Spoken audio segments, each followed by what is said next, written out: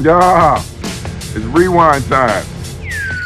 Guys, the multiverse has a new villain on the block, and his name is Rick Prime. That's right, thanks to evil Morty resigning from his presidential duties by breaking the central finite curve, corrupting all the portal fluid in the process, Rick now has to reset the portal index. I'm just gonna pretend to know what that means. It sounds scientific. But your boy goofed up and accidentally reset all the portal travelers, roping the most unfindable man in existence back to where he came from. Are you lost? Cause I am too, kind of, so let's just get into it. Rick Prime is now home, and with the portal index yet to be reset, it's hunting season for our Rick Sanchez. It's clear as day that Rick Prime is now acting as the big bad for Rick and Morty. We wrapped up the evil Morty saga, and now it's time for a new overarching main villain. We may know Rick Prime as the man who murdered our Ricks Beth and Diane, but the reality is his influence on the events of the entire series cannot be understated, and the recent revelations of the season 6 premiere only hammered that in further. So as Rick and Morty moves into brand new territory, we here at the roundtable thought it'd be appropriate to recap and break down everything we know about Rick Prime. All the hints planted throughout the show since season 1, his relation to Morty, and why he's been so hard to find all this time. Our hope is that by laying this all out on the table and connecting all of these dots, it'll be easier to figure out his endgame moving forward. So without further ado guys, here's everything we know so far. So the best place to start would be actually addressing the name Rick Prime and how it affects the evolution this character has had in the writer's room. When this Rick first popped up in the Rickshank Redemption, he lacked a proper title other than Dickhead, and wouldn't properly be named until he appeared in Pocket Morty. He would be made available as a costume at Salesman Rick's shop, being referred to in-game as Weird Rick, which would be adopted by the fandom as his canonical name. And while you may be thinking, oh, it's just some gotcha name, I'm not going to take it too seriously, we can actually pinpoint where the name is referenced in the show. Season 1's close recouners of the Rick kind, which we all remember for its iconic introduction to the Citadel and evil Morty, features a scene where quote-unquote evil Rick displays a leaderboard he made of Ricks across the multiverse, ranked from evil to least evil. While our beloved C-137 Rick gets to gloat about his rank as number 1, evil Rick himself is oddly only number 3. In between them is an unidentifiable Rick that evil Morty points out as the anomaly, simply calling him super weird. And that's our first key detail. Rick Prime has always stood out as a top-tier evil Rick. Obviously, he's depicted as just a normal Rick here, but that could be explained with the reality that they had no idea how Rick Prime was gonna look all the way back then. I mean, come on. The team already admitted they revisit old story-heavy episodes before writing new ones. Plus, in the context of the episode, it's just a bit about how all of these Ricks in the spectrum look the same. Still, considering he was given the name Weird Rick during the Season 3 era, makes this moment feel like less of a coincidence. Not to mention, this is also the episode that mentions the central finite curve, alluding to Rick's backstory and, again, evil Morty. So it'd be weird for all of those details to end up factoring into the overarching story, only for this one to mean nothing in the grand scheme of things. It just doesn't add up.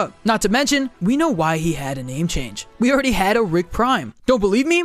Go on Google, type in his name, go to images. How do you feel? Feeling real low IQ, huh? I'm just kidding. I hear you typing aggressively. Please chill. But yeah, before the Council of Ricks ceased to exist, we had a Rick Prime with a curly mohawk and sometimes a soul patch. That's definitely a look. Who really had no significance at all and ended up being murked in the Rickshank Redemption. So the likely scenario is that they were calling the new Rick Prime Weird Rick internally for the longest time. And once they began writing Season 6, they realized we should probably give him a name that won't sound super goofy after they embraced the name Evil Morty in canon for a bit. I really don't think they like that name, considering they made a joke about it in both Rick Murray Jack and Solar Ricks. Sidebar, saying these absolutely goofy, stupid names in a serious, theorizing tone will never be lost on me as one of the goofiest things in the world. I wear it as a badge of honor. Okay, back to the video. But while we're talking about him, since we know evil Morty was controlling his Rick, and clearly has known more than he lets on for a while, it's possible he's actually trying to test our Rick here to get information on Rick Prime by pointing out his super weird standing in the ranks, aiming to get a reaction out of Rick, and being met with disappointing results. It's cool to look back on the show and think that even if they didn't have every detail figured out, they knew Rick Prime would be a big deal even back then. And honestly, seeing how the story panned out, it's kind of perfect, and I'm here for it. Now let's talk about the first time we actually meet Rick Prime. Inside Rick's slightly altered memories, back in the Rickshank Redemption, Rick Prime arrives into C-137, Rick's home, as if on cue. while Rick is trying to develop a portal gun for simple teleportation, rather than interdimensional travel, signified by the blue portals. Rick Prime is on the scene to speed up the process, presenting Rick with the knowledge of inventing interdimensional travel in this dimension, pitching it as godhood, the ability to escape consequences, with nobody being able to stop him, claiming Ricks don't pass on this when C-137 declines the offer. This is the second detail. Rick Prime has a green goblin complex, feeling entitled to power, devoid of attachment, and taking it upon himself to, quote, liberate other Ricks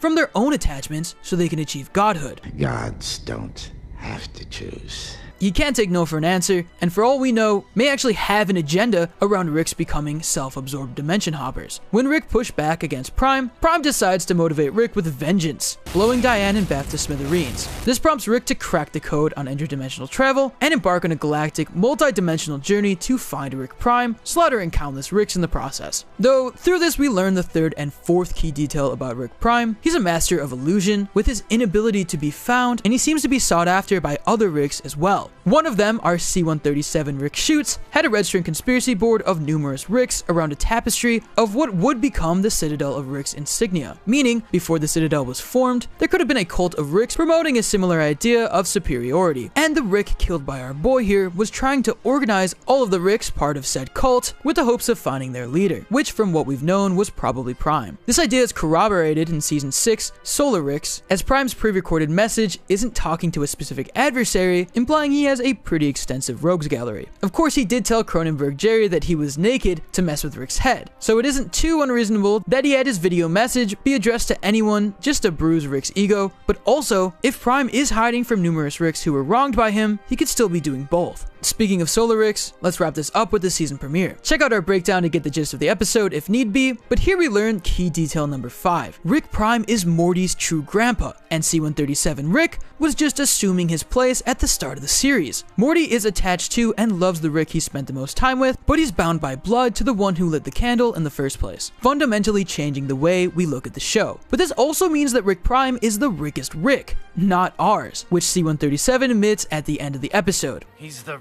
real deal. The post-credit scene also drops a major bombshell. Key detail number 6, Rick Prime is effectively immortal. Cronenberg Jerry tries getting the jump on Prime by slitting his throat, leading to Prime pulling an Uno reverse card as the rune regenerates in an instant. He also hasn't aged a day since his encounter with C-137 Rick, appearing exactly the same time while our Rick has drastically changed in appearance, at least twice between his look and age during the Space War and his current near senior citizen status. Our Rick already has quite a bit of cybernetic enhancements and a handful of ways to recover from serious injury on short notice, but Prime seems to elevate things to the next level. We also learn that Rick Prime works alone, claiming partnerships have been planned out for him in the past. After declining Cronenberg Jerry's alliance, he might be looking for our Rick and Morty, given that he asked if Jerry ran into them for reasons unknown. Prime seeing Morty tagging alongside Rick would have been the first time that he met his true grandson, and knowing his grandson is already capable of surviving high-concept sci-fi adventures may have piqued his interest, especially since this is now the only family Prime has left. To cap things off, I want to leave some food for thought with what I find to be the key detail through Solar Ricks. That detail being, Rick Prime is literally playing God. We've seen Rick grapple with having a god complex throughout the series, as he became increasingly invincible, and it's clear Prime has a complex, but he takes it to a completely different level. Let's unpack what this base in the Prime universe really is. It's a place where Rick Prime gets to be an all-knowing, all-seeing, invisible man in the sky. I mean, come on, what else does that sound like? He doesn't want to be perceived unless it's to push Ricks towards their destiny. He thinks he knows what's best for every Rick out there. He wants to remain in control, he wants to be revered as a god. When you look at previous seasons, a lot of the one-off episodes tend to play into a general theme. Something Season 4 went out of its way to challenge was Rick's status as a god, accumulating in the Season 4 finale where he gets humbled and has to accept that if he's anything, it's just a bad father and a bad friend. So I don't think it's coincidence that Solar Ricks is followed up by an episode where Rick has to clarify he's not a god to the non-playable Mortys within Roy, despite having a message of truth from another world. Rick in the show itself is now directly opposing Rick Prime's ideology, and if they're doing that, you know the season finale is about to have shit hit the fan with a confrontation for the ages. At the very least, I want to know Rick Prime's skincare routine, because that guy is looking good for his age. Jeez. Smartest man in the galaxy. You should have a partnership with Sephora. Anyways, there you have it, all the key information we have about Rick and Morty's newest big bad villain, and with this information, we can get to theorizing. What do you think Rick Prime's ultimate goal is? Do you think he wants to seek ownership of Morty or the family? Maybe he just wants to be friends with all the Jerrys or something. I don't... Cut that. That was stupid. That was dumb. What's your life without me? I made you. I showed you infinity. And what did you do with it? Hang out with my grandson? Raise echoes of my daughter? You live in my house!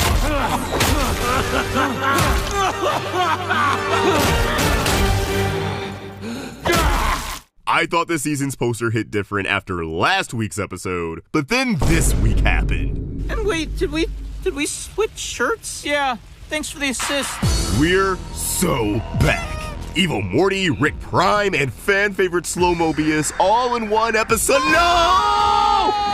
It's been said before on this channel, but I sincerely believe that the big lore-heavy episodes of Rick and Morty tend to be some of the stronger episodes of the season, and this week was no exception. Now, to be fair, I think this season already has some pretty strong episodes with Jericky and the ethical consumption of spaghetti people. I just didn't talk about them because I really didn't have much to say. But getting an episode like this in the middle of the season is what I like to see. Episodes that waste no time getting to the point, dropping major bombshells on us, and following up on previous plot threads while planting seeds for the future. If you're wondering what's next for Rick and Morty as not only characters, but as a show, you'll want to stick around to the end of the video, because I'm going to unpack every insane thing this episode threw at us. Yeah, pal.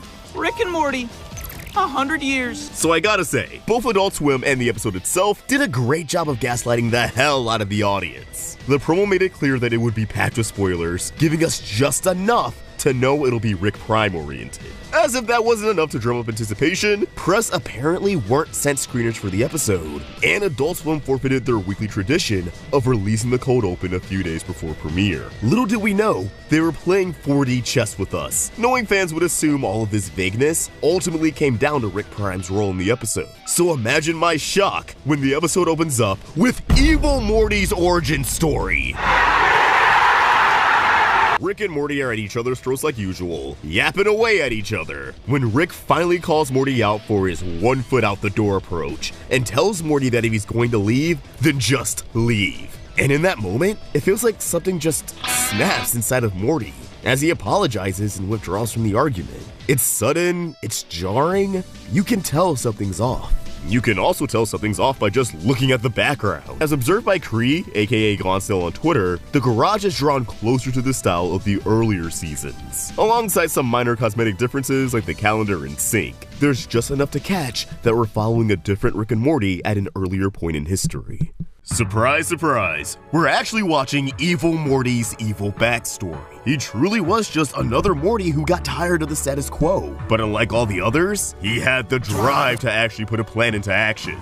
We discovered that his iconic eye patch was actually a project that he worked on in secret. I imagine on nights where Rick really had him on edge. It's apparent Evil Morty's been plotting on breaking out of the central finite curve for quite some time, but considering this is season 1, it does raise a question on how smart Evil Morty is. I could buy our Morty picking up enough from Rick to be competent in a lab, but that's after 7 seasons worth of adventures. Why is he already so galaxy-brained here? A popular theory you'll probably see make the rounds again is that Evil Morty's intelligence actually comes from the mega seeds back in the pilot. You know, the seeds you shove up your butt and they make you super smart. I'd buy it being the source if they want to go for an easy joke later down the road, but a bigger part of me wants Evil Morty's intelligence to just be a result of his own hard work, Morty applying himself and tapping into his true potential. Rick just has good genetics. Beth also turned out really smart. Just look at Space Beth. It makes sense Morty's just built for this. Jerry's DNA can't dumb him down that much. Anyways, after deciding to liberate himself from the system, Evil Morty puts the finishing touches on his mind control eye patch and forces his will into his grandpa,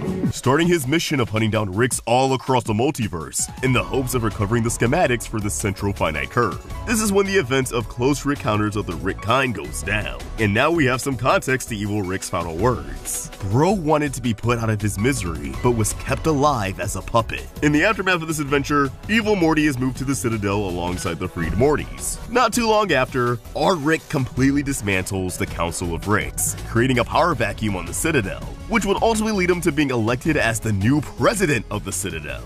giving him the resources and access he needs to slowly transform this fortress into a super weapon that can bust him out of the central finite curve. And eventually, Rick and Morty come back to the Citadel after the Crow fiasco. Evil Morty gets his schematics from Rick, and he makes his grand, gory exit, killing almost every Rick and Morty on the Citadel in the process. And all of that brings us to today. Not even 3 minutes into the episode, goddamn. Evil Morty now resides in what I believe is the heart of the multiverse, a hub that exists outside of every reality, yet holds it all together. We could already piece together that portals have different colors depending on who built the portal gun that creates them. For most of the series, we've only seen green portals as we've been kept inside the curve. Universes where Rick is the smartest in the universe, and thus is the only one who cracked the code on portal travel. Or should I say, the only two. It wasn't until Evil Morty's escape from the curve that we were introduced to gold portals, created by his portal gun that was designed with universes beyond the curve in mind. Now the portals outside of the curve are more colorful than a Crayola pack. We got blue portals, purple portals, red, orange, pink. They come in different shapes and styles. Shit is nuts. And this hub is absolutely terrifying. Countless of first-time interdimensional travelers come out of portals full of wonder and excitement, only to get bodied by the horrors of the multiverse almost immediately. There's even a series of Jetson-esque families that arrive in the hub only to get decimated by the next family's portal before the third family gets devoured by a crystal creature. There's two details in this scene that I really dig. The first is that each family died due to the knockoff George Jetson's hubris, the overconfidence that they're history makers, the first ones to crack the code of portal travel. Walmart George's belief that he's empowering his family with this discovery, or just a simple affirmation that portal travel makes him the best dad ever. Instead of gratification for their achievements, all of these Georges are met with an instant death because of their mistakes. Most of these portal travelers seem to make the mistake of being ill-prepared for interdimensional travel. Only one of them seems to safely inspect the hub with a periscope, while the rest peek their head around and try to dive right into the adventure. Suffice to say, if these are a taste of the smartest people in other universes, then they have a ways to go before they can measure up to Rick. The other detail about these Jetsons is that they're drawn in a different art style, which, aside from showing us that other art styles look kinda weird with the show's animation quality, it reinforces the idea that other shows can exist in the Rick and Morty multiverse, like all the Gravity Falls connections found in the first 3 seasons. Man, we're never getting another one of those. This multiversal hub seems to consist of crystals that can be used as an energy source, like how Evil Morty uses one to power his VR dome, with alien life that seem to have evolved from these crystals, alongside others that seem to survive off of these crystals. Or they're just swimming around here for the hell of it, who knows. There also seems to be abandoned structures throughout the hub, which I think may be laying the groundwork for a future antagonist. Who set up these space stations and why? What were they trying to do to the multiverse? Evil Morty resides right outside of the central finite curve, judging by the green atmosphere surrounding his home. And bro has a really nice house and a robot butler? He really made it out of the hood. Good for Evil Morty. Although it's crazy to see that his paradise doesn't involve any of his family whatsoever. He didn't grow detached from just Rick, but his sister and his parents as well. He truly just wants to be left alone, and if he is, he'll leave everyone else alone.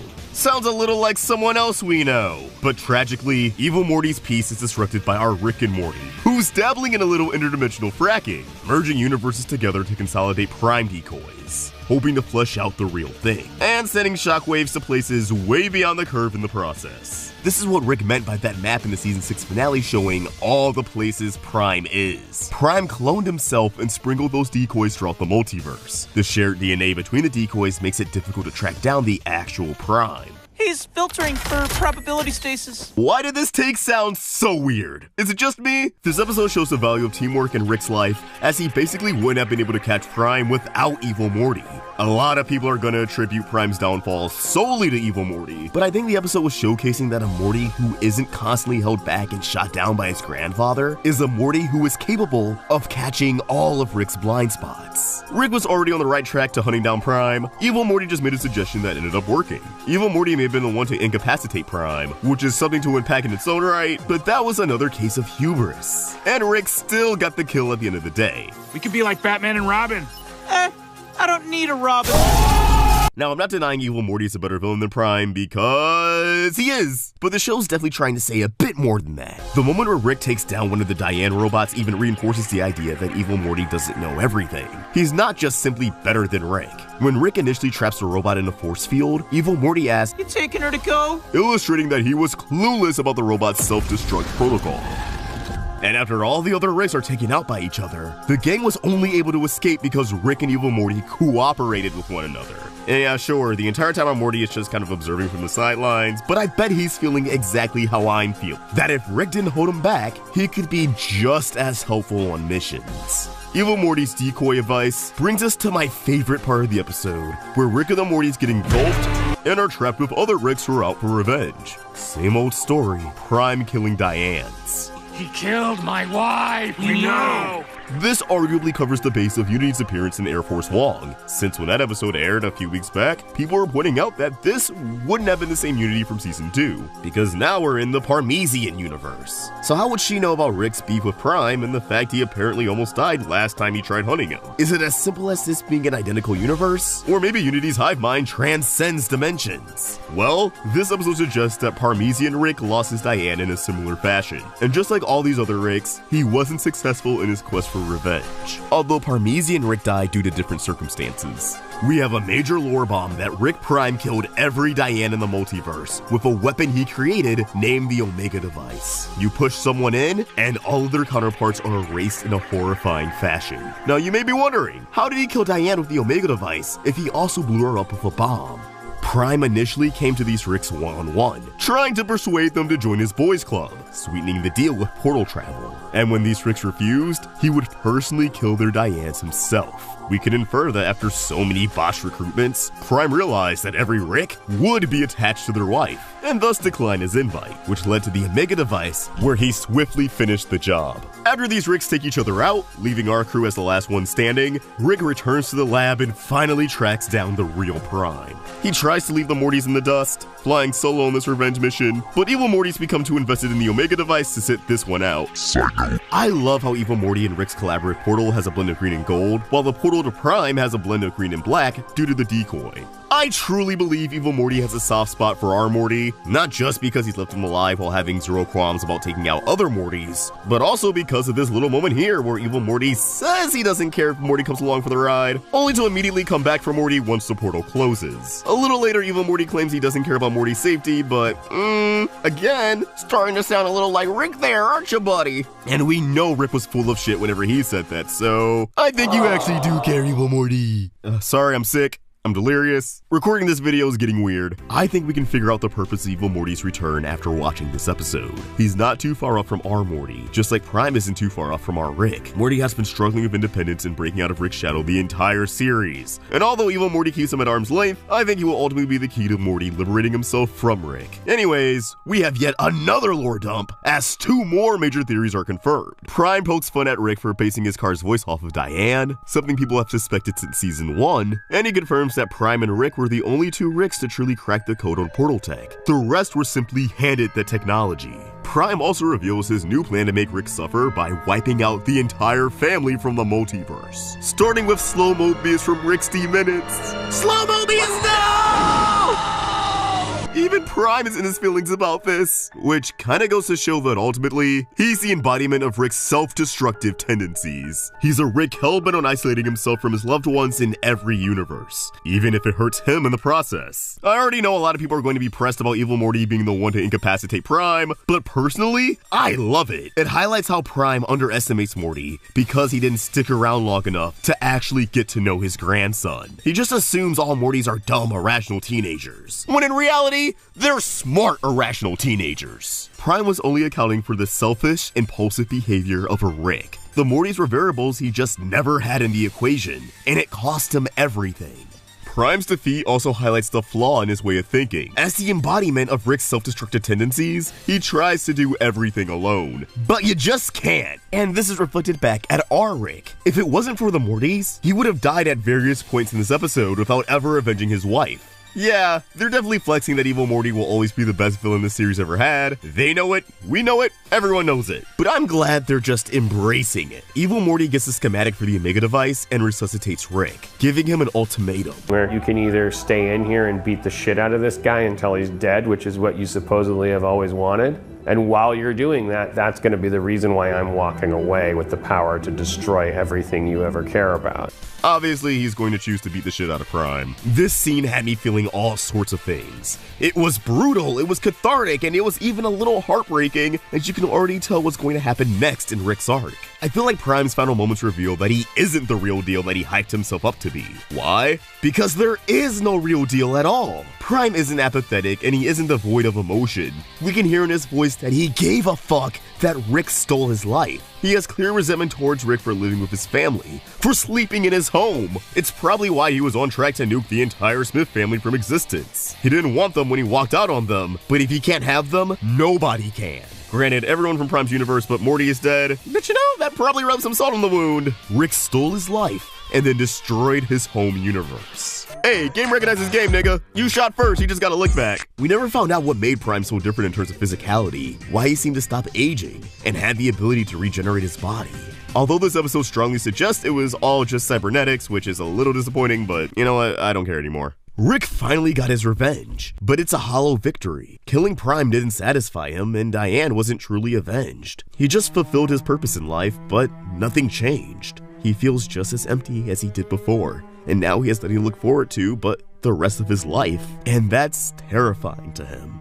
This little montage of Rick's return to normalcy mirrors Morty at the end of Rick Potion number 9, with the song in that sequence coming back into play in the end credits. Now, another hot take, but I'm kinda glad Prime died this early because, although he had an air of mystery around him, he just didn't have the sauce that evil Morty has. There's a reason one of them died and the other became the show's big bad again. Don't come after me. It won't go well. I'm glad they left it in a place where, after we deal with the fallout of Prime's death, the show can go back to doing whatever the hell it wants without taunting us. We know where evil Morty is now. We know he wants to be left alone. There's still some loose ends, but none of them are big enough to feel like the show's taunting us for not digging into it sooner. And before I forget, because this episode was stacked, the post-credits scene features the wife of Slow Mobius going through the motions of losing a loved one, going on a revenge quest just like Rick did. However, she ends up meeting someone new and is able to rebuild her life, showing the audience that if Rick didn't spend all of this time hunting down Prime, he could have moved on, found love again, and settled down with a happy family. Something that, in all reality, isn't too late for him to find. Fans of the show, who became writer's assistants before becoming executive producers. To quote an interview Dan Harmon had with Variety, Harmon credits the duo for countering his impulse to keep stories as standalone as possible, which he says was exacerbated by the show's highly publicized turmoil, culminating in the termination of co-creator and lead voice actor Justin Roiland earlier this year. I think now it can be said that there's been so much turbulence going on behind the scenes that season 6 kind of represented me unplugging those wires from my heart and my obsessive brain. I had to look at this show as a job. But younger writers could push more for what they admired about the show, like its master narrative of Rick's now literal self-destructive streak and the emotional attachments that separate him from the nihilist, immoral Rick Prime. That invigorating energy that they bring to the table as people that are able to remain fans of the thing we're working on, I really needed that in my darkest hours. I don't know about y'all, but I think it's really cool that people can become fans of the show, start working on that show, and then write a banger episode that everyone's been clamoring for. It's beautiful, truly beautiful. Are you okay? Yeah. With all that said, what's next for Rick and Morty? Well, the next episode seems as if it'll be exploring Rick deep in depression, and I bet he's going to go through another existential crisis now that Prime's dead, leading to antics like Leg Rick. It could explain why Morty seems so unimpressed by it in the teaser. He knows Rick is just avoiding talking about the real issue. I'm pretty confident the rest of the season will focus on Rick attempting to pull himself back together, but whether or not he'll succeed is something we'll just have to wait and see. I'd really like to see him unpack what Prime said about them being alike. Rick's growth has been a huge point of the season, even Evil Morty called it out. But honestly, I think we're going to see him spiral, which will unfortunately accumulate in another suicide attempt, something Evil Morty alluded to earlier in the episode. Maybe he'll even try to erase every version of himself through another Omega device. Alternatively, with the first half of season 7 being focused on Rick, maybe the second half of the season will focus on Morty, unpacking the time he spent with Evil Morty, and really examining what he wants out of his life. I think that'd be beyond satisfying to see. There's also his promise to Rick in the previous episode that I think will come back into play in the finale, that the next time Rick asks Morty to do something, Morty can't say no. And if Rick starts to spiral, this can get dark quick. I'm also hoping we can crack the code on how Prime's Diane died, which presumably kickstarted the cycle in the first place. There's also that one promo of Beth and Summer theorizing about the season, with a lot of their predictions actually coming true. Old friends like Gearhead might pop up. Oh, wait, what if Rick catches Rick Prime or Evil Morty? Or like, I build a Citadel of Summers. So pair that with the Night Family episode last season, and Evil Morty's remark about not wanting vengeful Summers to come after him, and I think we could be seeing a Council of Summers enter the canon very soon. But with all this said, I want to know what you guys think. Was this episode worth the 6-year wait from when we first met Rick Prime? What do you think is in store for the rest of the season? Let me know in the comments down below. And if you enjoyed this video, throw it a like, subscribe to the Roundtable for more great cartoon content, and I'll see you guys next time. Peace! Bomb almost killed her. Take care of our wife. Why is dead Grandma alive in our living room? Rick, why are you old? The whole manifests your greatest fear. I'm afraid of watching you die. Seems like losing me made you cooler. You died everywhere. I think my greatest fear is letting you go. I'm not leaving without you. Oh my God, I know what I'm afraid of. Rick and Morty Season 7 was a wild, inconsistent ride that had some of the strongest episodes of the series, like the big showdown with Rick Prime or The Observers, while also giving us episodes I don't even know how to feel about. But I had a hunch that they would hit it out of the park with the season finale, and luckily, I was right on the money! Maybe I'm still riding the high that this episode gave me, but in my opinion, it's one of the best season finales the show has had. And a big reason behind that is simply because instead of focusing on deepest lore or setting up a new antagonist to theorize about, the show chose to bring the focus back on our two lead characters, something that was much needed in a season where it felt like they were barely together. A trip down the Denny's fear hole leads to the sudden return of Diane, and Morty uncovers his deepest fears. And although everything's not what it seems, as Morty finds himself in a race against time, determined to escape the hole before fear itself devours Rick, this episode still reveals quite a bit, from giving us a taste of the dynamic between Rick and his wife, to Morty's own feelings towards Diane. And it leaves us questioning the future of Rick and Morty as a duo heading into Season 8. So sit back and relax, as I unpack this absolute mind-blower of an episode. I have observed it. Now gaze upon me, and so shall you. Let's kick things off with a little recap, some TLDW for those who missed out on the episode, or just need a quick refresher, and so I can point out some details that don't fit into my overall analysis.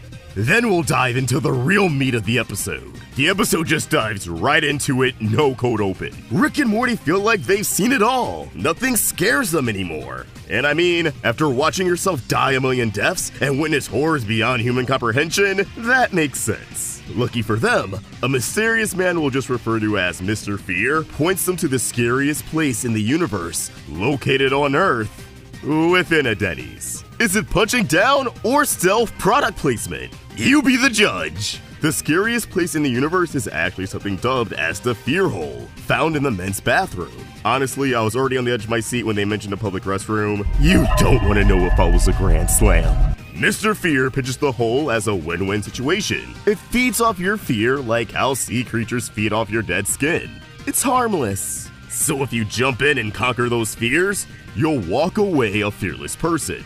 Morty, eager to prove himself as always, dives right in, but quickly finds that the hole is too much to handle. Don't think too hard about that. But of course, Rick comes to his rescue, planting the seeds for this episode's real twist, as it's the first instance of Morty's dependency on Rick in the episode. After seemingly escaping the hole and returning back to the Smith family, everything seems fine and dandy until the status quo is disrupted by the arrival of a young Rick and Diane. My jaw literally dropped. I was hoping this episode would be Diane-oriented, but it still caught me by surprise. This Rick is from a universe where he managed to save Diane from Prime's bomb. Maybe he had just figured out portal travel before Prime dropped the bomb, but I guess the details don't matter all too much, as the end result is the same. This Rick leaving his wife in the hands of C-137, and leaving Diane shell-shocked as she finds herself decades in the future, surrounded by a family she never got to meet. But wait, how can portals transcend time itself? I mean, isn't time travel something Rick explicitly doesn't mess around with? Well, yeah. It's an immediate indicator that they're still in the hole, which Rick and Morty instantly pick up on. This prompts Rick to call out Morty's fear of abandonment, that if Rick gets Diane back, he won't need his grandson anymore. Of course, Rick is right on the money, but Morty denies his theory and drags out the episode for 18 more minutes, confronting some of his other insecurities like his fear of not being accepted. But hey, it gives Rick a chance to reconnect with his wife, which leads to some interesting revelations. Revelations that, in spite of this episode's twist, I believe are 100% authentic for a reason I'll elaborate on later. We learn that Rick has the ability to de-age himself, which explains how Prime retained his youthful glow. It's unknown if Rick is currently de-aging himself, although it would explain how he stays in great shape. But Morty seems to think that Rick will be de-aging himself well into Morty's adulthood. This also cements that Rick was 27 when he lost his Beth and Diane, spending at least his 30s and 40s hunting down Prime. It's kinda sad he lost true adulthood to the worst parts of himself. Side note, I caught Rick's suggestion that the family goes out for ice cream when that was something he presumably indulged in with Diane regularly, something they were going to do before Prime derailed his life. It's such a heartbreaking yet adorable detail. Rick's been yearning for this. We learned that Diane was a bit of a brainiac herself, although it seems like she wasn't on Rick's level. Your master's thesis, non-human intelligence. When did you read that? It makes sense that Rick would fall for someone that shared his love for science and could engage in heavy conversations, being pretty intelligent herself, but still contrasts his big ambitions by preferring a down-to-earth lifestyle, something he admires about her. It's apparent to Morty that the Whole is feeding off of Rick, who's becoming visibly ill, but is too smitten with Whole Diane to let go. And after an unsettling conversation with Mr. Fear, Morty decides if Rick won't leave the Whole, then he'll just put himself through the gauntlet, so the Whole eats him up instead. Of course, Rick doesn't want to see his grandson kick the bucket, so he lets go of Diane and decides to help Morty conquer his fear. Once again, Morty is being dependent on his grandfather. Interesting. After a classic Rick and Morty rap, haven't had one of those in a while, they think they finally escaped the Hole, facing Morty's fear of public embarrassment and not being accepted, but they quickly discover that it just keeps going. And Morty sure is adamant that it's Rick keeping them in there. Eventually, they just decide to say screw it and be content with not even knowing if they're still in the hole or not. And at first, I thought they were going for a crazy new status quo where we were just left questioning if they're still in the hole. But instead, I was met with a crazy montage of Morty growing up, sporting the same look his 20-something self had in Rick and Morty Jack. Good visual consistency. But this montage just turns out to be one of the best bits this show's had in a minute, as it all leads up to the punchline of Morty becoming his father. Another fear of his. He's still in the hole! This all accumulates in the real twist. As Morty begins to lose hope of escaping the hole, Rick declares that they can't give up. They're Rick and Morty. Rick isn't leaving without him, because Morty's irreplaceable. And hearing these words causes it all to click with Morty. Rick isn't really in the hole. He never jumped in after him. We never saw Rick jump in. He just manifested in response to Morty's fear. This Rick, Whole Rick, was telling Morty what the problem was the entire time. But instead of accepting it, Morty fabricated an entire Rick and Morty adventure based off of his experience with and knowledge of Rick. Assuming that Rick wouldn't be strong enough to resist a replica of his wife. He hoped that Rick would jump in the hole after him, when in reality, Rick assessed the situation and realized that it wouldn't pan out in the first place. You can't face two fears at the same time. If my fear was fire and yours was water... I get it! Morty realizes that his true fear really is being abandoned by Rick. Not only do I really like this twist, but it also serves as a great parallel to Season 1's M. Night Shyamalan's. An episode where Rick realizes he and Jerry were trapped in a string of simulations, and the Morty that was tagging along for the ride was just a facade, behaving how Rick assumed Morty would. I love when they're able to pull off callbacks like this. Absolute peak. After truly facing his fear, Morty is freed from the hole and warns Rick to stay away, informing him of the weird psychological torture he endured, but inadvertently enticing Rick by name-dropping Diane. Thankfully, Rick is able to resist temptation, and instead of diving into the hole, he embraces Morty's victory over it, pinning a photo of Morty on the wall, putting his own ego aside to champion his grandson, ending the season on a pretty sweet note, but painting a lot of fear for the future. Alright, so let's get into the nitty gritty. Starting with the fear hole. How the hell does this thing work? Well, in spite of it feeding off the fears of those who enter, the hole actually seems pretty therapeutic. It can be boiled down to a glorified sensory deprivation tank. You know, those pods full of water that you hop into and float around in, maybe have a hallucination and uncover some deep-seated issues. The finale of Atlanta actually centers around this concept and has a similar premise to this episode where, halfway through, you start to question if Darius is still in the tank. It's a wild ride. I highly recommend that entire show, but you get the idea. When we see how Morty really looks in the hole, he's just floating in some black water. Like a tank.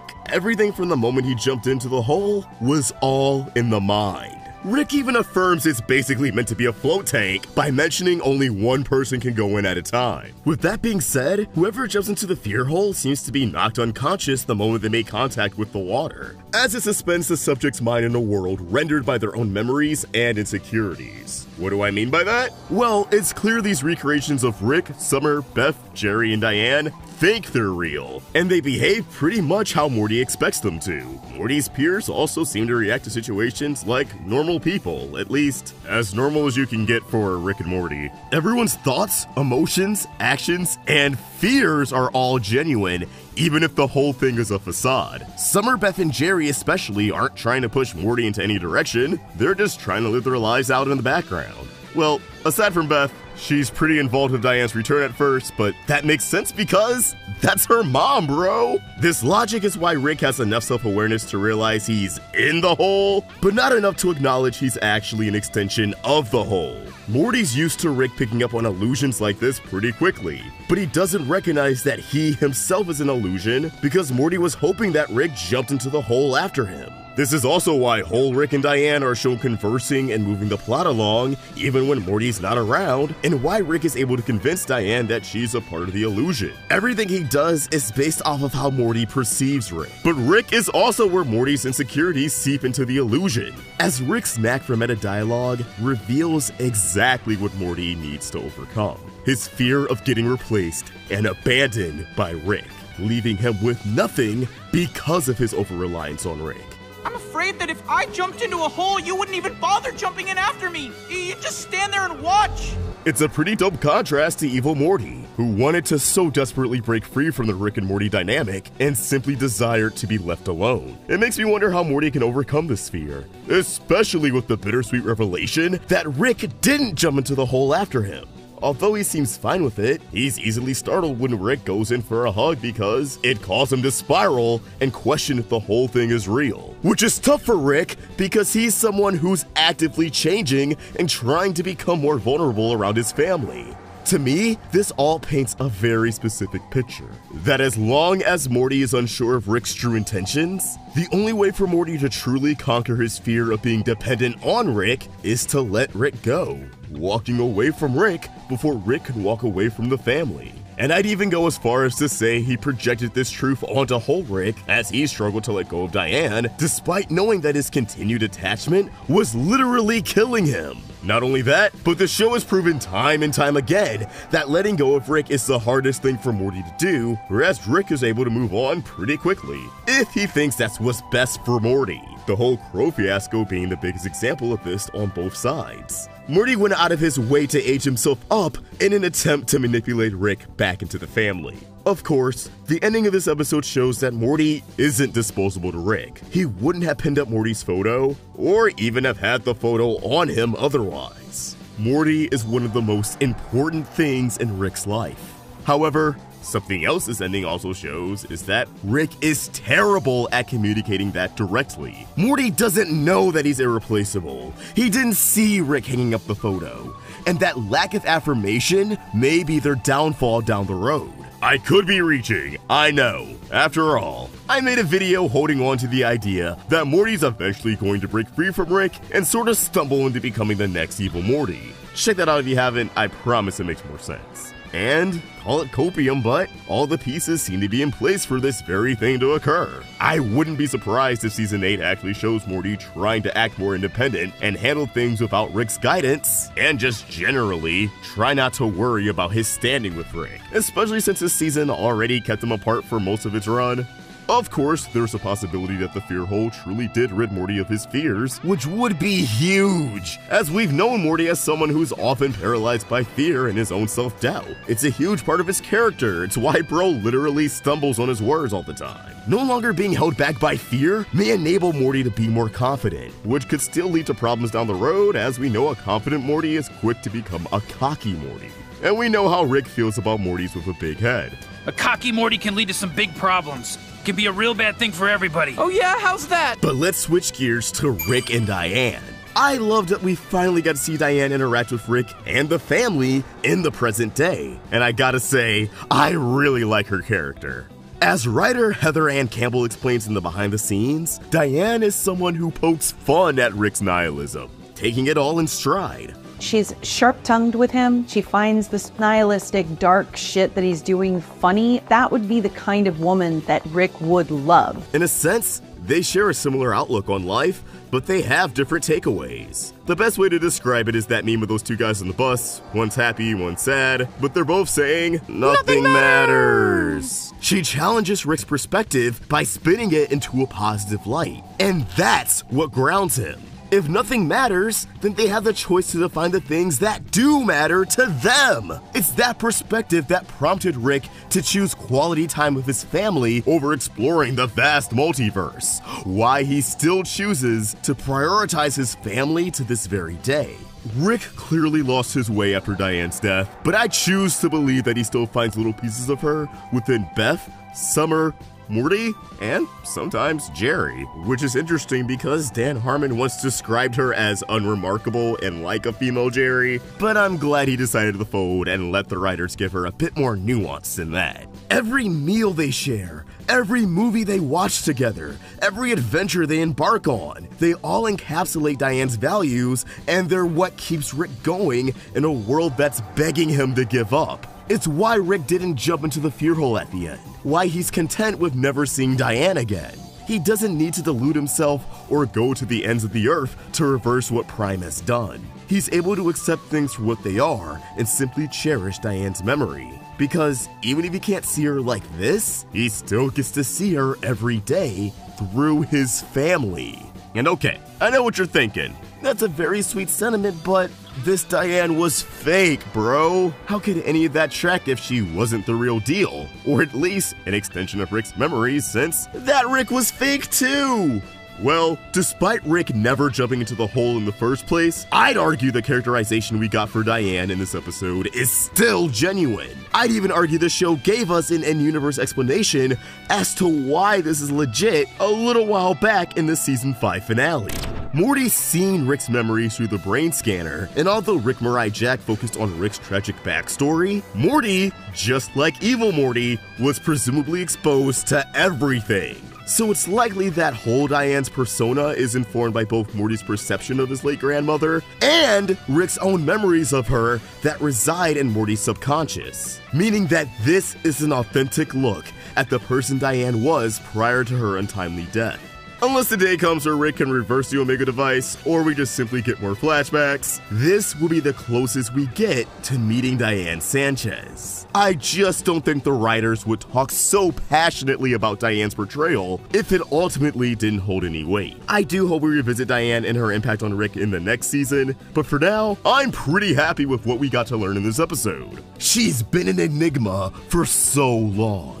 With all of this said, I do wonder if the show plans on introducing a real version of Diane down the road to really put Rick and Morty's relationship to the test. While a part of me feels like that would actually undermine this episode, there's another part of me that obviously wants to see this happen solely to examine Morty's reaction more than anyone else's. I mean, yes, Beth and Rick getting the chance to engage with Diane after everything that's happened would be great. But now I wonder if Morty would make a genuine attempt at connecting with his grandmother, or if he would reject her presence and develop resentment towards her rather quickly. Hey, maybe we'll find out next season finale. Oh yeah, there's also the post-credits scene.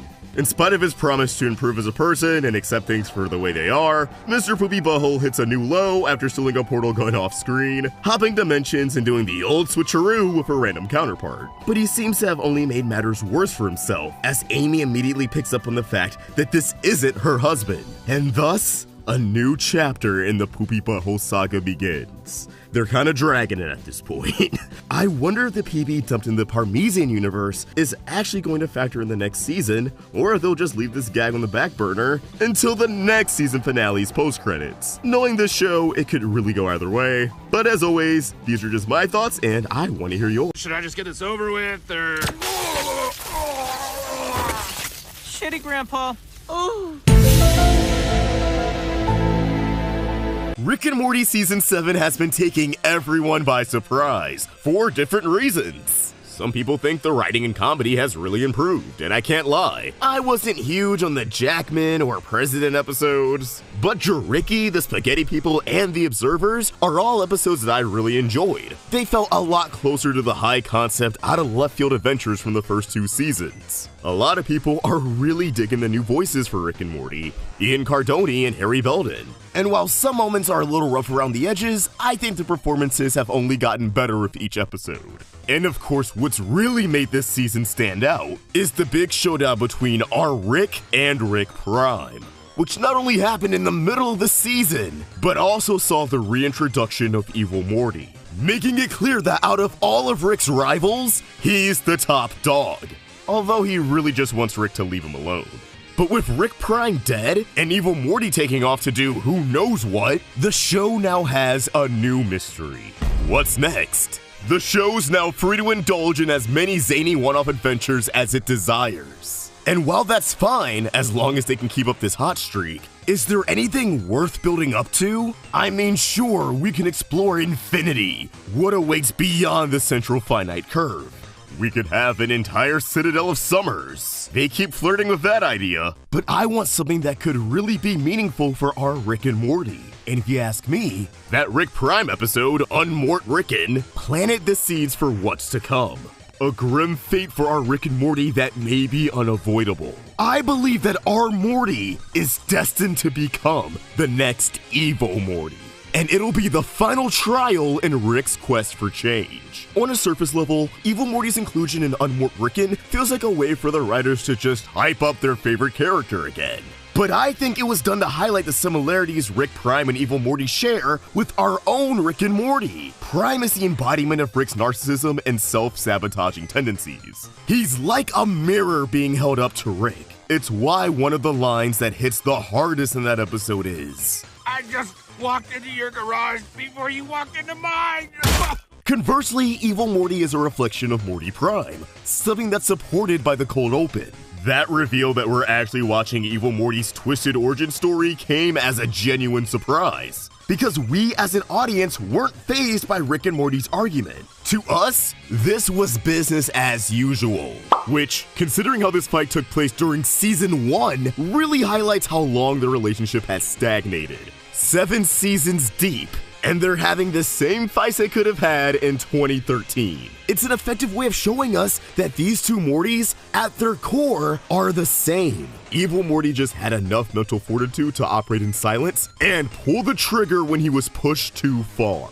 Meanwhile, our Morty is still being constantly put down by Rick. Not that I can entirely blame Rick, considering the results of the Gorilla Gun and the Bully Gun, but it's clear that even after everything Rick and Morty have been through, Rick still isn't comfortable giving Morty too much responsibility, and more often than not, suppresses Morty's growth in favor of keeping him as his dumb little sidekick forever. The only time he lets Morty take the wheel on an endeavor is when he wants to teach Morty a spiteful lesson. Looking at you, Vat of Acid episode. And it's sad to see, because despite what the show wants us to believe, Morty has the potential to be the truly smartest man in the universe. Rick only holds the title as the smartest because he's the oldest. We see how smart Evil Morty is, and he's only 14. Already giving Rick a run for his money, matching his intelligence, and catching his blind spots. So imagine how smart and how powerful our Morty will be once he's Rick's age. And I know what you're thinking.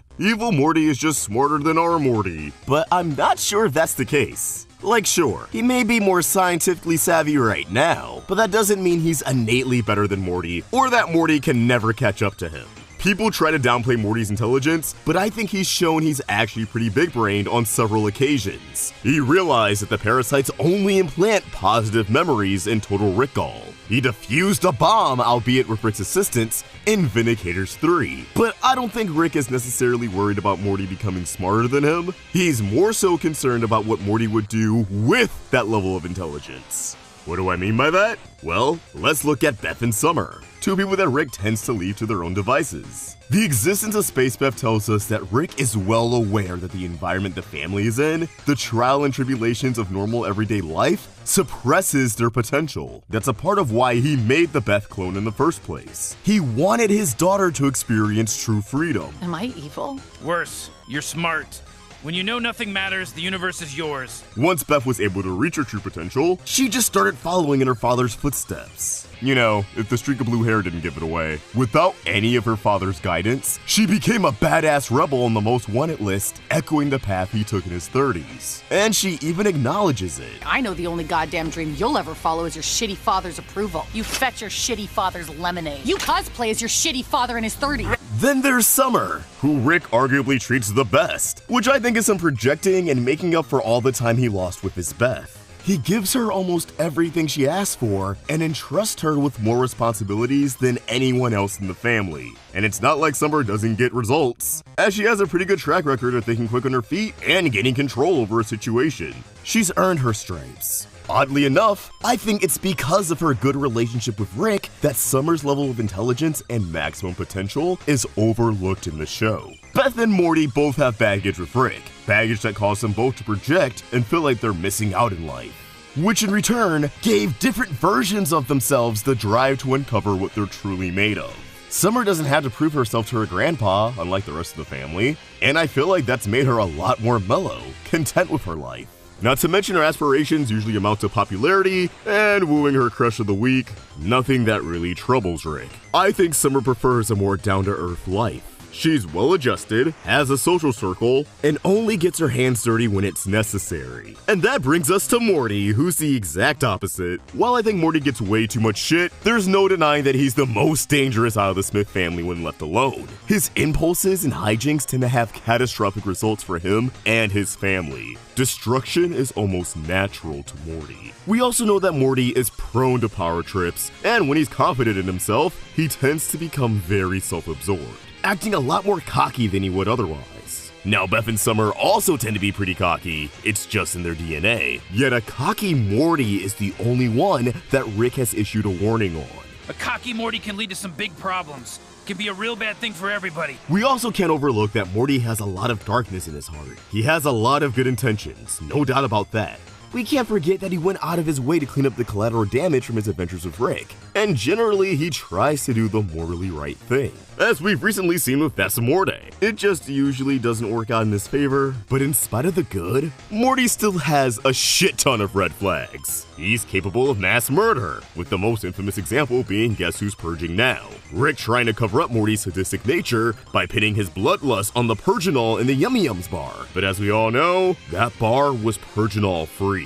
Plus, we saw what he did to the Tina Tears. I do believe Rick truly loves his grandson. However, I also believe that Rick keeps him at bay and doesn't give him everything he wants. Unlike Summer, because he wants to stop Morty from becoming a cocky, destructive smartass who has no qualms of leaving a mountain of corpses in his path, even if it means he's closer to getting what he wants. Basically, he's trying to stop him from becoming evil Morty. But the tragic irony is that their relationship is a self-fulfilling prophecy.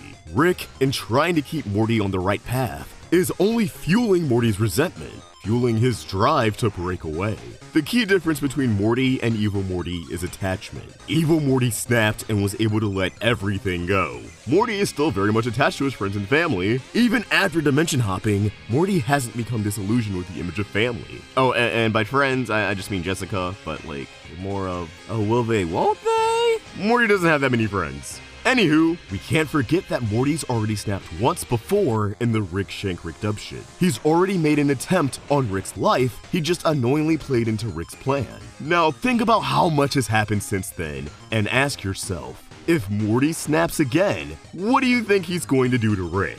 Assuming Rick is the cause. Rick's series-long arc is centered around his growth, his ability to change. Yet it feels like his relationship with Morty is the one thing that's barely changed since the start of the series. And I suspect Rick will fail to make a meaningful change to their dynamic in time. He's going to push Morty away. And I think Morty will seek out the guidance of evil Morty, who will of course encourage him to follow his own path and abandon Rick. I know what you're thinking, but evil Morty only cares about himself. Why would he even give our Morty the time of day?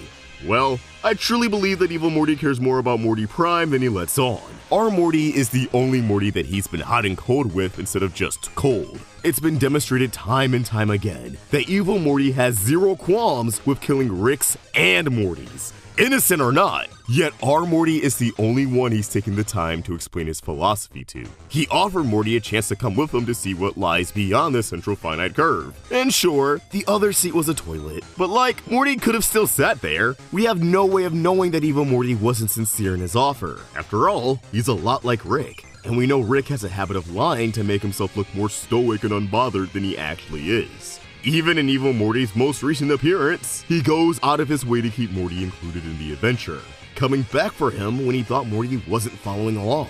But why? Why would evil Morty care to keep someone he views as an inferior around?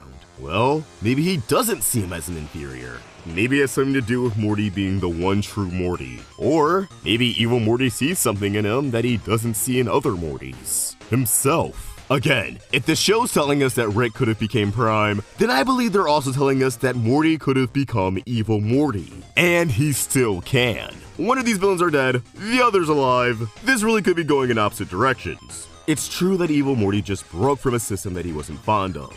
That every Rick and Morty could be trapped in the same dynamic that our Morty is trapped in, that evil Morty was trapped in. But even so, I just can't shake the feeling that evil Morty recognizes that our Morty was in the same spot he was in, on the verge of snapping just as many times. He just hasn't had the big push that he needs. I don't think evil Morty wants Morty as a sidekick or anything. I just think he wants Morty to be liberated in the same way he was. That if Morty wants to see what infinity truly has to offer, if Morty wants to reach his full potential, then well, the door is always open. He just has to go beyond the curve. Clearly, evil Morty is cooking up something that he doesn't want Rick to interfere in. But I truly wouldn't be surprised if the next time Morty has a big fight with Rick, he ends up going off on his own and ends up at EM's doorstep, being met with a surprisingly warm welcome in return. By that I mean evil Morty would probably just keep the door open and walk in, and Morty would be like, oh, okay, I guess I'm coming in now. This is something I really want to see unfold because I want to see how it'd impact Rick and Morty's dynamic. I want to know what Morty would do when put in that position. Why was Rick trying to keep Morty away from realizing his true potential? And is there anything he can do to mend a relationship before Morty's too far gone? Man, I just get chills thinking about this shit. But as always, these are just my thoughts and I would love to hear yours. Last month, Rick and Morty Season 6 came to an end, and I gotta be real, this was the best season in quite some time. The show shifted focus from evil Morty to Rick Prime as the new big villain. Our Rick saw plenty of development with a robotic relapse along the way, and Jerry got plenty of dubs, although he did suffer through the fortune cookie debacle in the process, but I've blocked that episode out of my mind. I don't want to think about it. Now that the season is over, I thought it'd be fitting to compile all of our coverage in one big video. All 10 episode breakdowns, our speculations on Rick Prime, everything. So grab a snack and sit back as we dive back into the misadventures of the Smith family. Starting with episode 1, Solar Ricks, undoubtedly the best episode of the season that revisits the show's history as a way to set the stage for the future. Picking up the pieces of evil Morty's escape from the central finite curve, the episode kicks off with a parody of Avengers Endgame, with a not so subtle parallel to Iron Man and Nebula being trapped in space as Rick and Morty are on the verge of death within the remains of the Citadel. The surviving Mortys have regressed into a primal state, which is played for laughs, but let's bookmark this development. I wouldn't be surprised if these feral Mortys come back down the road, maybe as trained human weapons for Rick Prime or the Galactic Federation. I hope they all have their rabies shot. The portal guns are still broken as the result of evil Morty's tampering with the fluid, altering any and all portals to be bloodthirsty death traps. Rick equates evil Morty's big plan to a petty quitting Twitter announcement, to which Morty retorts that nobody quits Twitter. I think this actually may be the writers poking fun at themselves and how for years the internet came up with all of these elaborate evil Morty theories when in reality they really only had like a vague idea of what this little menace was gonna do. He really needed to get into the nitty-gritty of what his actual plan was. Okay, he's president now.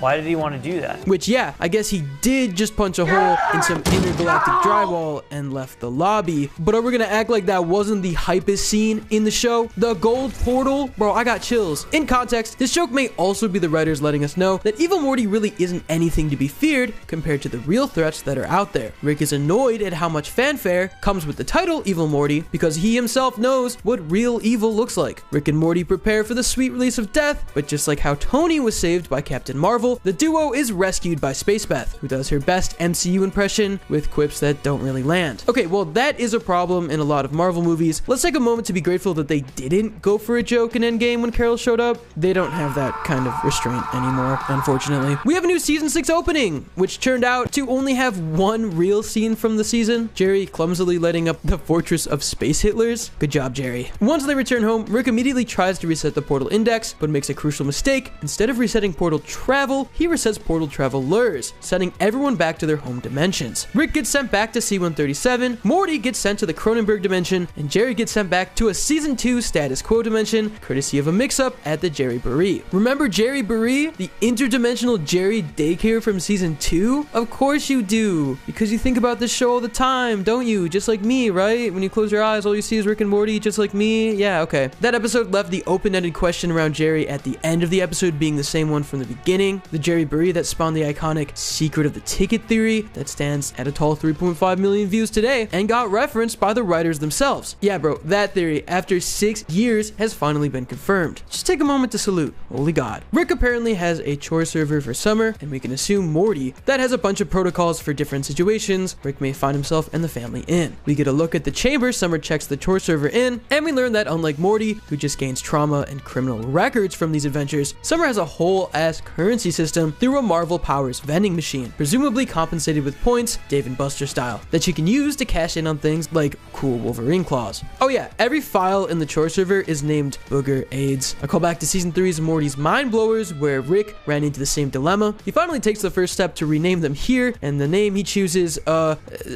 probably harder to commit to memory. Summer, let's run down. One-way blind hop reset beacon booger aids. Spacebeth is ready to dip out, saying she'll catch the family in another 2 years, referencing how the last time we really saw Spacebeth was the season 4 finale in 2020, and only had a small cameo in season 5 in which she denies the possibility of becoming a recurring character. Here, however, the status quo finally begins to fold a bit as she tags along on the adventure. We get a good look at Rick's home in C-137, and it is a rough scene to look at. Not only does he have a holographic replay of his encounter with Rick Prime, a string of failed attempts to identify him, but he also built an AI of Diane, whose voice haunts him in every room of the house, reminding him of how miserable of a person he's become, and how he blames himself for the death of his loved ones. No one hates Rick more than Rick. This has been a fact since the very beginning of the series, but now we're truly getting to explore the deep hatred he harbors towards himself. During this downtime, Rick obtains an upgraded version of his ship while waiting for Summer to finish her assignments and open a rift connecting C-137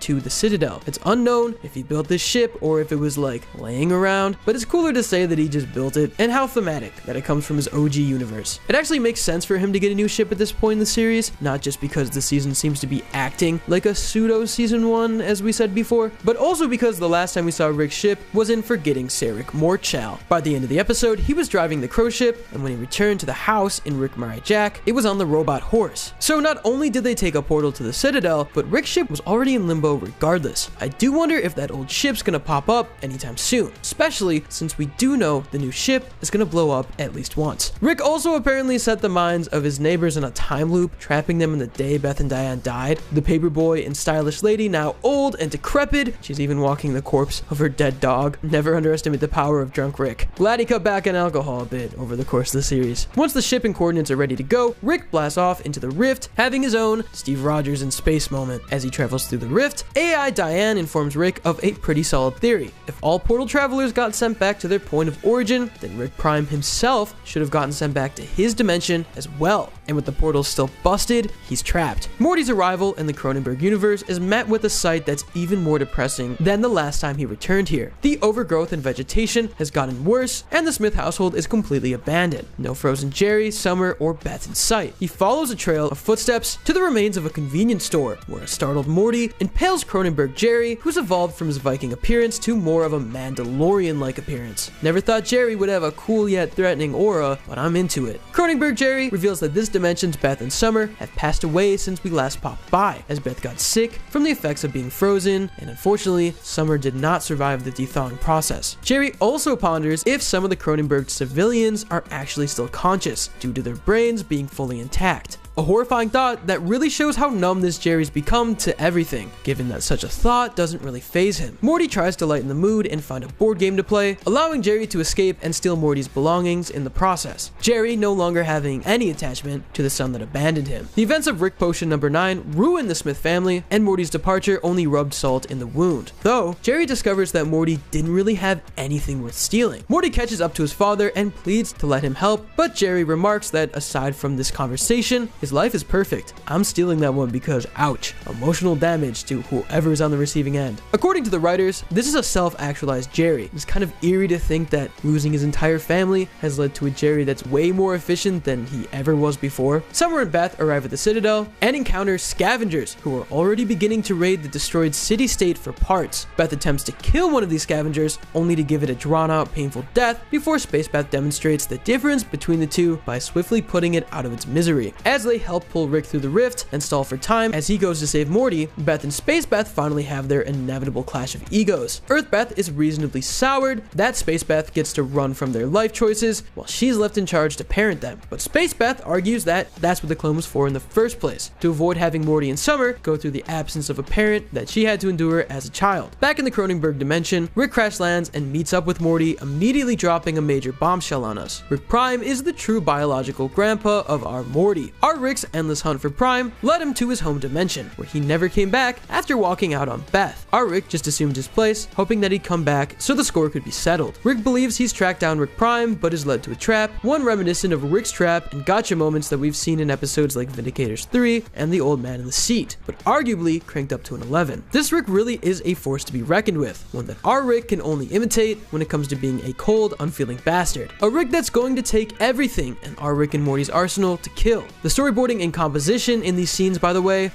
phenomenal work. Rick is treating this trap like a near suicide mission, which Morty opposes and tries to take the fall for his grandpa, only for Rick to call out that he did that last season. Morty stands his ground and makes it clear that Rick Prime is not his grandpa. He's not the one that Morty spent 5 seasons worth of adventures with. Blood be damned. Morty also slips into the obligatory season premiere line of Rick and Morty 100 years. The two Beth's argument is resolved by Beth interfering as she rescues them from being digested, explaining that she doesn't want Space Beth to be her #1 mom or anything. She just wants her to be around more, without either mom fighting for her affection. The family links back up, and we learn Morty had childproofing done on his body to survive in space without a suit. Jerry is rescued from his season 2 level family. His off-screen time with them seems to have humbled Jerry, grateful for the divorce he and Beth went through in season 3, as it improved their relationship for the better compared to how they used to be, which could be a nod towards how season 1 and 2 were littered with subplots and just screamed Beth and Jerry should definitely get divorced. After season 3, they definitely dialed it back, with Jerry just being a dumbass instead of a dumbass who argues with his wife. Returning back to the Smith household, season 2 Jerry isn't happy to find the predicament he's in, throwing a random pot shot at Beth, but he inadvertently causes the demise of himself and the entire Earth by releasing a creature named Mr. Frundles, who Rick captured at some point in time. Mr. Frundles bites Jerry, infecting him and the rest of the household, and soon the planet with horrific Mr. Frundles energy. So just like in season 1, it's new dimension to live in time, baby. Just as gruesome as it was in 2014. And yeah, this new dimension pronounces Parmesan. Also, this dimension confirms there's numerous Space Beths out there. Not surprising, but still very interesting to think about. Are some Space Beth clones, while some are the real deal? I don't know, just some food for thought. Portal travel's busted, we got a new ship, a new home, Space Beth promises to come around more often, and Rick Prime is stuck in his OG dimension, or so we think. The season is poised to be quite a wild ride. Capped off by the bone-chilling post-credit scene where Cronenberg Jerry encounters Rick Prime. If you were were hoping for a Cronenberg-Jerry Space Beth pairing, I got some bad news for you, pal. He's over here striking alliances with mortal enemies. Wow, look at that. Rick and Morty with 2 main villains? That's a good way to shake things up. Oh, never mind. Dude's dead. Interestingly enough, Rick Prime implies he's never met a Jerry before, claiming he never got close to the concept, given he abandoned Beth when she was a child. It's possible he's foreign to not just Jerry's, but fully grown Beth's and Summer's as well. Maybe even Morty's, though he seems to be looking for his biological grandson. Either way, this was a standout premiere that truly knocked it out of the park. Episode 2, Rick, A Mort Well Lived, took a closer look at Morty's current feelings towards his grandfather, while also getting a lot of mileage out of the writer's apparent love for Die Hard. The second episode of the season is one of our biggest episodes in the season. Morty is split up into billions of different NPCs. The world is united because the world is one 14-year-old boy, Morty. But where's it all coming from? Let's recap the events of this episode, unpack the gravity of this ending, and get to the bottom of whether or not Morty's 5 seasons worth of development is gone for good. This episode is more or less a high concept character study of Morty, and also religion, and society, and cults. There's a lot. After the sacred paradise we know and love as Blitz and Chits gets hijacked by alien terrorists, and subsequently has a brief power outage, Morty, who was already logged into the classic game Roy, ends up having his identity fractured across all of the game's NPCs after the game resets. Now, we all know Roy, it's a simulation of life, so Morty's consciousness was fractured between billions of people, which I can't even wrap my head around. So Rick has to go in and rescue his grandson, assuming the role of Roy the only playable character. And because there's billions of NPCs in the game, things get weird fast. We also get some cool Roy lore, basically some Inception rules. Time passes way differently in the game than it does in real life.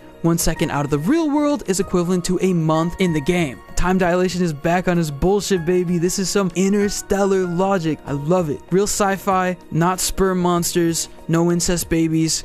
We're back on track. The NPMs, that stands for non-playable Mortys, keep thinking Rick's message is a religion, which leads to what may be the first time Rick acknowledges he's not a god. Some of them easily accept their reality as a fraction of Morty, while some are just way too committed to their character to let go without a fight. Rick needs every piece of Morty to follow him into space and travel beyond the edges of the game, forcing it to kick them out and reset once more. However, after Marta and Rick meet with the president, who feels very George Bush to me, I don't know why, Marta gets to the root of the issue. Morty is very much still torn up inside when it comes to his feelings towards Rick. It's revealed there's a part of Morty, 92% to be exact, that idolizes Rick and appreciates the lengths his grandpa will go to protect him. But the remaining 8% of Morty believes all of that means nothing when Rick still doesn't treat Morty like a grandson, and instead more like a sidekick or servant. Morty still longs for normal grandpa-grandson activities and the bare minimum of love and affection. There's a part of Morty that believes Rick doesn't want to save him because he cares about his family. Rick wants to save Morty because he feels entitled to his family. I wonder why Rick would feel like that. I don't know. And in a twist, Rick is willing to leave this 8% behind, the percentage of Morty that is defiant against Rick, viewing them as disposable, which of course does not sit right with Marta. The delegates of Morty try to come to an understanding, but instead end up on the brink of war over their existential crisis. Marta believes all of Morty's fragments can come to an understanding and leave the game with Rick if he can fulfill the very simple task of telling Morty that he loves him. This does not pan out, and instead wartime ensues. This is so frustrating to watch because I've literally said I love you to like my DoorDash driver. As time passes, the war rages on with no end in sight. Marta now has a daughter who defects to Rick's side, while Marta's father Larry passes away. A lot of pieces of Morty have died in this game, pieces of himself that are obedient and disobedient towards Rick. Sidebar, it's so funny watching these big dramatic scenes because they're still all voiced by Roiland, but not in his typical, I'm gonna voice a lot of the characters and do like slightly different versions of my voice, you know, the classic Roiland style. No, this is just all Morty's voice, and I don't know why, it's just funny to me. This is probably his dream episode. Anyways, in Larry's final moments, he disapproves of Marta's plan to stay in the game, pushing Marta to wave the white flag and sign off on all NPMs to leave the game with Roik. Yeah, that has a good sound to it. Every Morty that was against leaving the game at that point was just following Marta's lead, but she feels like she's a relic. Marta no longer represents them, so she's setting them free. The fragments all fly off into space as Rick and Morty re-enter the real world and help Summer finish off her Die Hard. Oh yeah, there was an entire B-plot where Summer had to do a Die Hard and kill the terrorist, but she's never seen it, and the boss, voiced by Peter Dinklage, who does an incredible job, has modeled his entire life off of Die Hard. It was kind of one note and probably done to make the writers' room laugh more than anyone else. Oh, that reminds me, this episode was written by a Season 2 veteran, Alex Rubens, who wrote Big Trouble in Little Sanchez. The episode did feel a little classic in its high conceptness, like earlier seasons, so it's not only nice to see an older writer return, but to retain the strong sci-fi with the spin premise that the show was so famous for. Even having a movie reference, which is weirdly how Rick and Morty got its start. Literally every episode was like a film parody. Anyways, the family's adventure may be wrapped up, but the episode ends with some pretty major information. All but one fragment made it out of the game, with Marta staying behind to live a full life as Rick paid off the arcade to keep the machine in storage while an external battery keeps it running. This effectively means that the one piece of Morty that defied and rebelled against Rick is no longer a part of him, but instead has been separated and preserved, but only to Rick's knowledge. Boy, this potentially opens a whole can of worms that may have ultimately reset Morty's character. But before we dig into that, let's focus on what we learned about Morty and where his head currently is.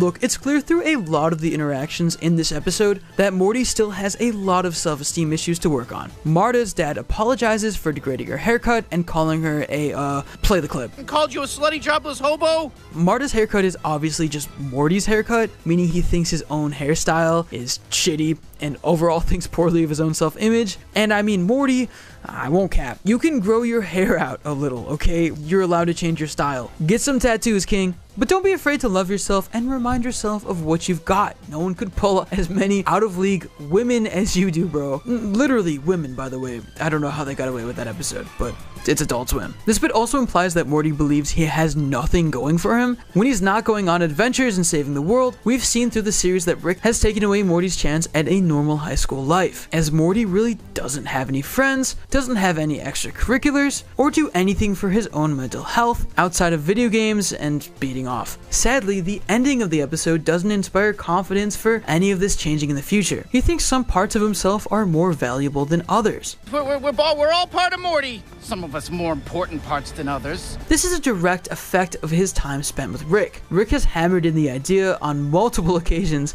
that although Morty's valuable, it doesn't mean his ideas, interests, or desires are worth anything. If it can't service Rick in a way that he finds meaningful, it's pretty much pointless. Which kind of came together in the fact that he was willing to leave it behind in order to get any part of Morty outside of the Roy simulation. It's not your finest 8%, Morty. 8% of the Snyder Cut was Batman dreaming. I don't know what that reference is. Morty still doubts himself even when it comes to one-liners, which is evident when Roy Rick says he's Jinx Summer, leading to Marta overthinking to a soldier fragment. Morty still isn't completely confident in his decision-making, even when he's literally leading the entire world as a fragmented version of himself. Rick has caused Morty to develop a ton of self-deprecating habits. This is best reflected through Marta's interaction with her father Larry, which despite being a part of Morty, acts a lot like Rick, especially with the constant berating and use of sarcastic remarks to constantly tear down, sprinkling in positive affirmations only when she does either what he wants her to do, or when she gains notoriety and admiration from others. Sound a little familiar?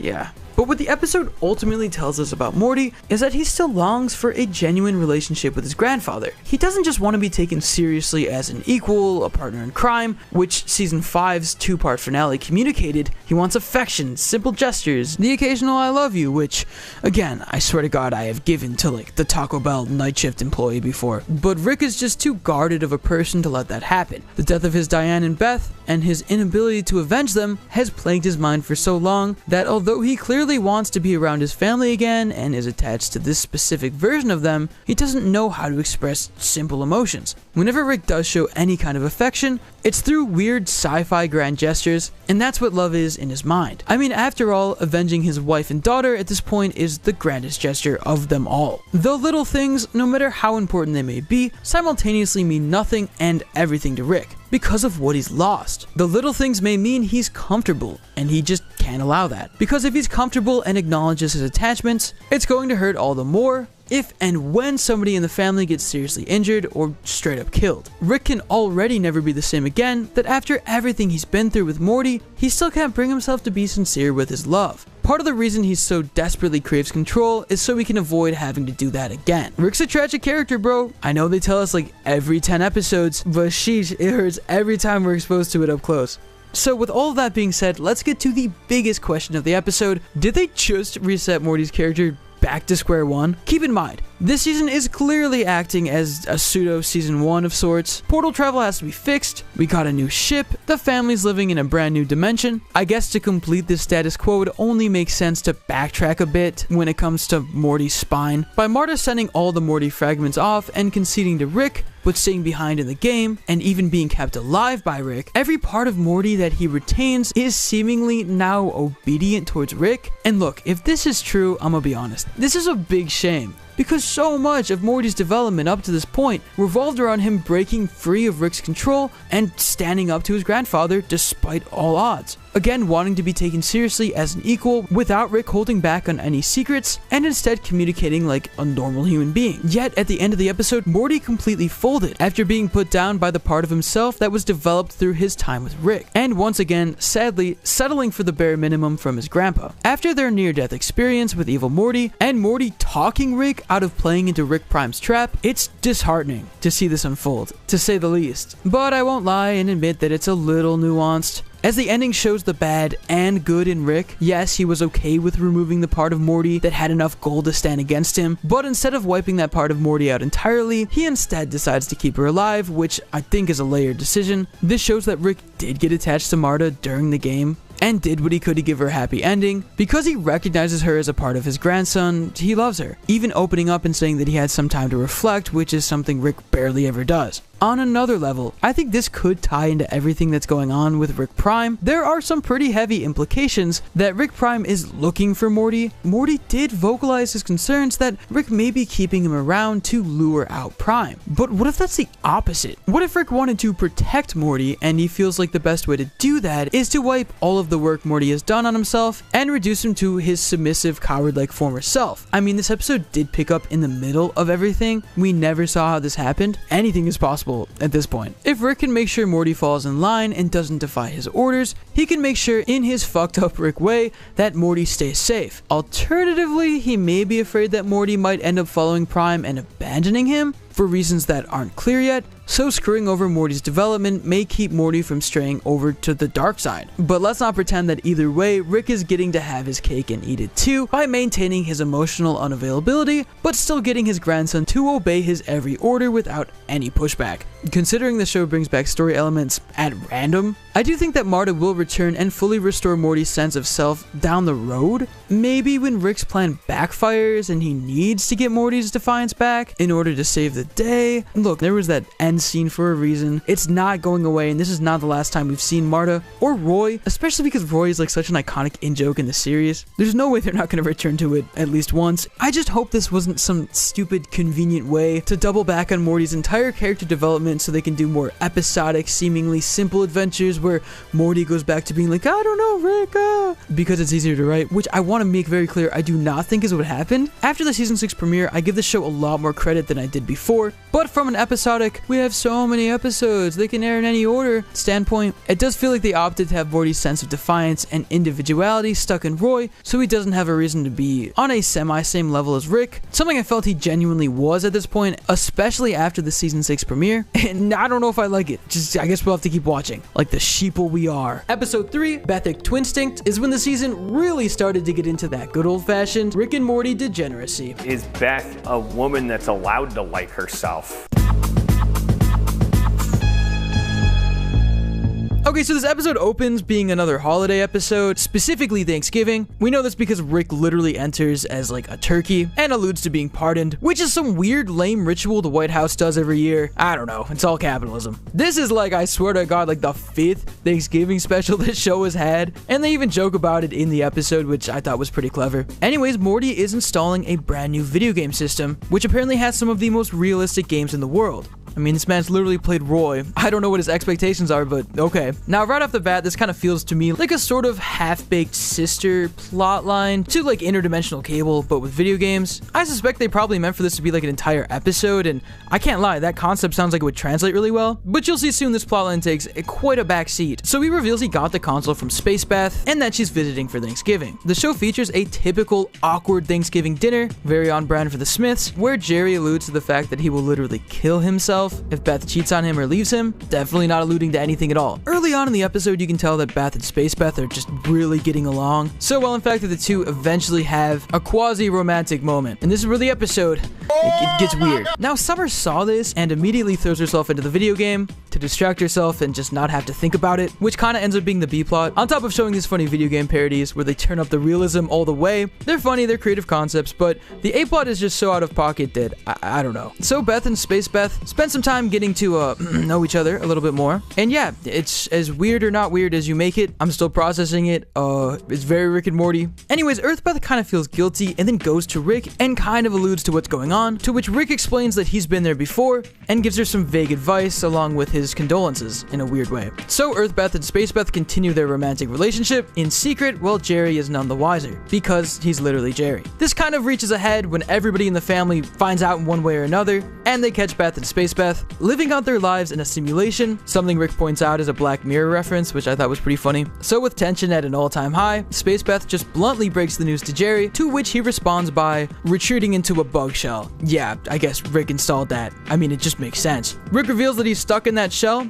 and won't come out unless he's ready to, causing Beth and Spacebeth to have a heart-to-heart about their individual lives. They both decide it's best if they just forget about all of this, and enlist Rick to, quote, eternal sunshine them, which basically means just erasing all the memories of them being romantically involved, something Rick points out is selfish, but who is he to talk? This causes Jerry to come out of his shell and put his foot down, but as he goes to pack up his stuff and leave, before anyone worries that we're gonna have a repeat of season 2, the show does a very sexual 180. And I'm not gonna get into details because I want this video monetized, but the three make up their differences. I can't even begin to play what happens. It's just audio, and yeah, stuff happens. Something the rest of the family has to unfortunately hear. They allude to the fact that portal technology is still broken. You need to fix the portal gun, Rick! Morty, you asking me makes me want to do it less. Spacebeth leaves, and the Smith family is back to normal. Well, as normal as they can be. So it was a whirlwind of an episode, I won't lie, but that's not to say there's not a lot we can break down. There's a ton of information this episode gives us, some deeper insight into the characters and their relationships, and overall just a lot to say. So without further ado, let's dive deeper into this episode, and no, that wasn't an innuendo, and yes, you're gross. In case there was any shred of doubt left, Beth is a tried and true narcissist, backed up by the man himself, Dan Harmon. Anne Lane proposed that maybe the Beths would be into each other. It made a lot of sense to me as a narcissist. But this leads to Beth having an extremely unconventional arc, par for the course for Rick and Morty. Instead of growing as a person by having to make sacrifices, get humbled by loss, and gain empathy for others, you know, the stuff you'd come to expect from these kinds of characters, Beth is dealing with the exact opposite. Beth is able to explore other paths in her life, figure out her own identity, and now even rack up sexual experience with another partner, without having to change a single thing about the life she settled for with Jerry, the closest you could physically get to having your cake and eating it too. That sounds really weird in this context. I'm gonna move on. Beth has proven in these episodes that even when she makes decisions that'll benefit others, she's still ultimately working in her best interest. She wants to work things out so it stops inconveniencing her. While the spotlight is usually on Spacebeth for her innate cool factor, what we learn about Earthbeth is nothing to ignore. To build upon the previous point, it's obvious that the domestic lifestyle isn't bringing Beth to her full potential, something Spacebeth tries to remedy, and she's pretty vocal throughout the episode that what she's built in the cosmos isn't hers, but theirs. It's reminiscent of the philosophy a lot of Rick share, how the multiverse is theirs for the taking, and they can do whatever they want throughout the cosmos, consequence-free. Beth is living by that mindset flawlessly. Beth doesn't face a single comeuppance in this episode. She has an affair with herself, gets caught up by her children and dad, who all help her cover up in the end. Jerry finds out, but he ultimately decides he's cool with it. I mean, the Beths were ready to just retcon this episode out of their brains completely, and he told them not to for his comfort, and that if his wife did leave him, he'd just cry and be pathetic about it for a while. But out of all the enablers, by far the most interesting one when it comes to his history with cloning and his daughter is Rick. Being Rick's daughter means there's pretty good odds you're going to inherit his super intelligence, incredible battle skills, sci-fi drip, and overall sense of superiority. Speth, or Spacebeth if you want to be boring, locked out on this completely. When it comes to her behavior, Spacebeth is the spitting image of her father. The show isn't shy about the fact that Spacebeth ultimately is going through a phase, one that Rick repeatedly reminds his daughter he went through in his prime. You can read Spacebeth like a book, and has since her season 4 debut. Rick had enough foresight to call the two Beths hooking up, as he he himself experimented with clones back in the day. Yet instead of steering her in the right direction, or one that is quote morally correct, Rick is feeding into Beth's narcissism and pushing her to have everything she wants. And the reason why is obvious. Rick is projecting. His biological Beth died tragically before his very eyes, and he blamed himself for decades. He's always felt like he's a terrible father, and for the longest time, all of his attempts to redeem that image in his mind were met with pushback from Beth. The turning point for this is found at the very end of season 3, when he not only introduces Beth to the cloning lifestyle, but also struggles to kill a potential duplicate of his daughter, claiming he was coming after Jerry's life instead, but folding all the same. The ending of that episode saw Rick resign the power he held in the family for Beth, for the sake of staying in her life and keeping her happy, because he can't bear to part ways from her again. And we know Beth holds the power in the family from this point onward, because instead of Rick endangering the family in the next season finale, it's Space Beth. Flash forward to this week's episode, and Rick is helping Beth get away with her affair, while instilling more of his philosophy into her. I guess Rick believes if a loving, naive Beth is one that's prone to getting killed, a cold, hyper-aware Beth is one that'll survive in this cold world. It makes me wonder what future Space Beth will be like. Jaded, old alcoholic, maybe she's wearing a lab coat too. What if Morty has a kid? I smell a reboot. The only thing Beth hasn't experienced yet is interdimensional travel. It makes you wonder if it's something Space Beth hasn't cracked yet, or something she just isn't interested in. And again, this episode brings up the fact that portal travel is still busted, and Rick's reluctant to fix it, which we'll tackle in another episode this week. I mean, maybe Space Beth will play a role in interdimensional travel repair, but seeing how she handles one singular clone, I can't imagine how messy a multiverse of Beths would be. Still, it's important to acknowledge the way Rick treats Space Beth is always under the impression that he's been there before. He acted the same way and could care less about whatever scenario she gets herself into. For lack of better wording, he's been there, done that. This is a problem that he ultimately created from experience. Again, he was enabling this affair based on his past experiences. From the original clone problem, to Jerry's bug formation, to even the Eternal Sunshine Plan the two Beths try to go through with, Rick is caught in the middle of and directly responsible for the entire mess that is this wild episode. Side note, I think the fact that Rick hooked Jerry up with this and was evidently drinking with him also shows that Rick doesn't hate Jerry as much as he used to, or acts like he still does in present day. He loves and is attached to all of his family. But sadly, this episode shows that Rick's dynamic with the two Beths is ultimately doomed to fail. Eventually, Space Beth is going to age into her own unique version of old Rick, preferably a version with better fashion sense. Seriously, Rick, what kicks are you wearing, bro? Smartest man in the galaxy, zero drip, it's unbelievable. Not good. Alright, enough stalling. Let's talk about Morty and Summer's newest trauma. Alright, let's address the kinky elephant in the room. This episode went places I don't think I was fully ready to go. Like, I watched this episode by myself, and thank God I did, but I can't help but feel like it was just as weird to be watching this alone, especially without headphones on. Anyways, this episode did manage to tie up some serious loose ends regarding the awkward position Jerry and the Beths were in. Like, one version of her definitely left him, but the other was the most faithful, and by proxy, their marriage is finally solved, but also maybe she's just a clone and it's all actually super sad and pathetic and fake. Either way, it's very Rick and Morty to leave the situation in a permanent Schrodinger's cat scenario, and I fully believe we'll never truly know the answer. Like, I don't think there is one. Regardless, what this episode managed to do was answer the question, what does this throuple mean for their marriage? Is Jerry gonna try and make it work for both of them? Is he just gonna stick with his girl, the one who stuck with him? Well, this episode gave us answers we may or may not have needed. In the final moments of the episode, the three of them patch up their weird energy with a very electric scene. One that we don't get to see, but are forced to hear. And there are no greater horrors than ones created by the human imagination. Jerry is a cuck, but also somehow is elevated from the pathetic position he was in, because, I mean, come on, if you're at the water cooler and your coworker overshares about how he has two wives who are the same person, but one's an intergalactic war criminal, and they all get it on every now and then, you're gonna feel just like a little bit of envy towards him, but also he might be schizophrenic, because that's some wild rhetoric. Either way, it's like, yeah, you know, please don't ever open your mouth about it again, but also nice, man, you know, good W.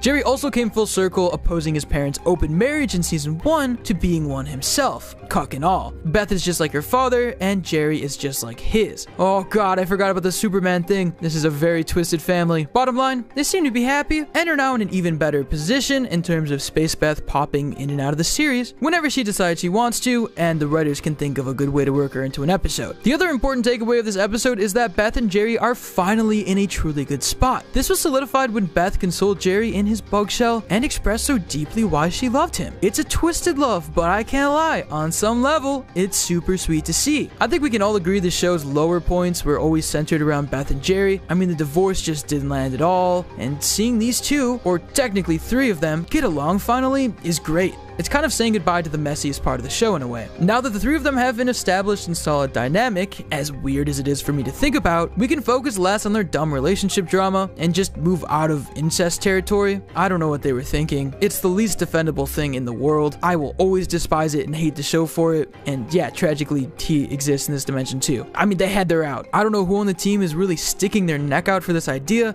but it's just not it. So all in all, why does this make Space Beth so dangerous? To round this all out, let's talk about this episode and how it fits into the bigger picture of the series, because the trajectory Space Beth is heading in is a dangerous one that makes her dangerous. If she's willing to repeat Rick's past mistakes, enduring the same trials and tribulations that he's gone through, then it's only a matter of time before her actions catch up with the family. I don't think it's possible for the Beths to keep up their winning streak, especially because of their father's track record. Eventually something bad's gonna happen to knock them down a peg, and I think that something bad has to do with the family Beth wanted to hold on to so desperately. See, even her character analysis is starting to sound like Rick's. It's getting weird. If you look back on the show's earlier years, the turning point was definitely when Rick's status as an intergalactic criminal collided with his ego in the iconic season 2 finale, the Wedding Squanchers, putting the family directly into harm's way, and when Rick had nowhere else to run, he decided to put the family first and save himself later. Luckily, this all helped the Galactic Federation play right into Rick's hands, and eventually everything worked out in his favor, but I don't think things will tie up in a neat little bow for Space Beth. History has a way of repeating itself. Space Beth is already the biggest op of the new Galactic Federation, so there's reason to believe that they're going to come swinging with a vengeance. In fact, we still have yet to see the family go up against those robots with the new Federation color scheme, as spotted in the trailer, but unlike when they went up against Rick, this time the Federation will have a much better idea of what to expect against Sanchez's daughter. This episode leaves Space Beth placed on a pedestal with an extremely inflated ego and the assurance from her family that everything will go her way, paving the way for high stakes and heartbreak on a magnitude never before seen when she does finally inevitably lose. Whether that means Space Beth has to sacrifice her own life, or if she ends up with blood on her hands, could you imagine a Rick and Morty where Jerry or Summer or even Earthbeth is dead and we just have to live with the consequences of what that would look like? It'd be crazy stuff. And at this point, I feel like they could do anything. You could say we're looking too deep into it now, but seriously, keep an eye out. Because by letting her get away with everything here, they're certainly building up for a bigger downfall later, just like they've done with Rick in the past. And this would still fuck with Rick's head because at the end of the day, whatever mistakes she makes, he's gonna feel compelled to take responsibility for. Dark times ahead for the Smiths, people, but Rule 34 artists are thriving, so it's a win-win.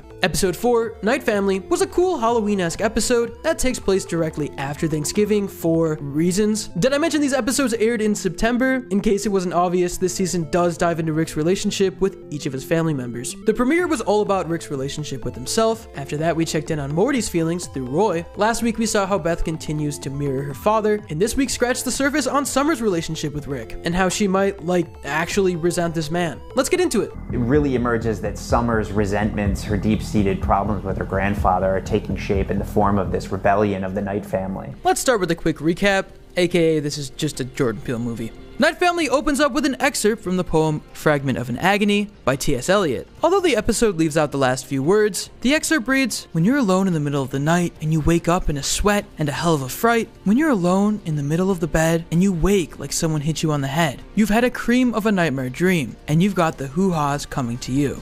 I'm a level with you guys, I did not know this is a real poem. It just sounded really goofy and I figured it was like a parody of a poem, but hey, the more you know. So, some fun trivia. This fragment was intended to be a part of a longer play. Sweeney antagonizes fragments of an Aristophanic melodrama, but it landed in the publication of Eliot's collected poems as an unfinished poem. But here's the thing, I don't think this was completely meant to be an elaborate poem the writers pulled from to leave us in deep thought and decipher the ways it relates to the overall themes of the episode. I think it's just meant to take the piss out of Jordan Peele films, because Night Family is basically just an homage to Jordan Peele. Both Us and Nope open with some sort of statement, that being a piece of trivia in Us, and a Bible quote in Nope, that tie into the story and broader themes of both films. Though at the time of this episode's production, only Us was released, so it's safe to say they just made a lucky guess and this becoming a part of Peele's style. style. The episode's premise is basically a spin on both Get Out and Us, the body-jacking surrealness of Get Out, combined with the bizarro doppelganger horror of Us, right down to the gravelly voices of their night selves, but we'll get more into that later. The episode opens with Beth awakened by Jerry's ear-grating snoring and decides to go sleep on the couch, where she's startled by the presence and sight of Rick doing mad crunches in his sleep. The following morning, Rick explains that he bought a device called a subnabulator that programs Rick's unconscious body, or his night person, to perform tasks while he sleeps. Naturally, the entire family wants in, Rick caves, and needless to say, hijinks ensue. Also, the subnabulator is a riff on the term subnabulate, which means to walk when asleep, which they do a lot more than walking in this episode. Let's just get into it. At first, everything is going perfect, and it's only making their lives better. Summer's learning Spanish, Beth's picked up a new instrument, and both Rick and Morty have supreme washboard abs. So successful, they were able to build an entire podcast around it. Jerry's happy too with the simple task of just being a pen pal with his night person. Even though everyone makes fun of him, you know, Jerry always defends whatever lame stuff he's doing, whether it's a puzzle or communicating with his subconscious self. However, because this is Rick and Morty, things quickly take a turn. Jerry tells the family that his night person made a request,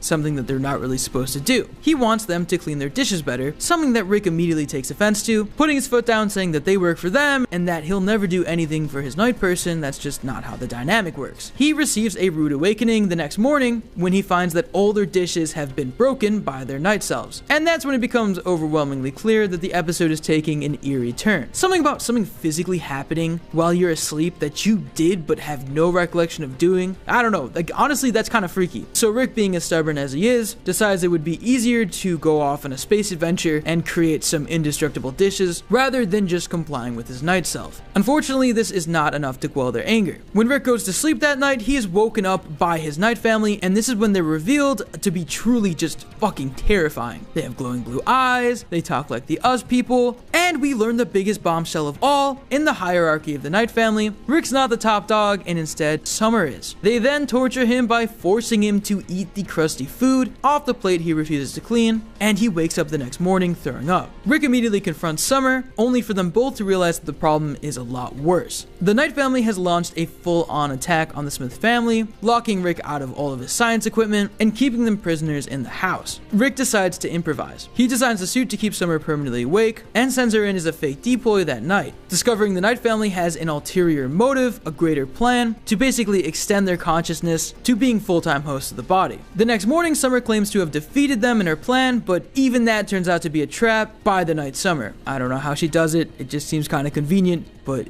don't think too hard, it's fine. This is when things go from bad to worse. The Night family flips the script completely and ends up enslaving them, forcing them to work all day and go into these sleep pods at night. This is where the Us metaphor kind of comes into play a little bit. You realize like there's some cleverness in making people work for you and class systems, but it's great and would be explained better by somebody who's a lot smarter, but you get the gist from watching the episode. Also, my favorite part of the episode I want to mention is just this DVD gag where Beth is forced to sort out of like day and night DVDs. It's a nice touch, it feels like classic Rick and Morty. Imprisoned by their night selves, Rick admits that he actually has no way out of this situation, especially since portal technology is still broken. That's when the episode takes yet another twist. Jerry leaves a note to his night self, harkening back to their old pen pal days, asking for help, and you realize, oh my god, are we gonna see Jerry save the day, which is always satisfying. And that's exactly what happens. Jerry's night self wakes up the family and helps them escape the house. Morty accidentally sets off a trigger that blows up Rick's new ship, which never gets fixed. Yay! They escape, getting into a high-speed car chase with night person Summer. There's a fun climax sequence, a lot of explosions, and it ultimately all comes down to Night Jerry trying to broker a deal of peace between the two families, as long as Rick can just admit to clean his dishes, something he'd rather lose than actually do, leading to the night people winning and the credits rolling. We see their victory in the background, they go on vacation, it's kind of funny, and at this point I had no idea where the episode was going. Then we see the actual ending. It's a while later, and the night versions of the family have completely drained their finances and decide it's actually legitimately hard to live during the day and be full-time people. So they give their consciousness back to their day versions, and the episode wraps up on the sad conclusion that they've canceled the Choco Taco. This episode was a wild ride to say the least. It felt like some classic Rick and Morty shenanigans, and overall it was just so funny. I'm glad they're doing one-offs like this. But with Rick and Morty, there's always something worth exploring in the episode, and this time it's definitely Summer's relationship with Rick.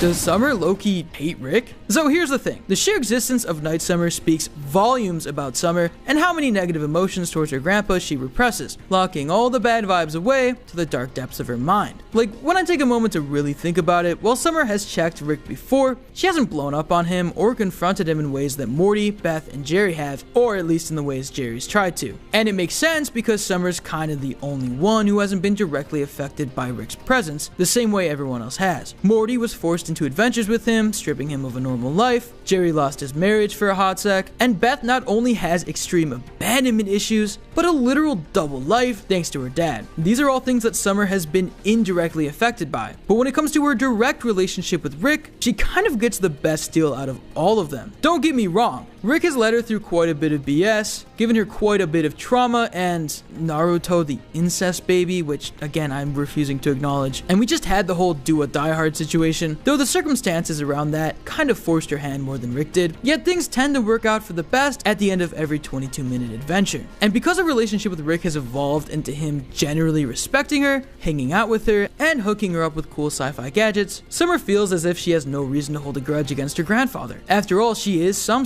They relate to each other due to his old man nihilism and her teen angst. But the reality is, Summer does have a reason to hold a grudge against Rick. Several, in fact. It doesn't matter that he hasn't fucked up her social life or personally wronged her in any way that affects the status quo. It seems that Summer, deep down, can't stand what Rick has done to the people she cares about. She never came to terms with what Rick did to Morty's original family and dimension, or the fact that for a moment, he really made it seem like he could care less if she died at the Citadel. She never got to process the fact that he momentarily tore the family apart by being the root of Beth and Jerry's divorce, because they got back together before she knew it. But we still had multiple episodes of her struggling to cope with it. And whenever we see Summer cope with her life, which has been plenty of occasions now, it's almost exclusively through the things that Rick provides to her life. Mostly crazy sci-fi stuff. The insane intergalactic adventures, the gizmos, the space drugs. These are all things that come from associating with Rick. Rick is how Summer copes with Rick. And now all of those unaddressed issues took the chance to manifest themselves into the evil mastermind that is Night Summer. And the worst part about all of this, Night Family makes it evident that Rick has no idea that Summer feels this way. He just wouldn't think twice about Summer, or if there were anything troubling about her perception of him. I do think it's interesting that even in this episode, Summer and Rick don't really feel the need to have an actual conversation about their relationship, and probably just wrote off Night Summer as the result of a bad product, or in Rick's case, a lesson on why he should have been the only one to have a night person. But as Night Summer says, she's something that's always been inside of Summer, festering, which is a really scary word. The final thing I want to cover is Summer's big bad potential. Night Summer's terrifying capability and performance as a leader actually got me thinking about how terrifying Summer's potential really is, and if an alternate reality Summer could end up becoming a huge threat in the show, having this episode serve as some crazy foreshadowing in the long term. And while that may sound like a stretch, Summer is the only character who hasn't had some kind of standout, alternative version of them appear in the story. Rick has Rick Prime,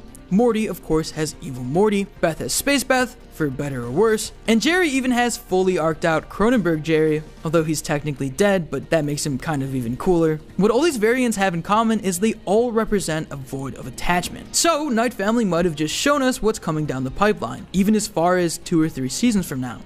God, this show is never going to end. A Summer Smith who has been majorly screwed over by Rick, and thus has no real attachments. A Summer who's a great leader through sheer manipulation, just like Night Summer, who was able to convince Night Rick to turn against Day Rick, which means she convinced a part of Rick not to be selfish, which isn't an easy feat given the stalemate they were in. A Summer who wants to conquer by any means necessary, playing dirty and thinking quickly on her feet, because she's Rick's granddaughter. I mean, Evil Morty did lead the Citadel as president, so parallels could be drawn there, but his plan, at least at this stage, was to escape from the status quo and live in a dimension where Rick was no longer the smartest man alive. This is where a serialized antagonistic Summer could differ from Evil Morty, as she wants to conquer the status quo. Whereas Morty just wants to reclaim what Rick's stolen from him, Summer really wants to take everything Rick has to offer, to the point where even when she does lose something, it won't really feel like it, because there'll be a billion other things to fill that void. Summer has been a queen before and loved it, so the foreshadowing was already there. Perhaps this Summer could wind up being our Summer, finally disillusioned with Rick and very vocal about that disillusionment. But only time will tell. At the end of the day, Night Family made one thing clear. something is brewing inside of Summer. And if her and Rick don't acknowledge these issues soon, it's gonna get ugly. At the very least, extremely scary, which is what the Knight family was. Let's just say I will be sleeping with the light on tonight. Judge all you want, I am not sorry. Episode 5, Final Desmithation, sure was an episode that changed the way I look at Panda Express. They find themselves in the middle of a mega corporation that is profiting from controlling fate. The episode opens with them at Panda Express, a classic Rick and Morty move now at this point, I guess. And the core of this episode, the whole point of this episode, basically being Jerry gets a fortune that turns out to be real, and then Rick and Jerry have to go on this crazy expedition to infiltrate the world of fortune cookies, leading to them ultimately finding out that fortune cookies are this insane tool used by the rich elite to control fate. And even weirder that it's all just because of like an alien that like stripping randomness from space-time and leaving behind super dense pockets of energy that bend entropy towards definable outcomes. I believe it. There's so much to love here, and I was on the edge of my seat the whole time. But why? Why was the fortune for Jerry to... Come on and fuck already! I get being weird and dark with it, okay? And they could have kept it here, man. They could have just made the weird out-of-pocket joke. We'd all like awkwardly chuckle and they could have moved on from it. But no, the show keeps doubling down. And yeah, there's something extremely hilarious about like fate bringing this insane situation together. Like Jerry's mom randomly calling and randomly wanting to visit. Like the early part of the episode, it was so funny to see because you're like, there's no way they're actually going to do this. And nobody actually believes Jerry, Rick included, until he does some sci-fi measurements, some tests, which again are really crude. Like if it was any other situation, I feel like this would be like a really fun sequence, but because it is what it is, and he has to like decide which hole in the box, I don't know, maybe it's just me. Before we move on, there is a few things I want to mention that were interesting in this episode. There was some continuity. They mentioned Sleepy Gary, which I enjoyed. Reminds me of a better time. Oh, also, Rick's old ship is back after the old one blew up last episode, thanks to the creepy Knight family. And I hope this isn't like permanent and he somehow gets his new ship back, because that would just be a really weird status quo change to only have for like 4 episodes before just getting rid of it entirely. All of these little moves, space bath, Rick's new ship, it feels like the show's maturing in a way, so it'd be kind of sad if they just went back to the old ship after all of that. It's like, what was the point? Maybe it's so they can sell it as like an action figure. Maybe this is just a whole merch thing. I wouldn't put it past the show, and I'm not even mad. Like, make your money. I don't care. Anyways, back to this episode specifically, I do want to highlight a few more things that I think really worked for it before I get into my issues. I love a Rick and Jerry episode. I do. I love these two together. I think it was funny that he was dressed as Morty for a second. Even the gag there in the context of the episode made me laugh. Why are you dressed like Morty? Because Morty's mom is Beth. I'm not unpacking that. I love the slow escalation. Like, the pacing was great. Going back to the Panda Express, then discovering the corporation. Even the plot is just so funny, smart, sharp. Rick and Morty. I love the Gwyneth Paltrow parody. I'm like 99% sure that's supposed to be her. And most importantly, I love seeing Rick get so excited about discovering this. I think the power scaling in the show has been so weird since like the season 3 premiere. Seeing Rick get humbled and like put back in his place has made the show a lot more interesting. The show basically painted Rick as a god, and now that he's not anymore, it makes me want to root for him like way more. Like, even the fact that he discovered this and immediately wants to conquer the fortune cookie's power shows that he is already not in control of fate, even though like part of my mind thought he just kind of could do anything. I also love the fact that if you don't complete your fortune, you're just effectively immortal. Like, this is some good sci-fi. Like, this reminds me of like the Mr. Meeseeks days. It's awesome. And the fact that Rick wants this power to be immortal reveals that he's not immortal, which I guess they never said he was, but there was that episode where he died and like it showed his whole protocol for basically staying alive forever. So I just assumed he was pretty much immortal, but it dawned on me in this episode because of what Evil Morty did, that whole plan is sabotage. Like, it no longer works. If Rick dies right now, unless he's got another trick up his sleeve, that could be it, which is scary considering he's facing his like deadliest threat ever, that threat being Rick Prime. So yeah, it just puts him and the rest of the family in a super interesting place and kind of raises the stakes. The best part of the episode by far, besides the old man who controls the fortune cookies, was the fight scene at the end. Seeing him fight with those fortune cookies and like all of the guards use their fortune cookie powers, I had to go and rewatch it like 4 times because there's so many jokes, it's like a mile a minute, and they all land. Like, they're all just so out of the box and hilarious. Like the soldier that only shoots headshots, to which Rick immediately uses him as just a weapon. It's some pretty creative stuff, I can't lie. And finally, I love that they just gave this plot line like the entire episode instead of going back and forth between like an A and a B plot, especially because the B plot is literally just them going to the zoo with Space Bath. So halfway through the episode, when I realized that they weren't gonna cut back and this is it made me appreciate the fact that Rick and Morty can do A and B plot episodes, but also just sole A plot episodes. But all of that being said, that's about where my love for this episode ends. Because if I'm being honest, I was not a fan of the threat of the episode being the looming threat of Jerry doing it with your mom. Look, I think it's funny that the old man was trapped there and started sending like SOS fortunes, and then eventually when nobody listened, he just started putting that in there. Like, that is a funny explanation, I can't lie. But I gotta call this show out for a second. Look, Rick and Morty has always been weird, okay? I mean, season 1 had the Mr. Jellybean scene. Like, it's always been insanely out of pocket, and it always walked that line. I'm not gonna lie. It's a weird show. Look at the pilot it came from. This is some weird source material, and the fact that they turned this into one of the most profitable and commercially successful animated projects of the last decade is mind-blowing. And that's why I want to circle back to the merch stuff. I don't think anybody could have predicted how big Rick and Morty got, and I think that it took them a couple of seasons to kind of adjust to that and just figure out what they wanted to do with the show. I don't think the show ever wasn't genuine, but I think it just had to adjust to the weird power it had. Like, when you make a weird one-off reference to a McDonald's sauce and then you get people riding in a McDonald's, I cannot imagine the feeling in that writer's room. And I think Rick and Morty is a show that is just always trying to shock us, unapologetically so. And these last 2 seasons have given us some of the most shocking moments so far. But I'm just gonna say it,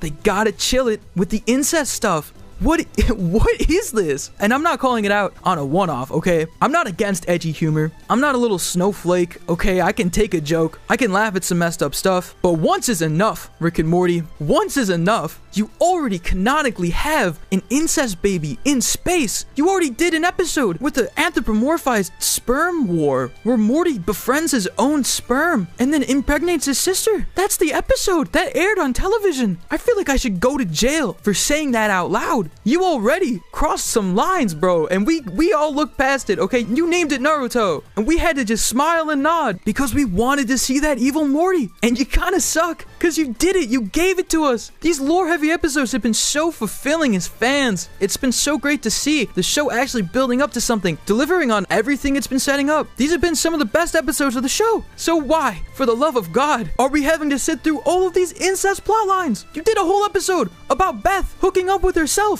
Give us a second to breathe. Oh my God. I can't watch the show with anybody. I have to watch it alone because I'm so freaked out about what the episode's gonna be. I can't comfortably watch this show in a room with other people, and it feels just as weird to watch it alone. I get dark humor, and I applaud you for still going with it. It's cool that the show is staying true to itself, that it never tried to be anything it wasn't. I can confidently say, in its many season run, Rick and Morty has never not been itself. It's always been unapologetically itself. It's cool, even if that's really weird sometimes. But I feel like there's a line maybe before you just start alienating your audience. As weird as the plotline is, it could have ended there, and this could have just been a funny episode with that weird part that we all just kind of sat through. But you showed us it. There was the scene. You know what I'm talking about if you've seen this episode. The final scene where Rick saves Jerry just in like a second before disaster, that we had to look at this image of him naked, and that's tattooed in my brain. You've poisoned my brain. This is not just me. There are memes about this now. I see TikToks about this. We are all baffled at the amount of incest humor that the show has recently featured. I feel like this is a situation where it's like 3 strikes you're out. I don't know how much more of this I can handle. This is like strike 2.5. I understand that they may want to shock the audience, that they still may want to be like out of pocket sometimes, because honestly, only Rick and Morty can. They can feasibly do pretty much whatever they want with this show, okay? It's just gonna make a ton of money. It's just so successful at this point. It's so big, and it's animated, so like just realistically they can show a lot more than what you can do in a live action format, including stuff like this. But that doesn't mean you should. At a certain point, you have to acknowledge you're up in the Target t-shirt section, okay? You gotta play the game a little bit. I'm not saying dumb down the show or make it any less weird. As a fan, I would just be happier if they refrained from going in this direction so strangely often. Okay, that wraps up my little rant. And honestly, I'd love to hear from you guys about this. How do you feel about this episode? Is this too far for you, or do you think it's just funny? Am I just lame? I might be. I guess I just wanted to address the point that I feel like Rick and Morty has gone in this direction where it just tries to shock the audience or be really weird, and it always has. But now that the show has such a rich lore, now that we're in such an interesting part of the series, and the show has done such a great job of just re-establishing the core cast, their dynamic, the power scaling, I would, as a fan, prefer if they just leaned into that a little bit more, as opposed to being as shocking and out of pocket as possible. Because my jaw was unhinged this episode, and not in a good way. Now that we're halfway through the season, let's pump the brakes a bit and talk about Rick Prime. What's his deal? What do we really know about him? Well, let's take it from the top in our little intermission. Rick Prime is now home, and with the portal index yet to be reset, it's hunting season for our Rick Sanchez. It's clear as day that Rick Prime is now acting as the big bad for Rick and Morty. We wrapped up the Evil Morty saga, and now it's time for a new overarching main villain. We may know Rick Prime as the man who murdered our Rick's Beth and Diane, but the reality is his influence on the events of the entire series cannot be understated, and the recent revelations of the season 6 premiere only hammered that in further. So as Rick and Morty moves into brand new territory, we heard the roundtable thought it'd be appropriate to recap and break down everything we know about Rick Prime. All the hints planted throughout the show since season 1, his relation to Morty, and why he's been so hard to find all this time. Our hope is that by laying this all out on the table and connecting all of these dots, it'll be easier to figure out his endgame moving forward. So without further ado guys, here's everything we know so far. So the best place to start would be actually addressing the name Rick Prime and how it affects the evolution this character has had in the writer's room. When this Rick first popped up in the Rick Shank Redemption, he lacked a proper title, other than Dickhead, and wouldn't properly be named until he appeared in Pocket Morty. He would be made available as a costume at Salesman Rick's shop, being referred to in-game as Weird Rick, which would be adopted by the fandom as his canonical name. And while you may be thinking, oh, it's just some gotcha name, I'm not going to take it too seriously, we can actually pinpoint where the name is referenced in the show. Season 1's close encounters of the Rick kind, which we all remember for its iconic introduction to the Citadel and Evil Morty, features a scene where quote-unquote Evil Rick displays a leaderboard he made of Ricks across the multiverse, ranked from evil to least evil. While our beloved C-137 Rick gets to gloat about his rank as number 1, Evil Rick himself is oddly only number 3. In between them is an unidentifiable Rick that Evil Morty points out as the anomaly, simply calling him super weird. And that's our first key detail. Rick Prime has always stood out as a top-tier Evil Rick. Obviously, he's depicted as just a normal Rick here, but that could be explained with the reality that they had no idea how Rick Prime was gonna look all the way back then. I mean, come on. The team already admitted they revisit old story-heavy episodes before writing new ones. Plus, in the context of the episode, it's just a bit about how all of these Ricks in the spectrum look the same. Still, considering he was given the name Weird Rick during the Season 3 era, makes this moment feel like less of a coincidence. Not to mention, this is also the episode that mentions the central finite curve, alluding to Rick's backstory and, again, Evil Morty. So it'd be weird for all of those details to end up factoring into the overarching story, only for this one to mean nothing in the grand scheme of things. It just doesn't add up. Not to mention, we know why he had a name change. We already had a Rick Prime. Don't believe me? Go on Google, type in his name, go to images. How do you feel? Feeling real low IQ, huh? I'm just kidding. I hear you typing aggressively. Please chill. But yeah, before the Council of Ricks ceased to exist, we had a Rick Prime with a curly mohawk and sometimes a soul patch. That's definitely a look. Who really had no significance at all and ended up being murked in the Rick Shank Redemption. So the likely scenario is that they were calling the new Rick Prime Weird Rick internally for the longest time. And once they began writing Season 6, they realized we should probably give him a name that won't sound super goofy after they embraced the name Evil Morty in canon for a bit. I really don't think they like that name, considering they made a joke about it in both Rick Mariah Jack and Solar Ricks. Sidebar, saying these absolutely goofy, stupid names in a serious, theorizing tone will never be lost on me as one of the goofiest things in the world. I wear it as a badge of honor. Okay, back to the video. But while we're talking about him, since we know Evil Morty was controlling his Rick, and clearly has known more than he lets on for a while, it's possible he's actually trying to test our Rick here, to get information on Rick Prime by pointing out his super weird, standing in the ranks, aiming to get a reaction out of Rick, and being met with disappointing results. It's cool to look back on the show and think that even if they didn't have every detail figured out, they knew Rick Prime would be a big deal even back then. And honestly, seeing how the story panned out, it's kind of perfect, and I'm here for it. Now let's talk about the first time we actually meet Rick Prime. Inside Rick's slightly altered memories, back in the Rick Shank Redemption, Rick Prime arrives into C-137, Rick's home, as if on cue, while Rick is trying to develop a portal gun for simple teleportation, rather than interdimensional travel, signified by the blue portals. Rick Prime is on the scene to speed up the process, presenting Rick with the knowledge of inventing interdimensional travel in this dimension, pitching it as godhood, the ability to escape consequences, with nobody being able to stop him, claiming Ricks don't pass on this when C-137 declines the offer. This is the second detail. Rick Prime has a green goblin complex, feeling entitled to power, devoid of attachment, and taking it upon himself to, quote, liberate other Ricks from their own attachments so they can achieve godhood. Gods don't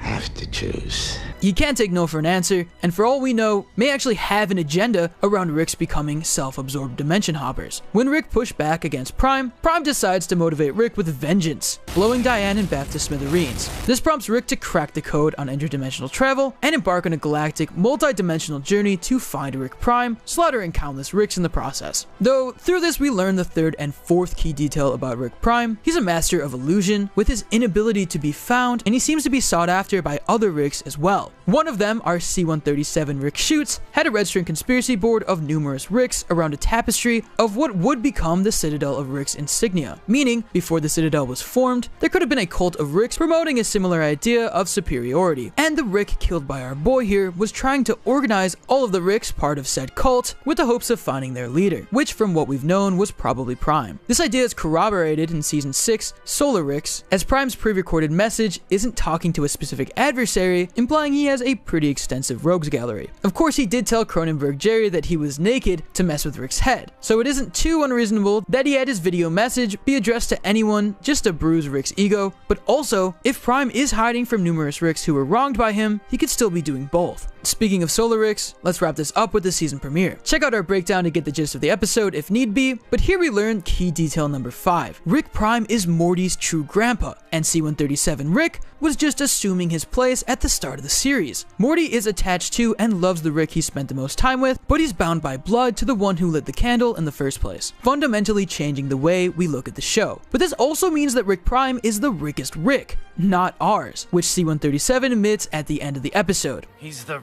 real deal. The post-credit scene also drops a major bombshell. Key detail number 6, Rick Prime is effectively immortal. Cronenberg Jerry tries getting the jump on Prime by slitting his throat, leading to Prime pulling an Uno reverse card as the rune regenerates in an instant. He also hasn't aged a day since his encounter with C-137 Rick, appearing exactly the same time while our Rick has drastically changed in appearance, at least twice between his look and age during the Space War and his current near senior citizen status. Our Rick already has quite a bit of cybernetic enhancements and a handful of ways to recover from serious injury on short notice, but Prime seems to elevate things to the next level. We also learn that Rick Prime works alone, claiming partnerships have been planned out for him in the past. After declining Cronenberg Jerry's alliance, he might be looking for our Rick and Morty, given that he asked if Jerry ran into them for reasons unknown. Prime seeing Morty tagging alongside Rick would have been the first time that he met his true grandson, and knowing his grandson is already capable of surviving high-concept sci-fi adventures may have piqued his interest, especially since this is now the only family Prime has left. To cap things off, I want to leave some food for thought with what I find to be the key detail through Solar Ricks. That detail being, Rick Prime is literally playing God. We've seen Rick grapple with having a god complex throughout the series, as he became increasingly invincible, and it's clear Prime has a complex, but he takes it to a completely different level. Let's unpack what this base in the Prime universe really is. It's a place where Rick Prime gets to be an all-knowing, all-seeing, invisible man in the sky. I mean, come on, what else does that sound like? He doesn't want to be perceived unless it's to push Ricks towards their destiny. He thinks he knows what's best for every Rick out there. He wants to remain in control, he wants to be revered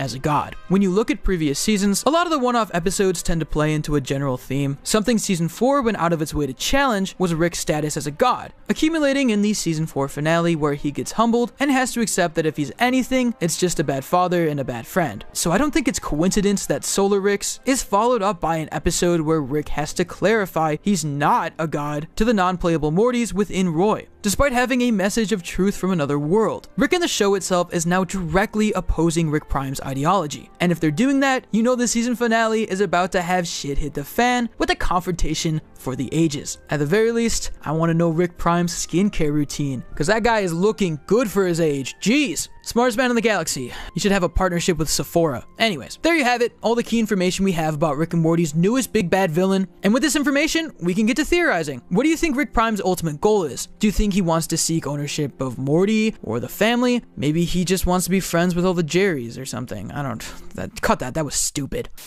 Our Rick has had many run-ins with ye old Grim Reaper. Actually, wait, we haven't seen a real take on, like, the Grim Reaper in the show yet, have we? Weird. Feels like they would have used that one. I guess that's only Family Guy. Anyways, the show is full of Rick's near-death experiences that usually go hand in hand with the attachments he refuses to let go of. But now Rick wants to have his cake and eat it too. As one of the newer episodes, Final Desmithation followed a classic Rick and Jerry adventure that ended up turning into Rick's quest for immortality. Learning about the insane lore of these fortune cookies and the apparent invulnerability they grant the consumer piqued Rick's interest, and is the first time in the show he really seemed adamant on wanting to live forever. But the reality is, Rick wants to achieve immortality so he can settle the score with his wife and daughter's murderer after getting embarrassed by him in front of Morty. Morty had to basically talk Rick out of a suicide mission, but between Rick keeping the portal index busted and this newfound drive to becoming immortal, it's clear to me that he's planning on a rematch, keeping Prime trapped in the Cronenberg dimension long enough to level up, hunt him down, and get his revenge. However, all of this also exposes the fact that Rick doesn't know how to become immortal, and given all the protocols and measures he has in place to preserve himself across the multiverse, I think Prime is the only one who's managed to crack the code. But how? That's what we're here to talk about today. I want to take a crack at the mystery of Prime's immortality. How does he have instant healing? Why hasn't he aged a day since Rick's first encounter with him? And can Rick ever get on his level?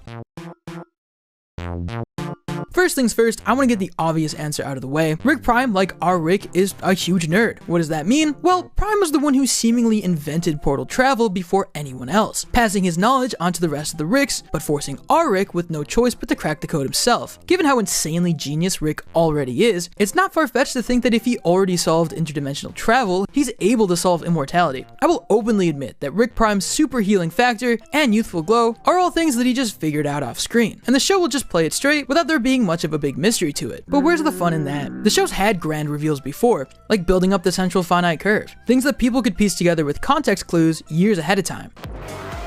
So what if we've already seen an explanation for Rick Prime's immortality in the show? If they really want to get Galaxy Brain with it, and validate Justin Roiland's comment of how Season 6 will reward longtime viewers of the show, then Rick Prime's immortality may be a result of several things we've seen in the show. For starters, it could be the immortality field from the Whirly-Durly conspiracy. Remember that wacky Rick and Jerry adventure back in Season 3? They went to space, Six Flags, there was a restaurant manager who tried to turn Jerry into a hitman. It was fun. Well, the entire gimmick of that theme park is that it was covered in an immortality field, which in turn allows guests to slaughter each other guilt-free because they immediately heal from their injuries. You can't convince me this place wouldn't turn the average citizen into a raging psychopath. Now, not much is known about this immortality tech since it hasn't been mentioned before or after in the series, but who's to say that Rick Prime wouldn't already be in the loop with how it works? He could have easily gone to one of these resorts across the different dimensions, stole their invincibility field tech, and reverse engineered it, implementing the technology into his own cybernetic enhancements, encasing himself in an immortality field, similar to how Evil Morty and even our Rick have had fields around their bodies for things like protection or damage absorption. So just like everyone at this immortality field resort, Prime can instantly bounce back from the lethal blows dealt his way. The only thing really contradicting this idea is that healing from the immortality field and Rick Prime's throat practically regenerating are depicted in two completely different ways. The immortality field generates a glow around those affected, whereas the slit in Prime's neck practically closes on its own. It's really freaky. The visual inconsistencies could be explained by the team wanting to maintain the mystery, and frankly because it looked cool in the moment, or just by this logic. The tech is in his body rather than around his body, but either way, this would be a fun callback more than anything.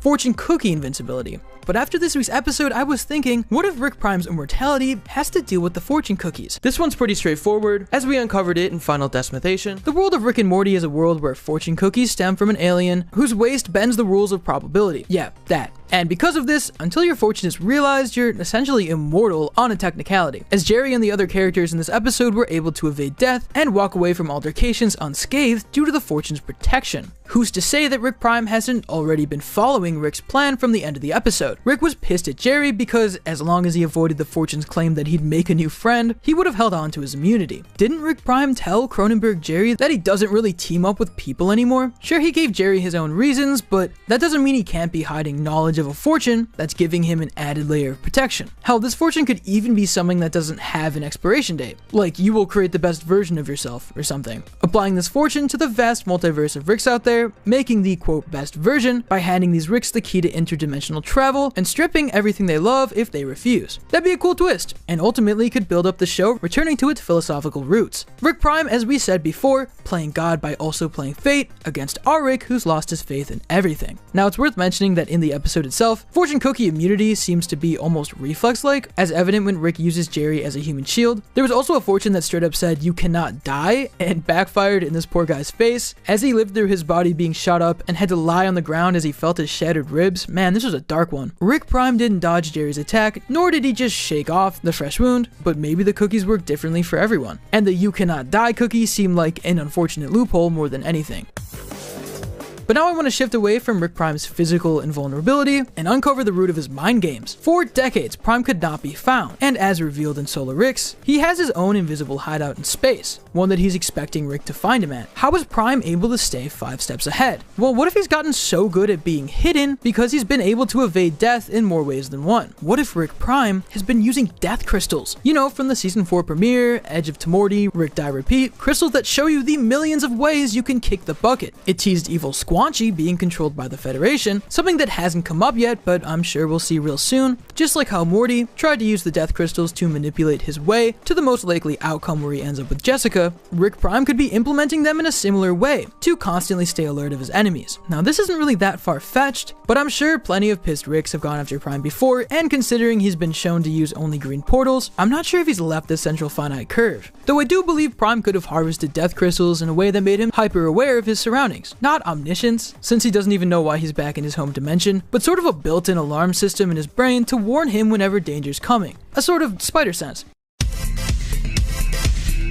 Last but not least, I do want to throw out a possibility around Rick Prime's lack of aging. Again, odds are he's just cracked the code on things our Rick hasn't yet. But what if his youthful appearance is tied to Operation Phoenix? You know, the protocol Ricks across the multiverse have in place, where they have clones of their body, held in stasis underneath their garage, lying dormant until a Rick dies, at which point Ricks are booted up and retain the memories of their previous bodies. It was a whole episode, it was cool. Operation Phoenix was far from perfected by our Rick in Big Trouble in Little Sanchez, and it was only because of other dimensions having the same protocol that he was even able to survive in Edge of Morty. What if Rick Prime simply just has a more refined version in place, replacing his body with a new vessel every time it remotely begins to expire, keeping him in perpetual tip-top shape, looking pretty good I might add. Rick Prime, call me. Whatever the case may be, I do hope Rick Prime's immortality has a cool twist on it, something that changes the way we watch previous episodes of the show, only cause the show has managed to pull that off so many times before. At the very least, I hope it amounts to more than another Marvel reference. Hey, remember like a second ago when you pretended not to know who Iron Man was? Who was that for? And before we get back to it, my boy Kev will take over for a sec to fill you guys in on a big misconception with the show, and which characters are from Dimension C-137. Take it away, bro. You are wrong about Dimension C-137, and Rick is very disappointed in you. But it's alright, homie, because a lot of people have got it twisted, and we're here to help out. At the top of Season 6, Rick, Morty, and Jerry were all sent back to their home dimensions, after Rick's attempt to reset the portal index instead reset all of the portal travelers. In our breakdown of the episode, right here on the roundtable, I clarified that while Morty returned to the Cronenberg dimension, Rick returned to C-137, which prompted a flood of comments to all say a variation of, "You idiot! This isn't C-137! Morty's home is! I thought they made it pretty obvious!" Well guys, when you put it like that, I guess I'll just have to hand you this clown nose! Cause you taking a fat L, bozo! Y'all, the internet is still holding Pickle Rick and High IQ over our heads. We cannot be caught slipping like this. So fam, I'm gonna set the record straight and make it clear why Rick's home is C-137 and Morty's point of origin has yet to be given a real number. And to stay in the loop with more Rick and Morty content as the season rolls out, including breakdowns that we get up the morning after the episode airs, why not subscribe to the roundtable with notifications on? Just throwing it out there. But let's get the ball rolling. So let's turn the clock back to Season 1. Classic Rick and Morty adventures. Throughout the 11 episodes of this freshman season, there are 2 episodes where Dimension C-137 specifically is addressed by Rick Sanchez. In Raising Gazorpazorp, Rick makes an offhand reference that he is from C-137, but this doesn't become story relevant until a few episodes down the line with Close Rick Counters of the Rick Kind, where the Council of Ricks identify our Rick as C-137. Now keep in mind, at this point, Morty has no idea that he and Rick hails from a different dimension. Remember, the story he's running with is that our Rick walked out on Beth when she was a child, stumbling back into her life not too long before the start of the series, as a burnout who needs a place to stay. Because of this, if Rick is identified as C-137, Morty is going to make the reasonable assumption that he's from C-137 as well. But that's just it. It's an assumption and nothing more. And when we return to the Citadel in Season 3's The Rick Shake Redemption, Morty once again identifies himself as C-137, but this time, the show makes it a point for us to see the puzzled reactions of the Ricks questioning Morty, because they know that C-137 doesn't have a Morty. We know from Rick's crybaby backstory that after Rick Prime killed his Beth and Diane, he went on a massive Rick killing spree, and to atone, the Council of Ricks were formed. This is when they would have gotten his identification for their database. And this is before Rick showed up to Morty's doorstep. Let me reiterate, Rick did not meet our Morty until after the Citadel of Ricks was formed, and the Citadel got his identification as C-137. It's also worth mentioning the Jerry Baree in Season 2's Morty Night Run. When filling out the Jerry Daycare form, Rick writes down that he's from C-137 while filling out Jerry's dimension as not available. At that point, Rick and Morty already hopped to a new dimension in Rick Potion number 9, but this reinforces that Rick doesn't know the identification number of every universe off the top of his head. And it also reinforces that the dimension he's from, again, the dimension that the Citadel has documented in their records, is not the same as the dimension he's in at the start of the series. But the first time the show really conveys this is Season 5's Rickternal Friendship of the Spotless Mort. Rick interacts with a younger memory of himself that at this current point in time is still hunting Ricks, but has yet to settle in what would become the Cronenberg dimension. Thus his grossed out and disappointed reaction when he learns that he'll grow into a Rick that settles down in dimensions where Beth is alive. And that in itself means that this was already a common practice for Ricks to switch dimensions. This is probably another factor into the Citadel's identification system. Ricks are allowed to live in different dimensions, but thanks to the system in place, they cannot escape the truth of where they really come from. So just to make it clear once more, the dimension where our Rick's Beth and Diane died is C-137. Morty is not from C-137. He's from the Cronenberg dimension. Up until Rick Morai Jack and Solarix, he just made the reasonable assumption that he was C-137 because that's what his grandpa was being called. But in actuality, the Cronenberg dimension doesn't have a canonical identification yet. Likely because, going off of the name Rick Prime, this is the Prime dimension.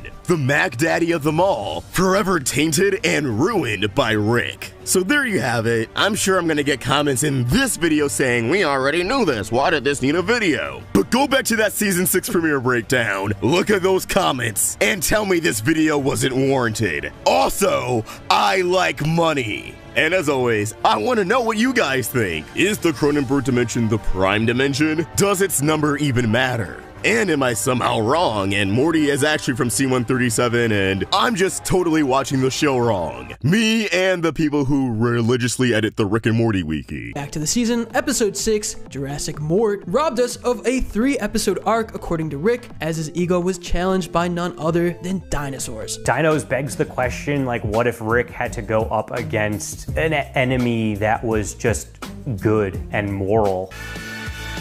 Basically, the episode opens with Morty just trying to go to school, because despite everything he's been through, I guess he still wants to get a standard public school American education. But I'm not judging. Our boy's very studious. I'm proud of him. Rick tries to take him using portal technology, but admittedly, it's not all the way there yet, leading to Rick having to drive him to school. I don't know where his ship is at this point. They use it later in the episode, but just seeing Rick behind the wheel, hands at 10 and 2, it just feels so weird and off-putting. This season has truly humbled him. Morty gets to school where everyone is understandably terrified of his presence because everywhere he goes, some crazy sci-fi tomfoolery happens to follow. And that's literally exactly what happens. Now, we all know Rick and Morty is not shy with its movie parodies, and these aliens that show up really give me some Arrival vibes, down to the shape of their ship, to the fact that they show up all over the world. Definitely feels like a nod to that movie. In a crazy twist, these ships turn out to be not aliens, but dinosaurs, and not the ones we're used to seeing on Earth. They're far from Jurassic Park. It turns out that dinosaurs actually conquered the world themselves and left Earth willingly, going off into space and becoming a hyper-intelligent utopian race that helped civilizations all over the universe. They finally returned to Earth and are noticeably unhappy with what humans have done to it, citing the amount of Marvel movies we made as a key reason, which I just thought was like a funny dig. Judging by the state of the MCU right now, they're not wrong. But because they're super hyper-intelligent, they're not violent, and instead relieve humans from their duties and positions of power and basically just take over the world for them, creating a utopian society where nobody has to work, there's no war, there's no famine, and generally just bringing some world peace. Essentially turning everybody into Jerry.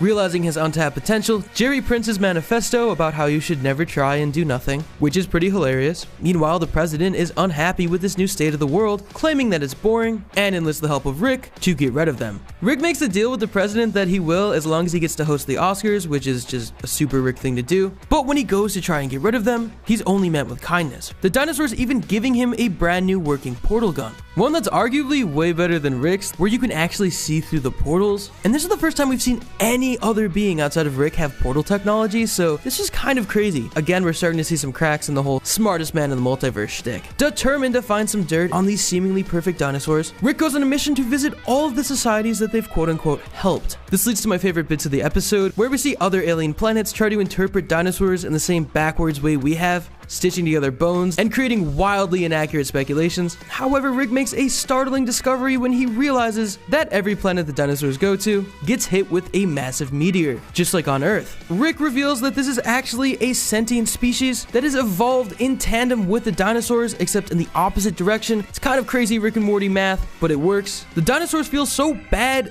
The dinosaurs do a press tour, which I thought was pretty funny, and actually leave the planet in shame, like they're not bad guys. In fact, they just go straight to Mars and are determined to be taken out by the meteor once and for all so that there's no more life lost. But Rick, in his ultimate pettiness, doesn't want them to go out that way, so he goes to Mars with them and eventually calls their bluff, in turn saving the dinosaurs. So yeah, Rick saved the dinosaurs. Pretty cool. Though the most important part of this episode happens at the very end, when the dinosaurs decide to return the favor to Rick and end up closing the space rift that was opened at the beginning of the season, and referenced pretty constantly throughout the episode. Rick was obviously upset because he was planning on fixing that himself and made a joke about getting like a 3-episode arc out of it, but now it's just fixed. This looming threat is just gone. And by the end of the episode, Rick finally fixed portal technology. Thank God. It took him way too long. And he goes on a classic Rick and Morty garage rant, talking about all of the classic adventures they're gonna go on now that portal technology is fixed. Sidebar, these green spikes are super sick. I think this is the first time we've seen them. I love this show's design so much. Anyways, okay. So yeah, as goofy as this episode was, it was pretty major in terms of moving the story forward, and we finally got resolution to most of the major problems of this season. It was pretty big. So what do we make of all this? Well, let's start with the first question. Is the central finite curve closed for good? No way. For starters, both co-creators, Justin Roiland and Dan Harmon, have confirmed in interviews that we've not seen the last of Evil Morty. The finite curve may be closed for now, but Evil Morty can't return if he's locked out. This pre-existing confirmation assures us that the curve is going to crack once more, and I don't think Evil Morty is going to break back in when his whole plan revolved around him getting out. I think it's likely that Rick's spite and his need for conflict will be the driving force next time this happens. He didn't even want the central finite curve fixed, and definitely not by a Deus Ex dinosaur. And damn it, he's going to fix it himself. Now let's be real. Rick fucking with the fabric of space-time and smashing open another rift for the sole purpose of fixing it himself and preserving his ego isn't exactly far-fetched. In fact, that just sounds like a regular episode of the show. I had to create a bomb. What? A bomb? I'm gonna drop it down there. Get a whole fresh start.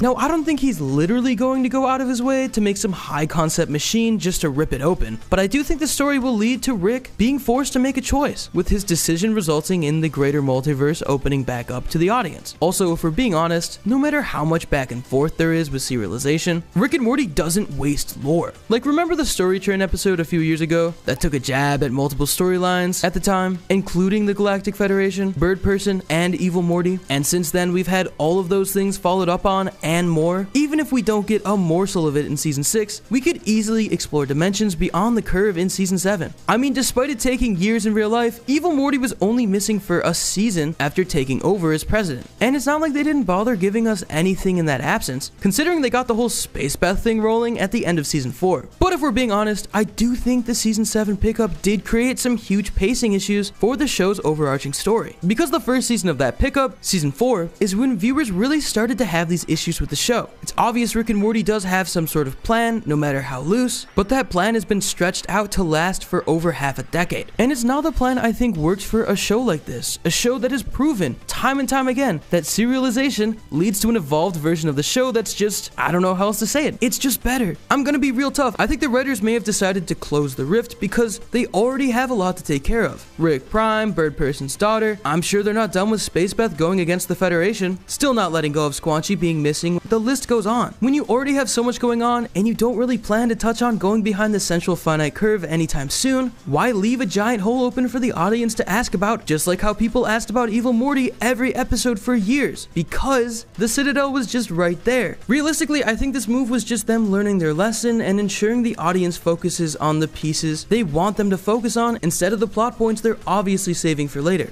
And when it does happen, it's gonna be sick. Rick mourned that this could have been a whole 3-part story arc, and they could have just milked the riff for canon. And that line just reminded me of the Story Train episode so much. They're teasing us now, but they're gonna deliver later, and it's gonna be fantastic. Episode 7, Full Meta Jack Rick, was the interdimensional cable of the season, while also serving as a sequel to Season 4's Story Train episode. And it was pretty cool. This episode has a lot going on in it.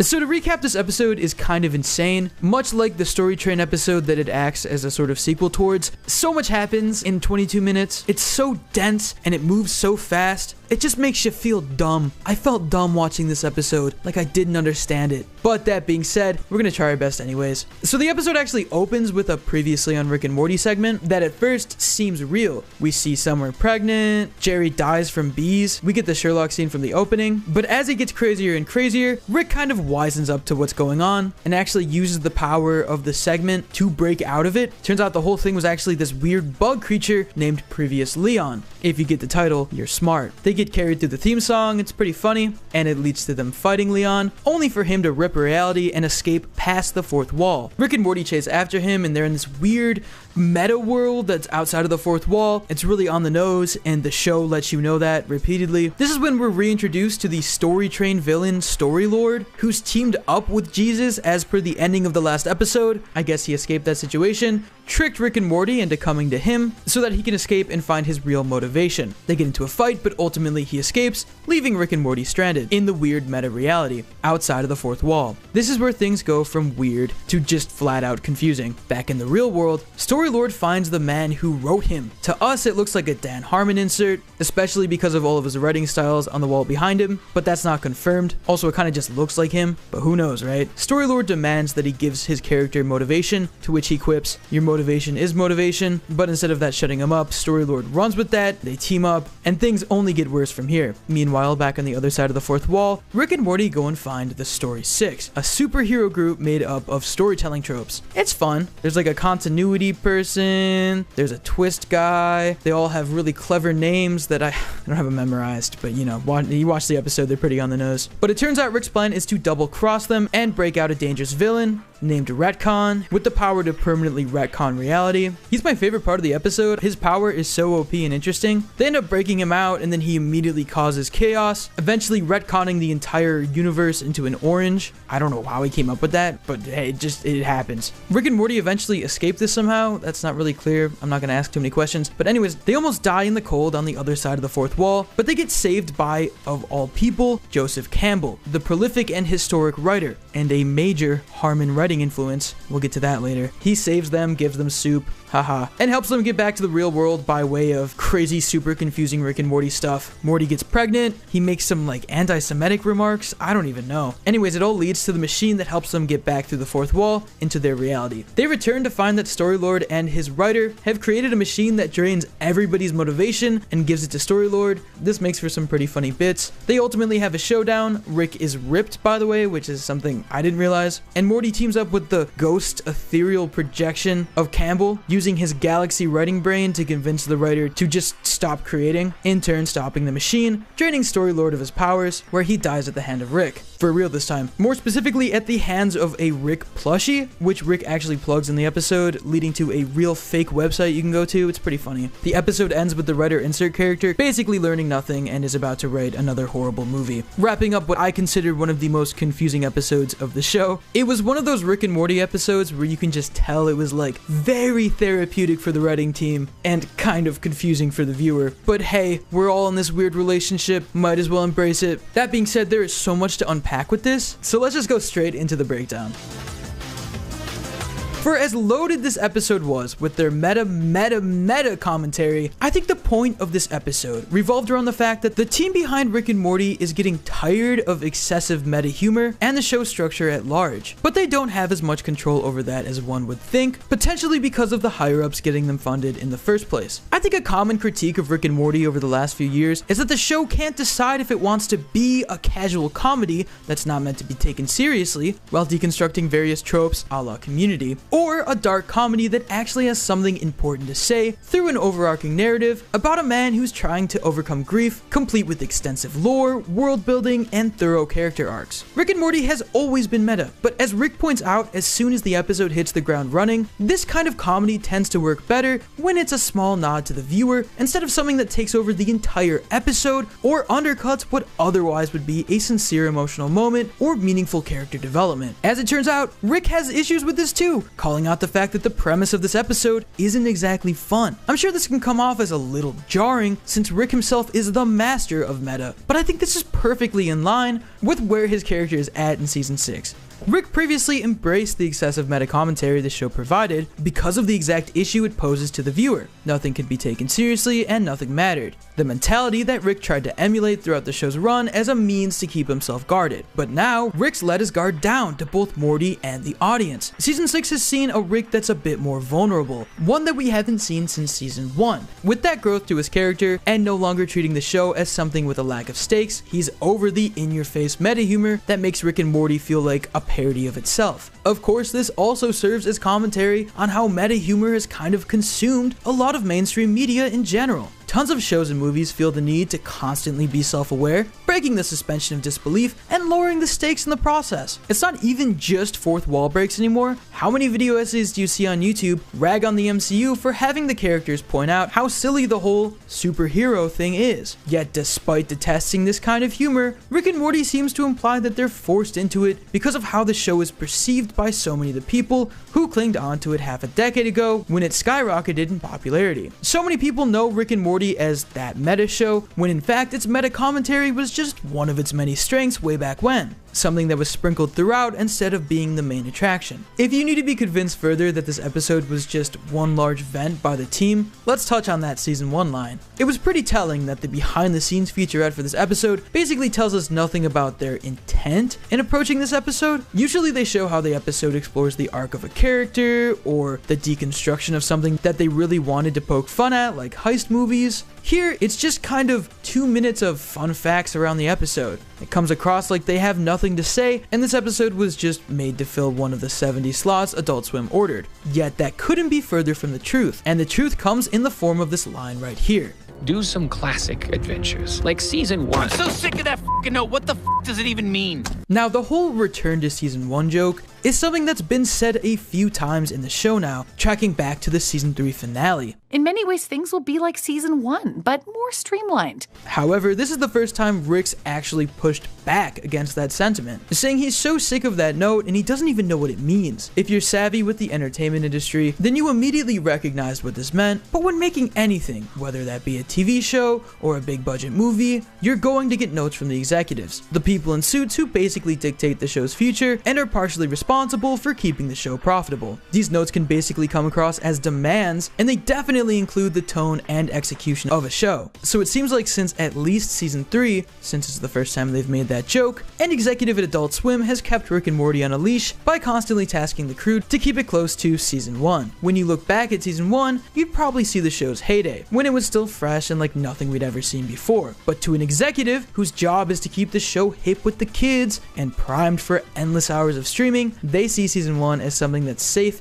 and episodic with an episode or two of lore. That format isn't what made season 1 special. Part of what made me fall in love with Rick and Morty nearly 10 years ago, oh my god, wasn't that it was self-aware and constantly took shots at itself, it was that it knew how to laugh at the tropes itself while still taking the characters and their own struggles seriously. Not to mention there was continuity that I don't think anyone expected, but was more than happy to have around. With Rick and Morty hopping universes, the introduction of the Council of Ricks, Rick's mysterious backstory, and the looming threat of the Galactic Federation, Season 1 built up a lot that Season 2 continued to delve into. But Season 3 is around the point that began to lose the plot. There were still standout episodes for sure, and that goes for Seasons 4 and 5 as well, but that incentive to tune in every week to learn more about the rules of the multiverse and see more layers of Rick's character get peeled back while still having a laugh at the absurdity of whatever mayhem they cooked up that week, that incentive was gone. At least for most people. We were tuning in at 11 p.m. sharp every week. We were real Rick and Morty fans, baby. To Season 6 and even the end of Season 5's credit, it's the first season in years to feel like Season 1 with a status quo reset, continuity ramping up, and the return of genuine emotional moments that aren't always undercut with some sort of joke or jab at the audience. Still, Rick's frustration with that note seems to be the team saying, we don't understand what executives and fans mean when they say more like Season 1. Season 3 tried to have a narrative with the divorce subplot that was followed up on every episode, while still having those episodes be their own adventures. That's kinda like Season 1, but maybe Season 4 is closer to what they were looking for, with only one big continuity driven episode, the season finale, while the rest are fun one-offs that can connect later if they really want to. Oh, that still isn't quite what you were looking for?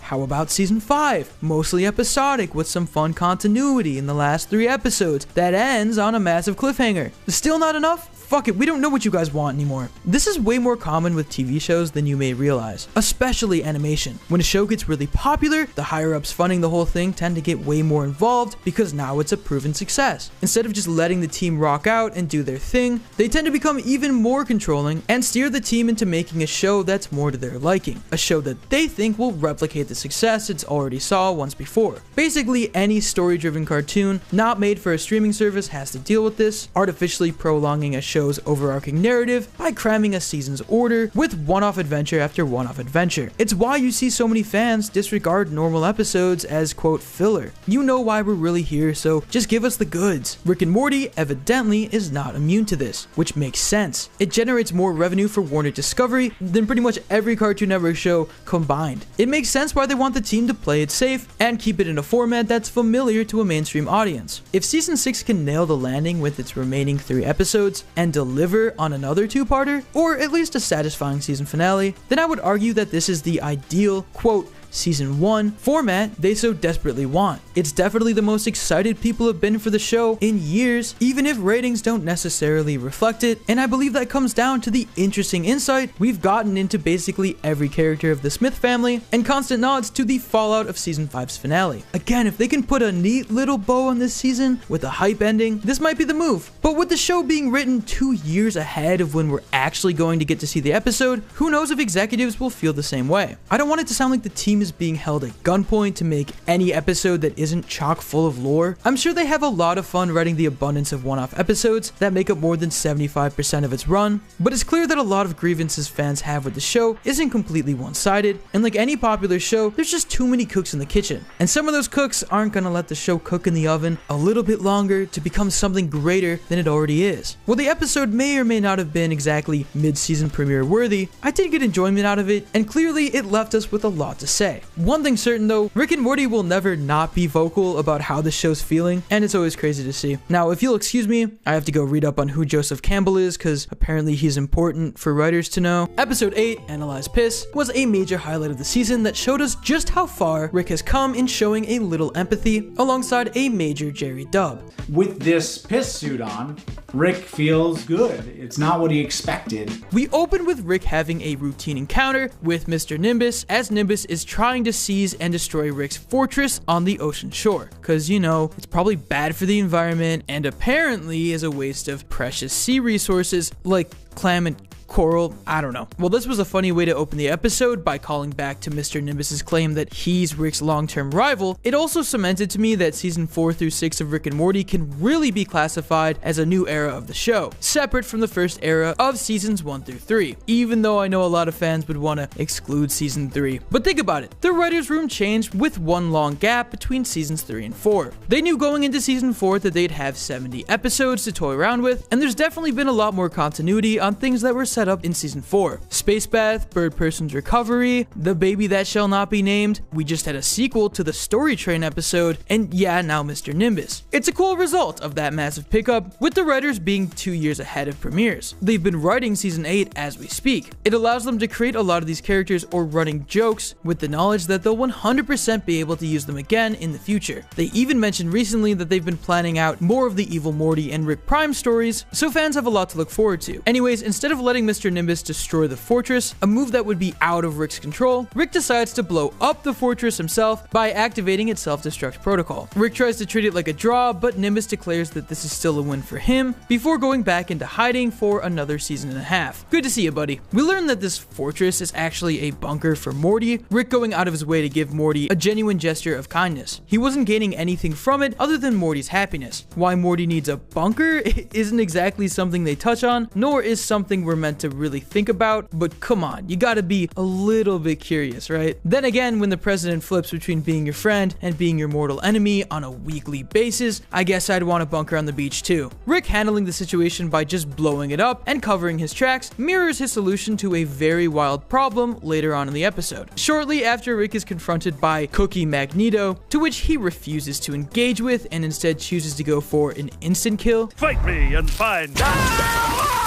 Absolutely brutal. Oh my god. From here, it's pretty obvious what the subtext is to all these 90s styled goofball supervillains. They're haters. The people online who watch the show just to dunk on it, criticizing it at every move, and letting the team behind the show know that they think it's become a steaming pile of garbage. And this isn't just people who don't enjoy the show anymore or think it fell off, but just go about their day, you know, normal people. This is clearly addressing a certain type of the chronically online people who spend their days on social media harassing the crew behind the show, eager to pick a fight. Rick prefers to disengage and ignore the haters, but Morty really encourages getting to the root of the issue and figure out what Rick's doing to attract these absolute freak shows. Rick claims he doesn't do anything to draw negative attention to himself, and if we look at this as a stand-in for the show itself, not doing anything to bait the trolls, then we just know that's a lie. Provoking the viewers is like one of the 4 go-tos this show has when it needs to crack an easy joke, right next to punking on Jerry, pop culture references, and the writer's poorly hidden fetish. God, am I one of those people that the show's making fun of? Am I that green bean God, I hope not. Oh my god. After the theme song, we witness Rick willingly attend therapy for the first time, as far as we've seen anyways, as he seeks out Dr. Wong's guidance, which paves the way for some more meta commentary. I'm a walking target for a never-ending sea of angry nerds that think getting in a fight with me is some kind of, I don't know, platform. I love how Dr. Wong's assessment of the situation basically equates to Rick and Morty holding its toxic viewers hostage by giving them a bunch of episodes they're obviously not going to like, while still milking them of their time, energy, and money for years to come, which is solidified by Rick defending this logic with, I think it's the best I can do to profit from a situation and maybe set an example. Wong encourages Rick to go a week without engaging with these nutjobs, believing it will see positive results, and he agrees only because he hopes to prove her wrong. Also, neat detail, in the trailer Rick smiles when he blatantly lies about his little goblin foe being alive, but in the show he keeps his straight-faced demeanor. I wonder what changed, I don't know. Fast forward to the classic family dinner, and everyone's excited for Rick finally embracing therapy. Real quick, notice there's an empty seat at the table right next to Beth, presumably for Space Beth. But their parade is rained on by none other than the Pissmaster. Yes, that's what I said. God, it's just lemonade. Definitely not some writer's fetish. I'm not gonna read into this one. Pissmaster, I'm just gonna call him PM, or more so his glider, is definitely reminiscent of Green Goblin, and his glider, his position, emulating how Green Goblin stands on his glider in almost every piece of Spider-Man media ever. Rick remains unengaged with the situation, but after some unsavory comments about Summer, Jerry decides to take matters into his own hands. From here, the episode just goes completely off the rails, as we get a legitimate crazy fight between Jerry and PM, with Jerry surprisingly curb stomping the guy, forcing him to apologize to Summer. Bro's been getting dubbed all season. I love to see it. Except what almost happened in the fortune cookie episode, but let's just forget about that one. It's buried buried deep in my mind. Jerry's brawl goes viral across the internet, because of course it does, which goes to his head pretty much immediately. But Rick warns his son-in-law that more trouble is going to follow him because he believes someone out there is going to be jealous of PM's position.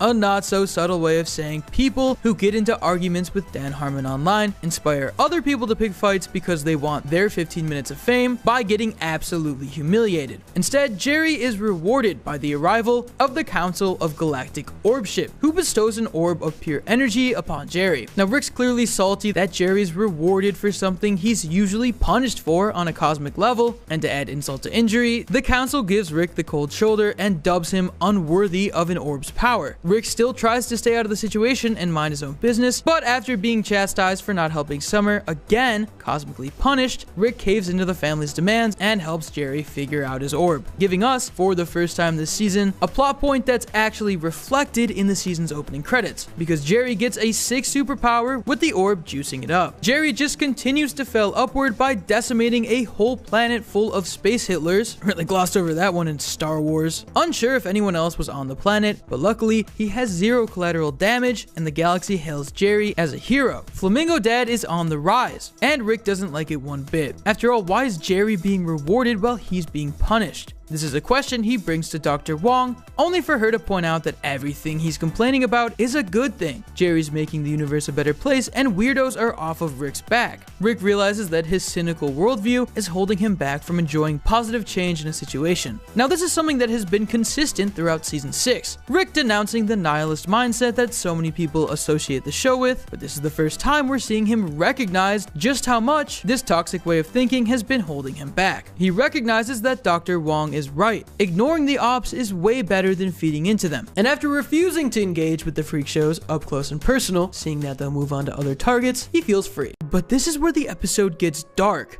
Like end of the Unity episode dark. Rick goes out drinking for what feels like the first time in forever, but it leads into a depressive episode pretty quickly. One thing leads to another, and Rick finds himself at PM's doorstep. He rings the doorbell, but there's no answer. Rick lets himself in, only to find out that PM has committed suicide. Rick tries to revive him, but it's already too late. He's brain dead. Rick tries to bounce out of the situation with a portal like he always does, which would have been the first time he's actually used one all season, but he's prevented by the arrival of PM's daughter. Literally, when I found out he had a daughter, my jaw dropped. Oh, the last thing I expected. Begging through the door to see her father, saying if anything happened to him, she would feel responsible, and honestly, my heart just sank a little bit. Since Season 1, Rick and Morty has always been a master of making uncomfortable scenes really uncomfortable, while still having an air of dark humor. Case in point, Rick masquerades as PM long enough to convince his daughter, but afterwards, PM's suicide note is found by Rick, and the guy, unsurprisingly, blames Jerry. All PM wanted to do was prove people wrong, so Rick decides to fulfill his dream by taking up the mantle of Pissmaster. Now, I was kind of wondering why Rick didn't just pluck PM from another dimension, but I think that boils down to the season's commitment to avoid using portal travel, even though it's now fixed, and the fact that they probably don't want to rely on the multiverse cop-out at every convenient angle. And in an arguably gross yet hilarious vigilante montage, we see Rick do his best Iron Man impression and redeem PM's image, planning to finish off this hot streak by staging a sacrifice, making it look like he died in a blaze of glory. A solution that surprisingly Dr. Wong vibes with, since it appears to be a healthy outlet, which I'm not sure I completely agree with, but I can't help but cheer Rick on given the circumstances. Plus, he doesn't want to keep the charade up forever,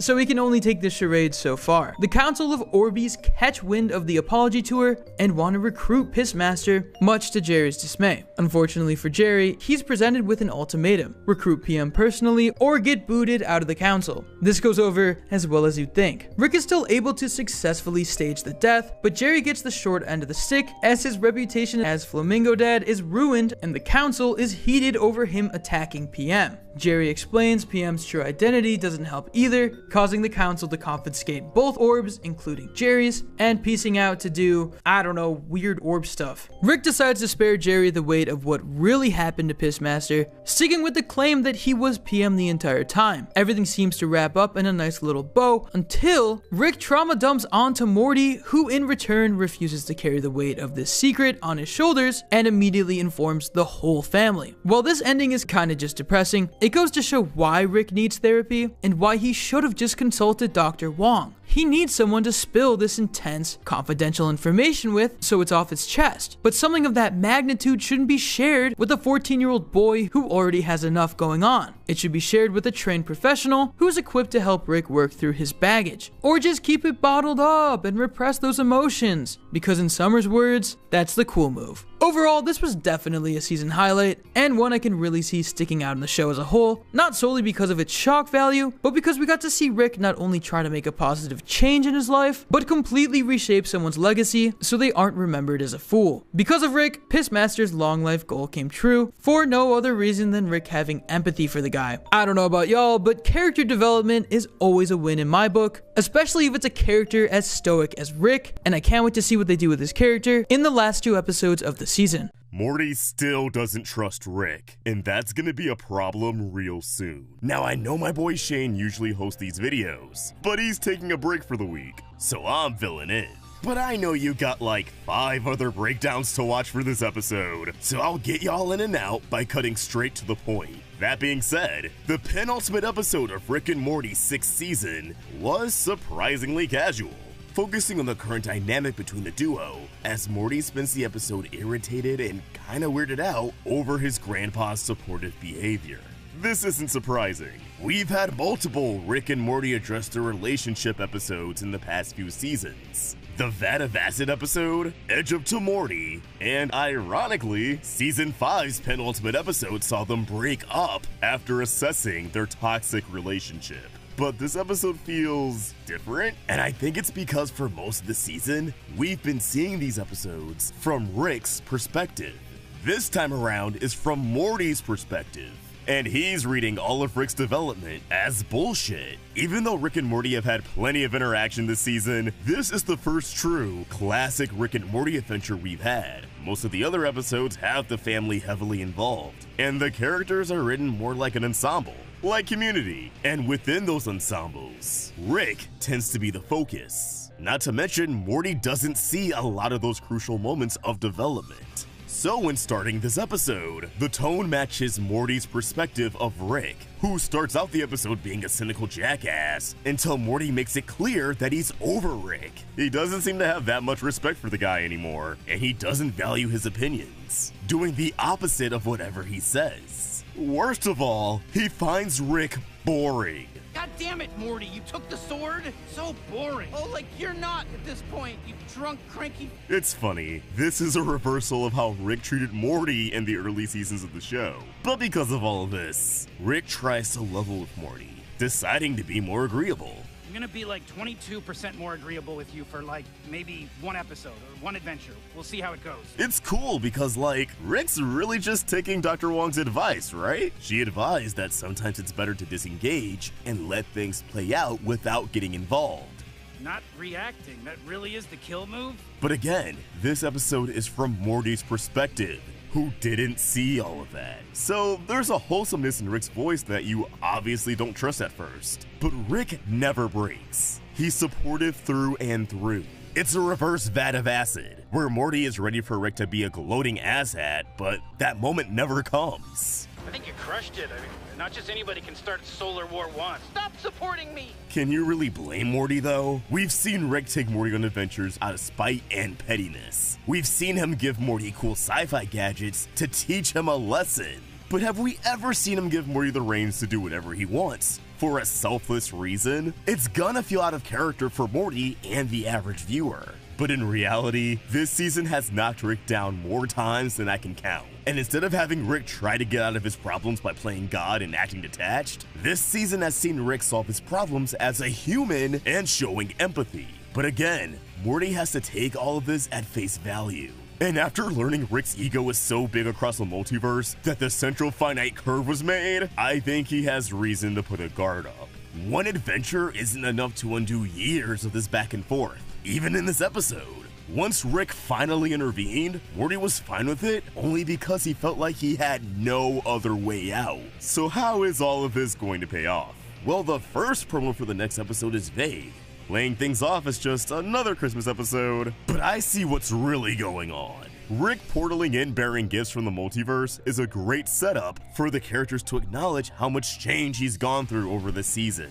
and he just so happens to mention his dead daughter, the C-137 Beth, when handing our two Bethster gifts. The framed photo of the two of us from a universe where she wasn't murdered as a child. Oh my god. Directly tying this episode to Rick's overall arc and the season premiere. You know where I'm going with this. This episode is going to be another bait and switch that could, emphasis on could, see the return of Rick Prime. But judging by the second promo, the inclusion of the imprisoned alien in the sci-fi environment is of course going to remind me of the Galactic Federation, yet the room Rick and Morty end up in is actually a location from the Old Man in the Seat, so who knows what's going on. Either way, I think Morty might end up in another situation similar to the standoff in the Rick Shank Redemption, where his faith in his grandpa is put to the test. And tragically, Morty might not side with Rick. My love for dark endings wants to say something crazy but cliche like Morty leaving with Rick Prime might happen as a big cliffhanger, but we'll see. Last but certainly not least, we have Rictional Mort Poons Rickmas Morcation, another episode that pits Morty against the president while also setting the stage for bigger events to come in season 7. So this season finale kicks off with Rick absolutely blowing the family away with the perfect Christmas gifts. The Beths get a framed photo of their younger selves, and Rick from a universe where she wasn't murdered by Rick Prime as a kid. Jerry gets an extended cut of Miracle on 34th Street, a beloved Christmas classic from 1947, which notoriously was over 2 hours long when aired on cable thanks to extended commercial breaks. It ends up going on so long that not even Jerry is a fan of the extended cut, which is a great reminder that less is more. Summer gets money, the greatest gift of all. Let's not forget Rick is loaded, and Morty gets the conflict of the episode, a real lightsaber. It makes the sound and everything. Does it make the noises? Of course it makes the noises. That's like half the fun. Things get messy in record time, however, as Morty drops the lightsaber in a way that's perfectly vertical, causing it to plummet towards the center of the earth. And once it hits the core, according to Rick and Morty logic, it's basically bye-bye planet Earth. As Rick and Morty scramble to try and catch the lightsaber, Morty discovers that the Rick he's with is actually a robot, and the real Rick has secluded himself in his underground lab for literal months, switching himself out with the robot in the last episode after Morty sized him up as a boring old drunk. Rick telling Morty he'd be 22% more agreeable was an acknowledgement that Rick programmed this robot to be literally 22% more thoughtful than the real deal. Now I gotta give some credit, a lot of fans thought something was off with Rick, and who we saw last week wasn't actually him, and if you were one of those people, you just won verbal affirmation that you're a galaxy brain genius, and here's a cookie. I was under the impression that Rick was like growing as a person and taking therapy to heart, given all he's been through this season, but JK. Something truly is off if Rick isn't at least a little bit of a dickhead. I guess that's the rule of the show. It's actually kind of deep though. Rick believes he's no good to anybody until he captures Rick Prime and is able to put this living hell he's been trapped in behind him. He also believes that Morty doesn't respect him anymore because Rick was vulnerable enough to let him in and see his tragic backstory. And although Rick comes off as a jackass for a majority of this episode, there's no denying his heart is in the right place, at least when it comes to protecting Morty. The robot basically says as much towards the end. Rick literally built me to make you happy, Morty. Anything I do is technically something Rick did. Rick is trying to keep Morty safe by keeping him out of this manhunt because he doesn't want a repeat of what happened to C-137 Beth and Diane. Back in the season premiere, Rick was fine putting his own life on the line if it meant he had a shot at killing Prime. But as soon as Morty tried to involve himself and put his safety at risk, Rick folded and withdrew from the mission entirely. Morty was giving Rick an ultimatum, letting him know that his pursuit of Prime could only end in Rick getting killed. Morty just wanted Rick to let go of all of this and not stoop to Prime's level. But Rick just can't help himself. Prime is his greatest enemy, someone who can't get away with all the pain and destruction he's brought onto the world. Avenging his dead family is Rick's purpose. He can't let go, especially after he got so close already. Like, Prime was shaking his bare ass in front of him, and somehow that wasn't the weirdest thing to happen this season. we actually see Rick analyze that booty when trying to narrow down Prime's location, seemingly giving off the identification 34C. Very interesting, since that weird, colorful dimension Rick and Morty went to all the way back in the pilot was labeled Dimension 35C. Definitely think there could be a loose connection there. Maybe it's an obscure reference, who knows? But jumping back to the lightsaber, the president catches wind of Earth's impending doom and decides to do a little science collab to retrieve it. Honestly, he should start a YouTube channel with how much he goes after the new trilogy, lamenting that Disney ruined the franchise. That's not a defense of the new trilogy. I don't care enough to have a stance on it. Leave me alone. Regardless, Rick has another lightsaber up his sleeve that's basically his contingency plan, a saber to stop the saber. But in an episode where everyone seems to be over Rick's shit, his own AI turns on him after a small back and forth, killing a lot of people in Italy in the process. Excuse me? I'm designed to stay perfectly vertical, not to give constant affirmation. You do your job, I'll do mine. In a way, this episode echoes a sentiment from the season 5 two-part finale, in that Rick and Morty are really a match made for each other and no one else, as not only did Rick get screwed over by his AI, but Morty gets backstabbed by the president. As Morty retrieves his lightsaber, the president confiscates the weapon and reveals his true intentions of living out his nerdy ass Star Wars dreams. But make no mistake, child, I own Star Wars, not you.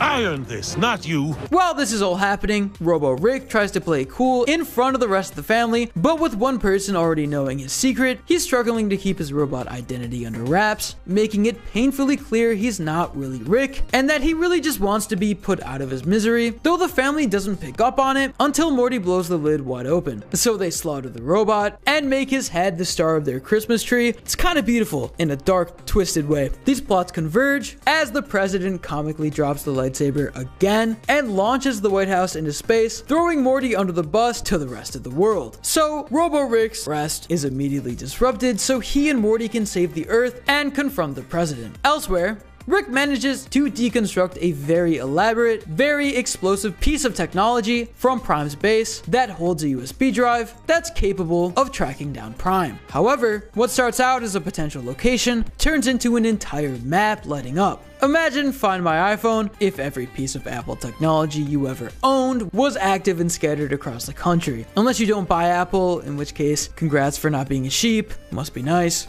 Meanwhile, Morty and Robo Rick confront the president in space, leading to a crazy sequence of Morty going up against the president's Star Wars pitches, such as a robot with lightsaber eyes and a lightsaber Gatling gun, which is just so silly, yet something I could totally see making its way into a Star Wars movie at some point. The Gatling gun actually results in its little lightsabers falling, you guessed it, vertically into the ground and destroying the White House as it gets sucked into the vacuum of space. But before Morty or the president dies, Rick saves both of them alongside Robo Rick, who dies shortly after, but lets Morty know that his grandpa does care about him. The president goes back into obscurity for another 7 episodes, while Rick admits that the robot is right, finally accepting Morty's input into things and letting him in on the hunt for Rick Prime. Rick explains that all of these dots on the map aren't just potential locations for Prime, they're all the places he is. What the actual fuck? It's like Operation Phoenix on steroids. Voldemort, but with sci-fi instead of pointy stick Horcrux magic. The map implies Rick Prime is walking around on some Unity shit, with his consciousness spread throughout countless vessels in the multiverse. And we already saw that one Rick Prime is hard enough to kill, so the fact that there's this many of him, Rick has his work cut out for sure. They made sure things are going to be dragged out all the way to the 10th season, as Rick begins to act super unhinged, slipping into this season's rendition of the 100 Years Rick and Morty monologue, which is pretty much tradition at this point. He makes that aforementioned big promise to Morty and us viewers at home. Rick and Morty season 7 is going to be built around hunting Rick Prime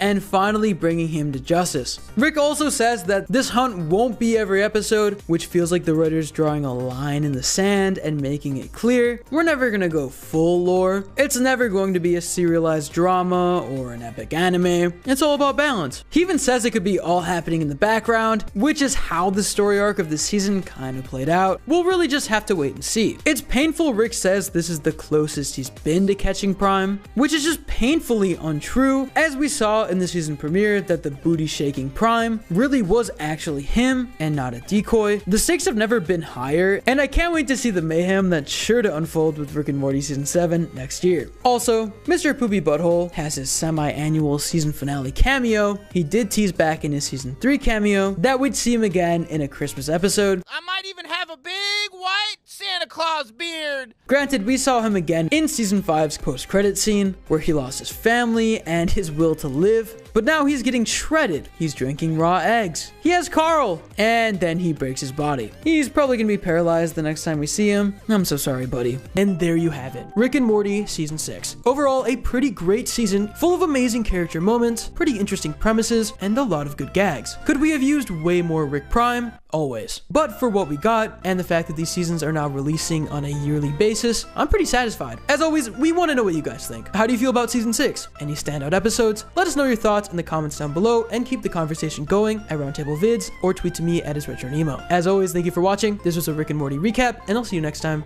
Peace. Despite Gravity Falls being focused squarely on the town itself, you'd be surprised how deeply connected it is to other shows in both a meta and literal sense. A handful of Gravity Falls alumni branched out to create their own shows that not only have a similar vibe and structure to the iconic Disney series, but have Alex Hirsch involved in some way. Executive producer, voicing a main character, voicing a side character. You get the picture. But some of these shows have crossed over with Gravity Falls in pretty big ways. From major characters having ties with one another, to an entire episode of television being dedicated to the madman that is Stanley Pons. I've talked about most of these crossovers over the years, but with Gravity Falls popping off and gaining new fans every day, alongside most of these shows being over and giving us some new stuff to chew on since I last spoke about them, I thought it'd be great to revisit all of these Easter eggs and connections, compiling them into one big crash course, your guide to the Gravity Falls multiverse. I'm gonna leave out small things like Bill Cipher's cameo in The Simpsons or a pine tree hat popping up in a cartoon, and focus on the big stuff.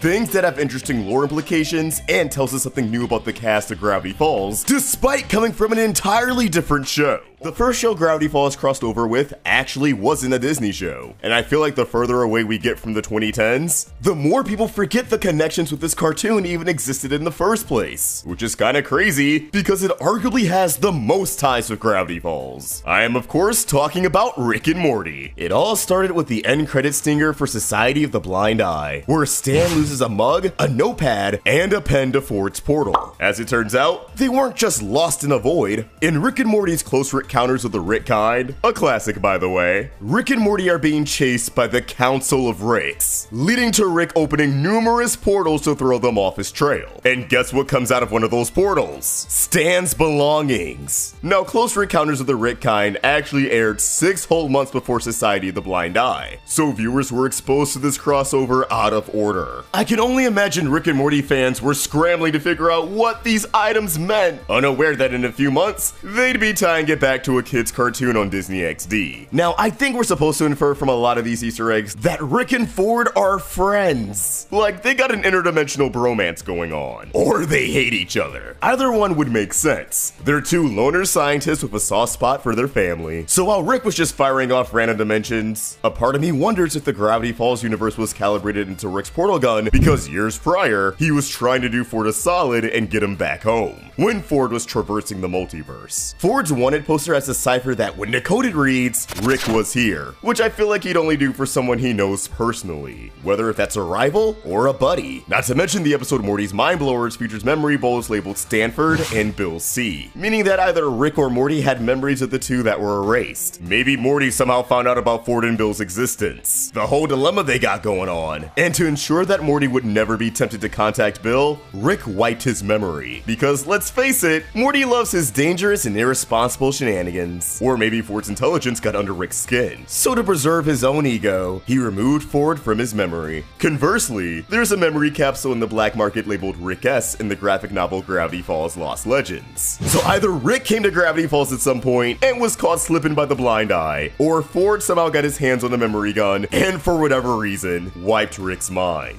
Maybe the two realized their minds and knack for adventure would cause way too much chaos across the multiverse and decided to cut their bromance short, wiping each other's memories clean and staying in their respective worlds. Or since this is Morty's mind blowers, maybe Morty learned about Ford and thought he sounded pretty cool. But Rick couldn't risk Morty idolizing a cool but bitter old man who's really smart and isn't his grandpa. So he zapped Ford's name right out of Morty's head. I know there's no clear answer to all of this, but it's fun to think about. Some Bill Cipher imagery pops up throughout the show, which is cool, because Bill can see through any depiction of himself, regardless of the reality, which means he's definitely keeping an eye on the Sanchez family. Rick's portal gun is exactly the kind of technology that Bill would kill to get his hands on, and it wouldn't be hard to trick any of the Smith family into making a deal, barring Rick and Space Beth. So it tracks that he keep an eye on them, but he hasn't mustered the courage to actually make a move because he knows Rick would catch on to his act fast. And on the topic of Bill, one of his henchmaniacs, 8-Ball, could actually be spotted dead and decaying in an alien spa's toxin tank in the episode Rest in Rick Laxation. However, this machine actually removes the toxicity from your body, leaving it as a sentient goopy clone of yourself. So odds are, 8-Ball just came to the spa and used the tank to expel the part of himself that was willing to incite an apocalypse and go on like a week-long rager, even though time was frozen. Homie's trying to better himself. That's probably why none of the henchmaniacs have called Bill while he's in the Theraprism. They're trying to leave that in the past, bro. Also, 8-Ball's alive in Lost Legends, so yeah, this is definitely not his actual dead body. We also know that there's a Dipper Morty and a Mabel Morty out there in the multiverse, as they were spotted in the Citadel of Ricks, and Mabel Morty pops back up in Lost Legends. Despite these two fitting in the greater Rick and Morty mythos, their existence actually connects to the next show that crossed over with Gravity Falls, Amphibia. I don't know how many Gravity Falls fans have seen Amphibia. Like, if you're an Amphibia fan, odds are you're into Gravity Falls, but I don't know how often it's the other way around. Which is a shame, because the show was created by a Gravity Falls alumni, Matt Brawley, who gave us that insane scene from the Gulf War. You know, the one with Big Henry.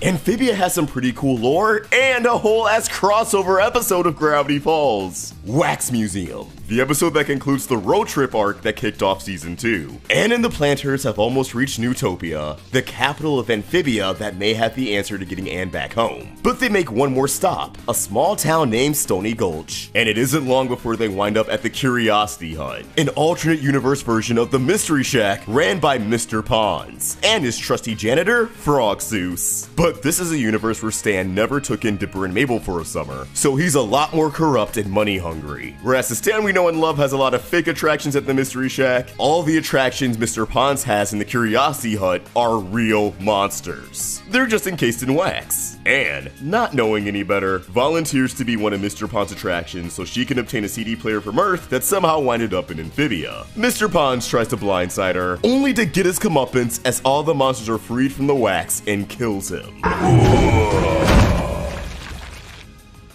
Calm down, everyone. It's just wax. Except for that curator. He's dead. No, this is cute as its own 11-minute thing, but there's a joke from Frog Zeus that, as a certified lore whore, I can't help but read into. Say, Mr. Pons, do you ever get the feeling that we exist simultaneously in multiple parallel universes, completely unaware of the other's very existence? Frog Zeus ponders that they exist in every reality, something that's not only validated by Gravity Falls itself, but Dipper Morty and Mabel Morty. I'd like to think that this ties back into the Bill Cipher Zodiac, that if you're a symbol on the wheel, you exist in every reality, and you're pretty easy to identify. And on the topic of Bill, he appears in a book called Dr. P's Guide to Magic and Mystery. When Amphibia was still on the air, a lot of fans speculated that Dr. P could be short for Dr. Pines, and that this book was written by Ford or an older Dipper. But now that the series is finished, I'm pretty sure it was written by a character named Leaf. Without going into too much detail, she was able to traverse the multiverse for a bit. Although as far as we know, she only came to Earth and then back to Amphibia. It makes sense she's aware of Bill, since she was able to travel the multiverse. He probably saw her as another opportunity to unleash Wyrmageddon and made contact with her. But thankfully, she knew better than to work with him. Amphibia's big bad, the Core, is also currently in the Theraprism, after having its ass handed to it by Anne. I almost feel bad for Bill. A hive mind of narcissists is a lot to deal with, but hey, he's no better. Also, you know how Bill has beef with the Time Baby and tries to kiss the axolotl's ass? Well, I think there's another god out there who he's aware of and vice versa. The Guardian.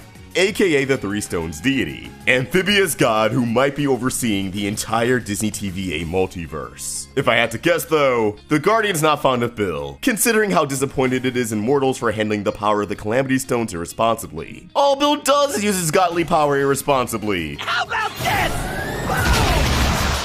Let's move on to our last show, The Owl House. Not only created by the incredibly talented Dana Terrace, but it features Alex Hirsch voicing two prominent characters, and it's a show that directly references Amphibia. And his appearance on Earth is randomly acknowledged in it. I like to think that all of these shows take place on the same Earth, different states just have different art styles. A lot of early teases for The Owl House actually came from Gravity Falls Lost Legends, in the story that Dana helped illustrate. There's a wanted poster of Ida the Owl Lady, and somehow Albert, Ida's palisman, ended up far away from home. Somebody save my boy from the Gravity Falls black market! Of course, the biggest and most well-known connection between Gravity Falls and the Owl House is that, in a shocking twist, Ida is actually Stan's ex-wife. I've made a whole video about this that you can check out, but Ida has a track record for traversing between Earth and the demon realm, stirring up trouble and swindling the masses. And she did this under the alias of Marilyn, which just happens to be the fake name of Stan's ex-wife, who he describes as having pale skin and a sharp tooth, wearing a shirt that says, "Over 30 and very flirty." Sound familiar? Also, this is not a website.com describes Marilyn as cursed and goat tooth.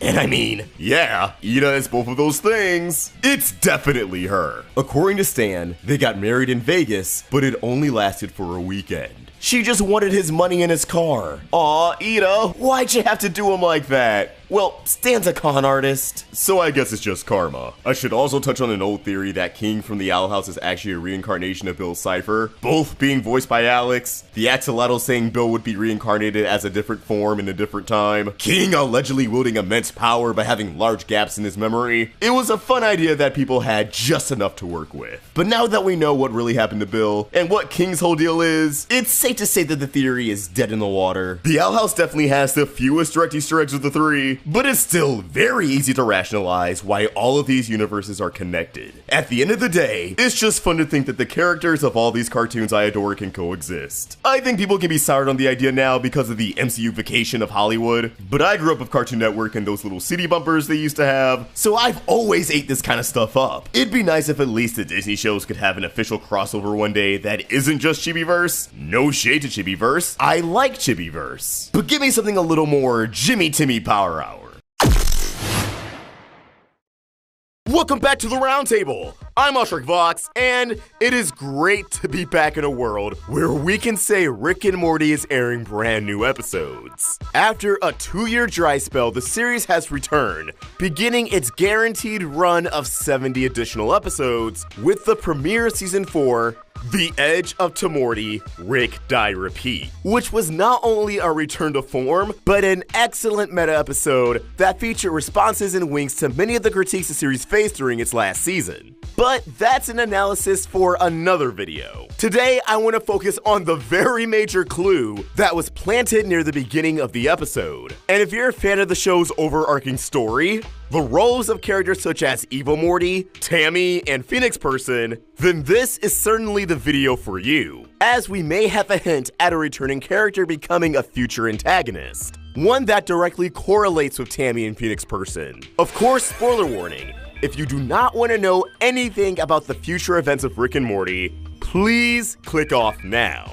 With all that said, let's dive in. Rick, Die, Repeat introduced the very fascinating and very unique concept of death crystals. Gems that don't kill you instantly, but rather premonitions of the way you can croak. Infinite possibilities are always changing, unless you go down a linear path. Although we saw how Morty wanted to utilize a death crystal for his, retroactively pathetic end, something we didn't get too much time to focus on were the apparitions of Rick's death, as one in particular is very telling. And considering it wasn't blatant, I'm confident that this wasn't a one-off gag, but a dose of things to come. As Rick is waiting out his opponents for their weapons to reload, we see that he's briefly on the path of one linear death. However, once his future becomes uncertain, we of course begin to view multiple possibilities. But what we want to focus on is the far left. What's initially displayed is Rick taking a laser blast through the face by either a robot copy of Rick or an alternate reality version of Rick that has different cybernetic implants, which could hint for events to come with the Citadel, but this outcome is briefly replaced with another interesting shot. A possible death where Rick is being held up in the air by two big orange furry arms. Where have we seen those arms before? Well, these big furry arms actually belong to a character we've seen before. Someone who is actually a good friend of Rick's.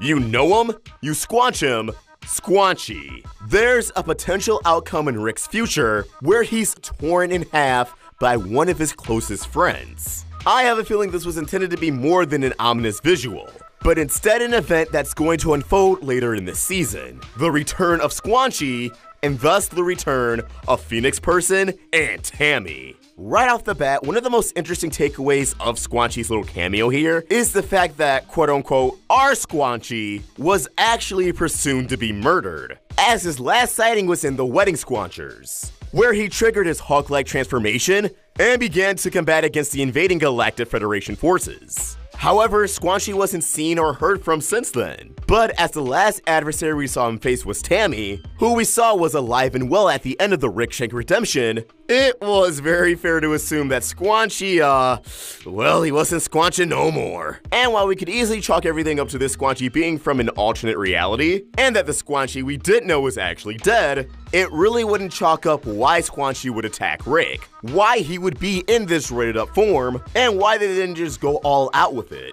Not to mention, we know how writing works. Unless we're shown the body, never assume a character is actually dead. And hell, if Rick and Morty is a show that can show a dead body, yet that character is still alive in some capacity, like the entire premise of this episode, then it's reasonable to have our doubts towards Squanchy kicking the bucket. So assuming that A, this is our Squanchy, and B, this premonition was from the near future, why would Squanchy attack our Rick? Well, I think the answer is rather simple. Squanchy's either under mind control, as indicated by the addition of the color he bears, or he blames Rick for Bird Person's death. Not only should we factor in that since he's in this hulked up form, he may not exactly be thinking straight, perhaps he was unable to revert after the events of the Wedding Squancher.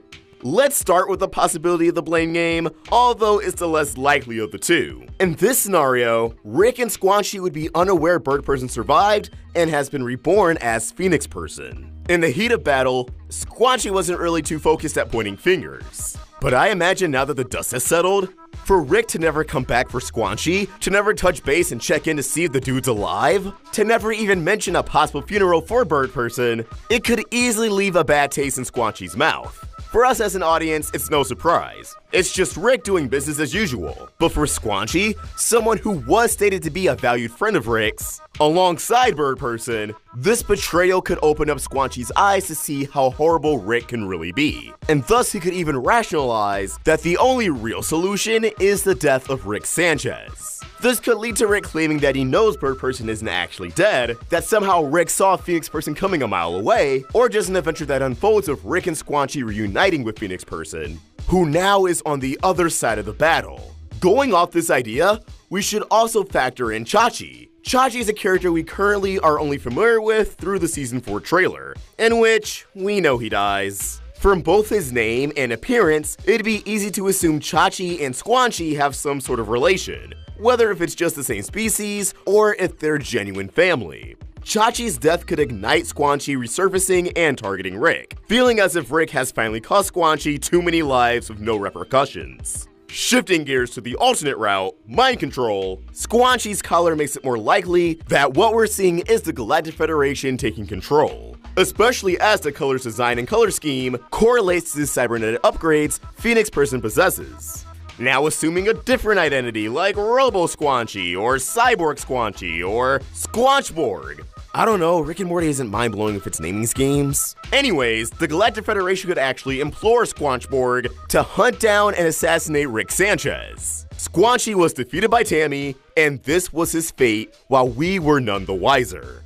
Considering the value of this hooked up form, Squanchy is likely viewed as nothing more than a glorified superweapon in the eyes of the Federation. Although it wouldn't surprise me if Tammy uses emotional manipulation to completely turn Squanchy against Rick. However, either outcome could lead to the same conclusion. Remember, This is nothing more than a potential outcome, and considering Rick's definitely more observant than the average smartass, he likely caught the glimpse and will properly prepare. Still, this isn't a solidified fate, and the variable of friendship could be a strong reason why. Because Squanchy was such a longtime friend. So whether if he's attacking Rick for revenge, or because he's under her higher influence, there's still a glimmer of hope that Rick can get through to Squanchy. Communicate that he didn't actually mean to leave behind him or Bird Person, that he was hyper-focused on saving his family, while also making sure the Galactic Federation and Citadel of Ricks crumbles. Dan Harmon and Justin Roiland already teased that Season 4 would see Rick and Morty deal with consequences. And knowing both of these two from their previous works, it's only natural that Rick and Morty will pull such a move.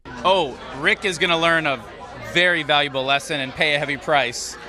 And Morty too, I think at one point. Like the characters are gonna generally Want a thing and then cross a threshold and a journey to get it. New situations and then pay a heavy price and kind of achieve the things that they didn't know they wanted. Spit back out and they're going to be, oh yeah, that's right, that's right. Go to a commercial, then come back and go across a return threshold. Where they burst through the ashes back into the both worlds. Yeah. Inching closer and closer to a deeper serialized story, but one that's still going to be spread out over these 70-something episodes. Oh my god, we have such a long way to go. No matter what happens, I already know the show's going to squanch me up, and I would not be at all surprised if this impending incident with Squanchy is a card the Rick and Morty team is saving for the second half of this season, thus being an episode we won't see until next year after the winter hiatus. Just any hint that we're going to revisit this plot point soon has me beyond excited. Sometimes we'll do classic stuff, other times we'll do whatever. Sometimes we won't even do anything. Rick and Morty did not do anything. But as always, these are just my thoughts, and I want to hear yours. What do you think? Could Squanchy actually return as a villain? Or am I just falling for the bait the Rick and Morty writers are putting out there? Yeah, some nerd out there on the internet's gonna analyze this for sure. Let us know your thoughts in the comments below, or tweet your thoughts at RoundTableVids. And for more of my own thoughts, you can find me at OstricVox. We're also on Instagram. Special thanks to Janky Bones for creating an awesome thumbnail. For more of their amazing art, you can find them on Tumblr at Janky Bones, Twitter and Instagram at BoneJanky, and subscribe to their YouTube channel. Link in the description. Help Roundtable grow by either becoming a member of this channel or supporting us over at Patreon. Link in the description. If you enjoyed this video, please throw it a like and subscribe to the Roundtable for more great cartoon content. Thank you for watching, and I hope you have an awesome day. Welcome back to Interdimensional Intellect on the Roundtable. I'm your host, OstricVox. I'm Retro Nemo. My name is Tom. And we're here for a group discussion on Rick and Morty Season 3. Now that the season's said and done, we gotta talk about what was probably the most poorly received part of the season, and that was Jerry and Beth's divorce. Whoa. So, in the opener of the season, the Rick Shank redemption, at the very end, Rick is free, he's out of space prison, he's home, and Jerry's like, no.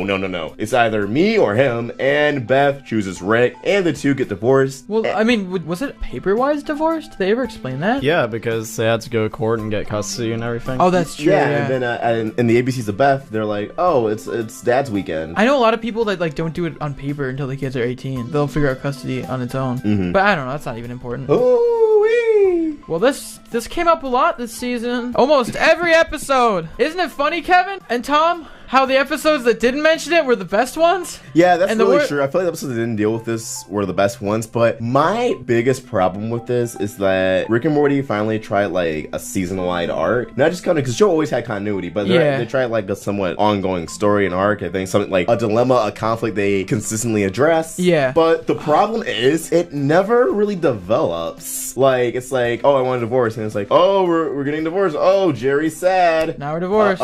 Beth is having troubles with herself. That's literally it. Like, ABC's of Beth was just like, oh yeah, you can clone yourself and just run away, and oh, Jerry's dating again. But like, that's really the most development we ever got out of it. Yeah, I mean, they didn't really dive into it too deep, and I think the fact that you're saying this is the first time they did a season-wide arc is that's true. That's important to consider. And it didn't leave a good impression. No, not at all. I think that I was watching this, and I was just used to how Rick and Morty just had continuity. Yeah. So I'm like, why are they bringing this up so much? Like, this is just like, it's a thing that happens. Don't bring it up all the time. But the fact that it's a season-wide arc is why it was so prevalent. I feel like it didn't mesh well with a lot of the fans. I just feel like a story arc, it should go somewhere. I feel like none of the characters developed from it. It was basically just like a bunch of callbacks every single episode, reminding you that it was a thing. Yeah. I feel like this is gonna be like one of those things where like going back years from now, you're just gonna be like, oh yeah, this is that point in the series where they're divorced, and you're like, yeah. Okay, but here's the thing: like most shows do hit that point where it's like, okay, I guess we're doing this, but when does it happen in its third season? That's still relatively early. Yeah. Yeah, I mean, it depends on how long Rick and Morty goes on for. But also, some shows do it for a lot longer. Yeah. Yeah, that's true. And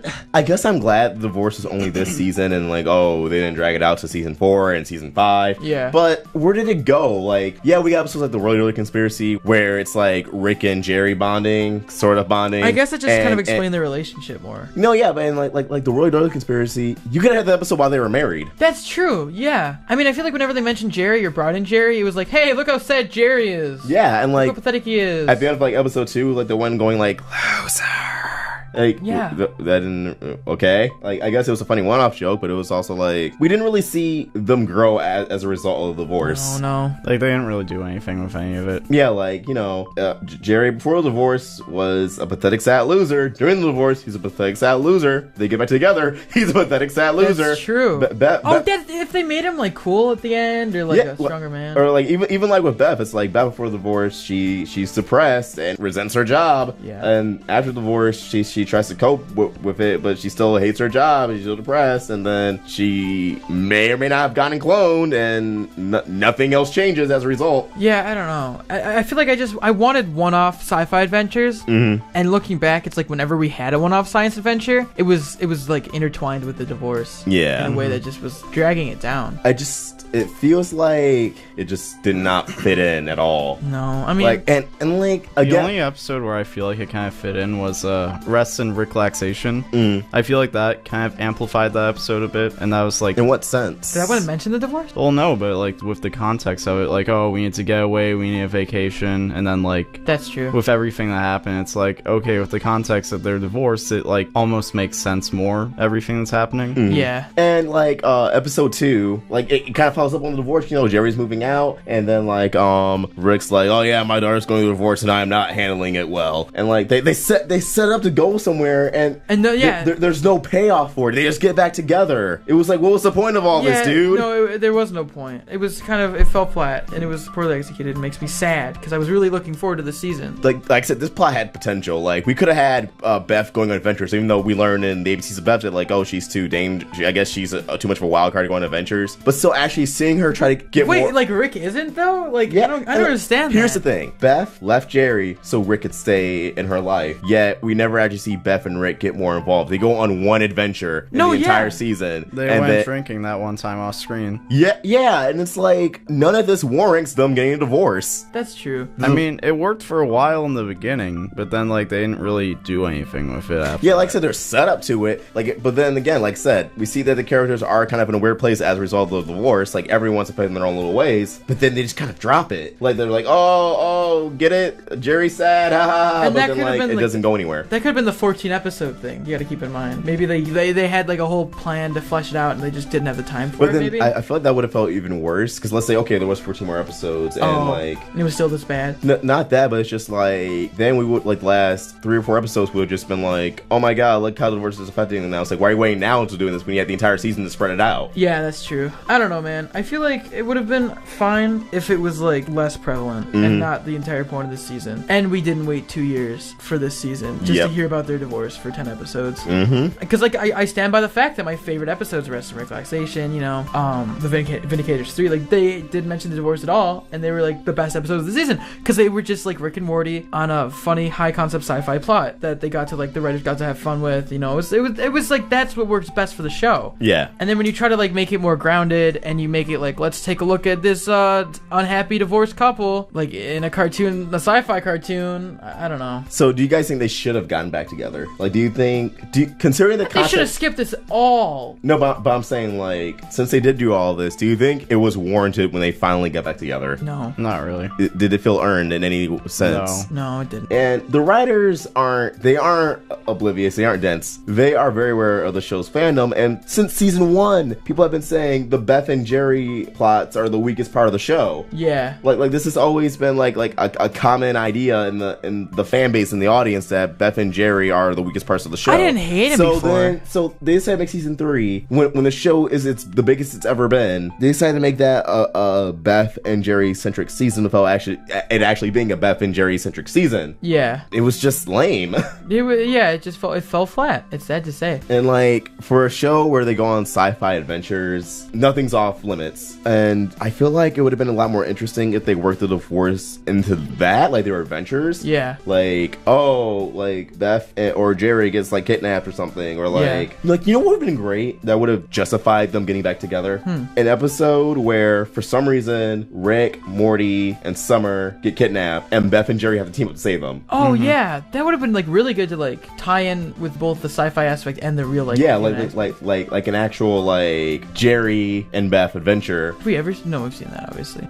I mean, the only time they really gone like on a sci-fi adventure was that like the marriage counseling. Yeah, I guess I would have liked that. Yeah, I feel like there's a lot of ways they could have done this that they just didn't do, and I don't know why they didn't do them because it seems kind of obvious. Yeah. You know what else I think is kind of weird? What? How they had Summer on an adventure for that one episode, and then like it never happened again. Yeah, and like it was like, okay, this season's gonna showcase how Rick's affecting Beth and Summer, but then Summer was only on one adventure, and the rest of the season she's just on her ass. We're sad that her boyfriend dumped her because her boobs aren't big enough. Yeah, like that made me mad. Her character flip-flopped way more than it needed to this season. Like if it's not even that. It's like, why have her on adventures and be like, oh, Summer, you're really good at adventures. Oh, we're not gonna have you on any more adventures. Like, what the fuck? Like it would have been better if they just stuck with that. Yeah, I thought that was actually kind of interesting. Yeah, and it brought some laughs. Like Summer getting married to what's his face, the Mad Max guy, and then just like sitting on his ass. I mean, yeah, that was funny. I felt like it added another dimension to the team. Yeah, definitely added more layers. Yeah, because I feel like it would have like showed how the series progressed if by like the end of the season, like there was more people going on Rick and Morty adventures other than just Rick and Morty. I mean, if their adventures are going to impact the family this much, the family should start joining them, and they should become like a unified like sort of group. But tying it back to divorce, the divorce didn't feel necessary, and then getting back together didn't feel necessary because there was no payoff. There was no build to it. There's no setup. There was no point where it's like, okay, they need to get back together. There was even a moment where like Beth like smiled at Jerry, was like, oh, maybe I'm making the right decision, and then something makes her like cut back to it. But like no, it was just like she ran over the first time she needed him. Yeah. And, like I get, the characters of Rick and Morty aren't supposed to be good people or anything, but it's like they still have to make sense. Yes. Yeah. Like it wasn't believable. Yeah. Like if you do something like that, you have to be able to convince your audience that it's correct. It's storytelling. I don't think anyone felt that way. Yep. It's the women writing.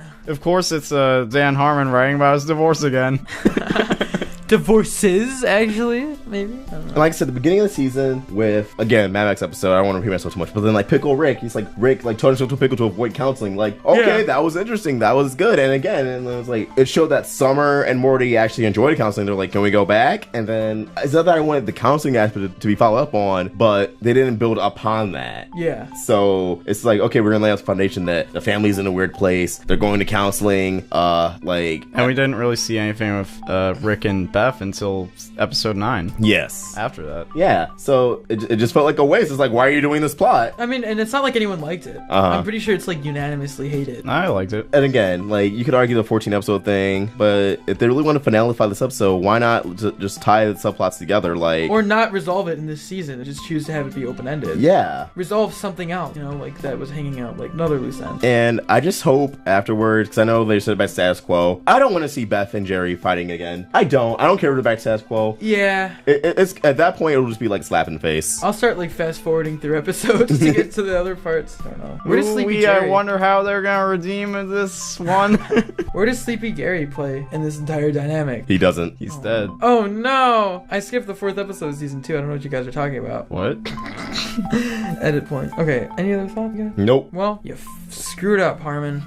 You bit the bullet. You bought the cow. You bought the farm. So I already provided my way of how I kind of would improve the marriage, like having Beth and Jerry going on an adventure where they have to team up to save their family or something along the lines of that. How would have you guys fix a marriage, or how would you guys improve upon it? Because it's easy to just say, oh, I don't like this, but like, how would we improve it? Well, if I was writing for the show, I'd definitely do like another plot where like they each move on to different pool to show like kind of like what that would be like. Yeah, and like the ABC's of Beth kind of did that, but it wasn't genuine. No, because I don't know, it was like a one-off like online girlfriend. I want to see what kind of guy Beth could have gotten. Yeah. And how that would have affected Jerry. I don't know. Not stuff just like Jerry, that. but the kids too. Like, all the interesting stuff that could have happened with them getting divorced, they did not touch on at all. Yeah, it's like divorce actually affects families. And first they did a good job of that, but it was like, okay, what about when Beth starts dating again? Because that's an actual thing that happens in divorced families. Yeah. I would want to see like a legitimately like really like sweet and great guy dating Beth, and then like Rick scares him away. Yeah, not I even mean, Rick scares him away, Beth scares him away. Or like there could be an episode where Rick tries to make like the perfect husband for Beth. Like this, like sci-fi stuff like that. Like that would have been perfect. Oh man, you're giving away plots for a 12th episode, 13th episode. Or even like, because the first episode of the season, I believe it was the first interdimensional cable. Yeah. When like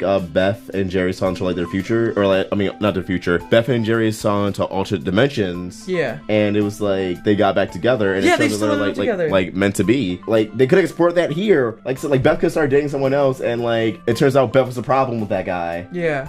And like Jerry could have tried dating, and he was really successful, but then like he just wasn't happy with the girl. Yeah. There's so much they could have done, and ultimately they didn't do anything. Like they brought it up every episode, but it sure as hell didn't go anywhere. It was just an annoyance. It just like it's like stop talking about this. Yeah. Or they could have done like Jerry actually starts to become successful, and they realize that like Beth is a toxic person in his life, and then Beth starts to try and get back with him, and he's like, no. I thought they were gonna do with the when I read the original description of ABC's of Beth, and then she was gonna turn on Rick, but that didn't happen. My theory was wrong. Ends the video.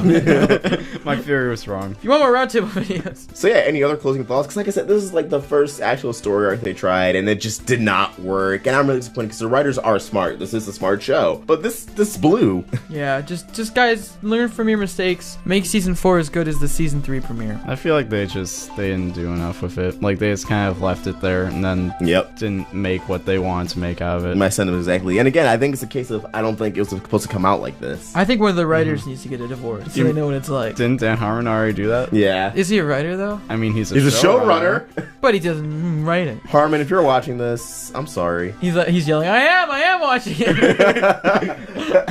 Oh, I'm gonna beat the shit out of that one kid. Hope they don't go to Comic-Con.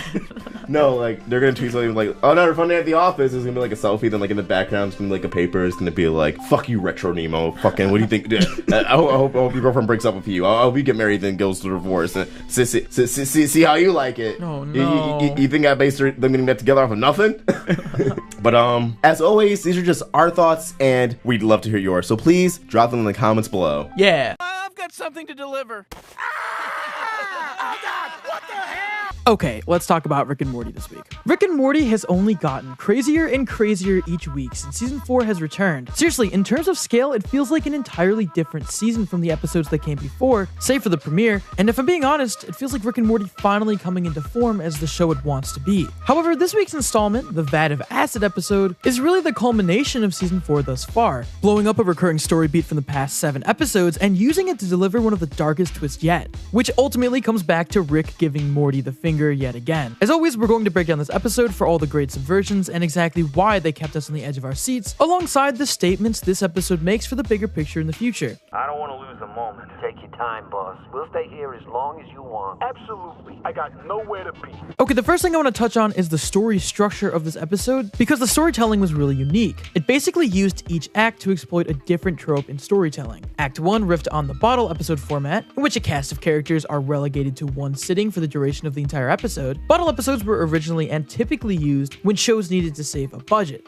A famous episode would be in Friends with the episode The One Where No One's Ready, where the entire episode takes place in their apartment. Sometimes they're made when one script falls through and they have to make another one really fast, but the point is, it's very Rick and Morty to make fun of a television trope, period, and I'm glad they finally touched on this one. They did it in a funny way. This episode, from its cold open and special title cards, make you think this will be Rick and Morty's Brian and Stewie, but you know, actually good. Just kidding, I love you, Family Guy, you're a beautiful soul. It seemed like Rick and Morty would have to hide in a vat of acid for the entire 22 minutes while waiting for their adversaries to leave so that they could finally make their escape. Now, consider we haven't had a proper interdimensional cable in eons at this point. This would have made sense as an improvisational episode, hearing a bunch of on-the-spot dialogue while inside the vat. This episode relies on the audience's prior conditioning of gimmick episodes, using those expectations against us to switch the episode's tone. However, it's derailed entirely by Morty, which is reflective of his character in season 4 as a whole, but we'll touch on that later. At this point, this episode switches gears entirely into Morty actually obtaining an invention he wanted from Rick. The trope of the episode shifts as well, indulging in the wonderful world of montages. Isn't that fun? Don't you love those? Still relying on the audience's past experience with the show, with montages such as Roy, Rick and Summer getting buff, or even the parasitic montage found in the last episode. Yet they catch us by surprise by having the twist of this episode being grounded in reality, a huge fear of many people in life, as opposed to something sci-fi disrupting the story. Tell me, out of all the crazy stuff you've seen in Rick and Morty, what did you expect to happen? Morty's adventure being undone by a supernatural disaster, Morty naturally growing bored with his new toy and becoming even more desensitized to life, reinforcing the themes of nihilism, or a sudden plane crash that becomes an intense sequence of survival and strategy? Let me tell you, I would have picked A or B any day, even though C does sound like the most Rick and Morty in hindsight. The storytelling of this episode finishes strong with the aforementioned consequences you expect to hit way earlier. Rick revealing to Morty that he hasn't been experiencing do-overs through time travel, but with the same thing Rick has always done, interdimensional manipulation, with a whole bunch of Mortys dying in the process. You think this is harsh? Consider the fact that Rick essentially just created a more complicated and gruesome version of his portal gun just to one-up Morty for not liking his vat idea, and then forcing Morty to not only converge the probable realities, but face a near impossible situation that resolved with, you guessed it, a vat of acid. Truly a hilarious ending. But even if we go with the fact that Rick hates being made fun of, what about Morty's words struck a chord so deeply? Well, for that, we're gonna have to talk about some character development. I'm very proud of that episode. It was a pretty quick process. Quick death, come on. We kind of wrote the episode as far as like figuring out the structure of it in a day, and all of us were still kind of weirded out that it worked. It was so dumb. All of us were like, this idea is incredibly stupid. The funniest thing we could do is try to make it a whole episode. If there's something stupid about this idea with the bones floating up, okay, well, make the story about whether or not it's stupid. I thought it'd be so funny if it turned out that all of this was just an insane runaround to get another I told you so. Did you have fun, Morty? So this episode worked wonders when further fleshing out both Rick and Morty's characters. Throughout all of season 4, Rick and Morty have clashed heads more than ever before, and for the most part, Morty has gotten off relatively scot-free from Rick. However, what changes this time is that Morty straight up dismisses Rick's plan, insulting it for being cartoony and overly complicated for the dimension's smartest scientist. And here's the thing, while Rick got the upper hand towards the end, I don't think he was really bullshitting before handing Morty the device. Their fight, I felt, was real because all of Rick's serious conversations with Morty throughout the season have been scarily grounded, with no immediate comedic payoff. Sure, his mini existential crisis was theatrics, but before then Rick had no way of knowing Morty's mindset. Morty spitting in the face of Rick's plan was unaccounted for, and that is definitely the biggest change in this entire season. Morty is now unpredictable. Rick is losing his grasp on him as Morty becomes more unfazed and unimpressed by Rick's constant string of sci-fi antics. Rick tolerated it because until now, Morty's defiance never affected Rick's life's work, his inventions. Rick losing his chokehold on Morty put them on a different playing ground because Morty is the individual closest to Rick and thus knows how to deconstruct Rick. If Morty knew he had the advantage over Rick, their entire dynamic would change fundamentally. Rick's lesson to Morty was the assertion that he'll always be on top, not Morty. If Morty had a say in the quality of Rick's inventions, and even more so, Rick taking ideas for inventions from Morty, Rick's own pride and ego would be compromised completely. Yet that doesn't subtract from the fact that Rick still didn't fulfill Morty's request. And that's another huge takeaway of this episode. It recontextualizes one of the longest running gags of the entire series, Rick and Morty's deliberate lack of time travel, and displays that in a whole new light. Morty wanted a save point device that utilized time manipulation to relive and experience a previous point in life. Rick instead gave him a device that allowed him to reenact events and experiences different from outcomes in different realities. Think about it. This concept sparked a screaming match between the two in which Rick ultimately threw a tantrum once Morty suspected Rick didn't actually know how to experiment with time travel. Rick claimed, of course, that he could do it. He even said as much to Morty once he crafted the device, but at the end of the day, he didn't do it. He says it's because he doesn't respect time travel, but we know Rick isn't above exaggerating, lying, and omitting information in order to remain the superior. Now, you could look at this episode a lot of ways, but one of the biggest takeaways of this episode for us is that it seems Rick Sanchez doesn't know how to master and manipulate time travel, at least in the way Morty envisions. It seemed as though he really didn't know how to make the device work the way Morty wanted, covering up his lack of knowledge with apparent spite. And once this comes up again in the future, it'll probably change everything. This is a twist that makes sense when you really think about Dan Harmon's subversion of storytelling. Rick and Morty has made it clear on multiple occasions that they're not going to stick to the same rules for the entire series. The season 4B premiere kind of proved that. So their initial rule of no time travel, even going so far as to put time travel stuff in a box on the shelf, a very literal metaphor, would be the perfect way to create a twist in the series that fans never saw coming. Maybe time travel is Rick's biggest Achilles heel, and the season will really dive into that. Both Justin Roiland and Dan Harmon have claimed for years that time travel wouldn't be utilized in Rick and Morty because they believe that every possible story that could be made out of the concept has been done already. It was the purpose of keeping it shelved in the background of every episode. But that's where things get interesting. I mean, we know this rule was broken earlier in season 4 with Rattlestar Galactica, an episode that uses time travel to the fullest, even if Rick and Morty themselves weren't on a time-hopping adventure. Instead, Rick enabled Snakes to go on a time travel adventure and have their involvement work around it. Yet he doesn't actually invent a time machine himself. What if they broke their time travel rule for a reason? Because of what this episode sets up for the future. We've discussed before that Rick and Morty doesn't necessarily have a big overarching plan, and that a bulk of these stories are made up on the fly, even when they come back later. However, that's typically referring to the show at large. I mean, when Evil Morty was introduced, they weren't accounting for the Ricklantis mix-up. This isn't to say that they have no idea where things are going to go at the end of the season when working on an earlier episode, but I believe that this entire time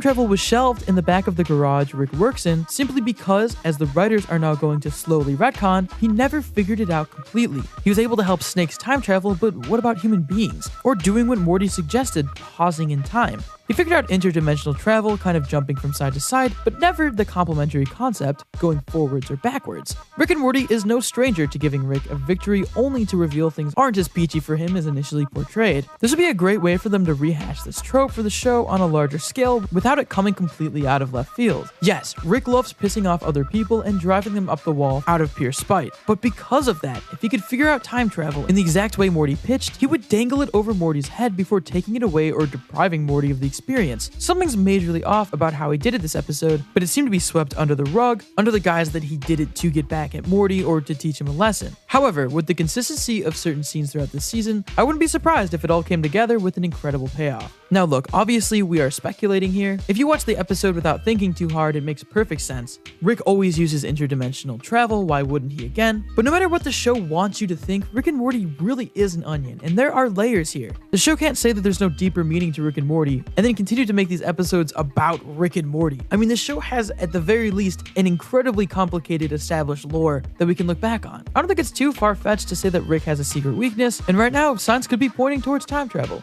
Another thing this episode utilizes to its advantage is continuity. Specifically, when Rick says a line, there's no such thing as a bad idea, just bad execution.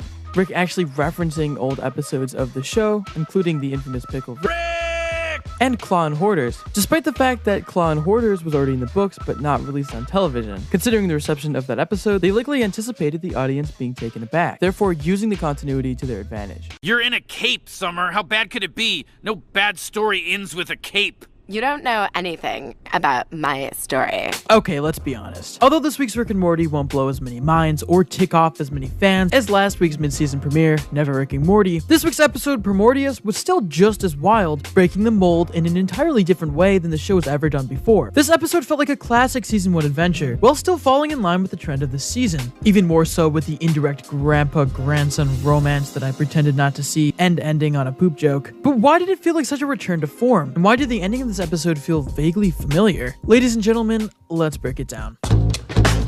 At a certain point, we thought, what if we just did non-linear storytelling, which, as far as I know, is like a first for us. In Dan Harmon's own words, this was the first non-linear story of the series, which at face value sounds crazy, considering how off the rails the show's gotten before, with episodes like Interdimensional Cable or Morty's Mind Blowers, but those are more so anthologies, and still framed with one cohesive narrative each time. Remember when Jerry had to go into alien surgery and needed to give up his penis? Simpler times. But this time around, the show breaks the non-linear format by dabbling in a little how did they get there scenario, starting the episode in the middle or climax, and spending a portion of its runtime revealing how the characters got into their current situation in the first place. As this was the first time Rick and Morty took a stab at this concept, it makes sense that they would take a step back from the meta commentary and balls to the wall self-analyzing for something simple. Another take on the world of Parasite/Hive Mind stories with the lovable Glorvo. previously toying with the idea of parasite/hive mind stories in classic episodes like Total Recall and Autoerotic Assimilation. Wow, those 2 episodes were back to back. That's actually crazy. Just like earlier episodes, the story is just another sci-fi parody and nothing more. Whereas later seasons aim to take on the tropes of stories and the tropes of those tropes. It just got so complicated. But since episode structure is the sole focus here, it's the main thing they're playing with, the contents of said structure work best when just kept simple.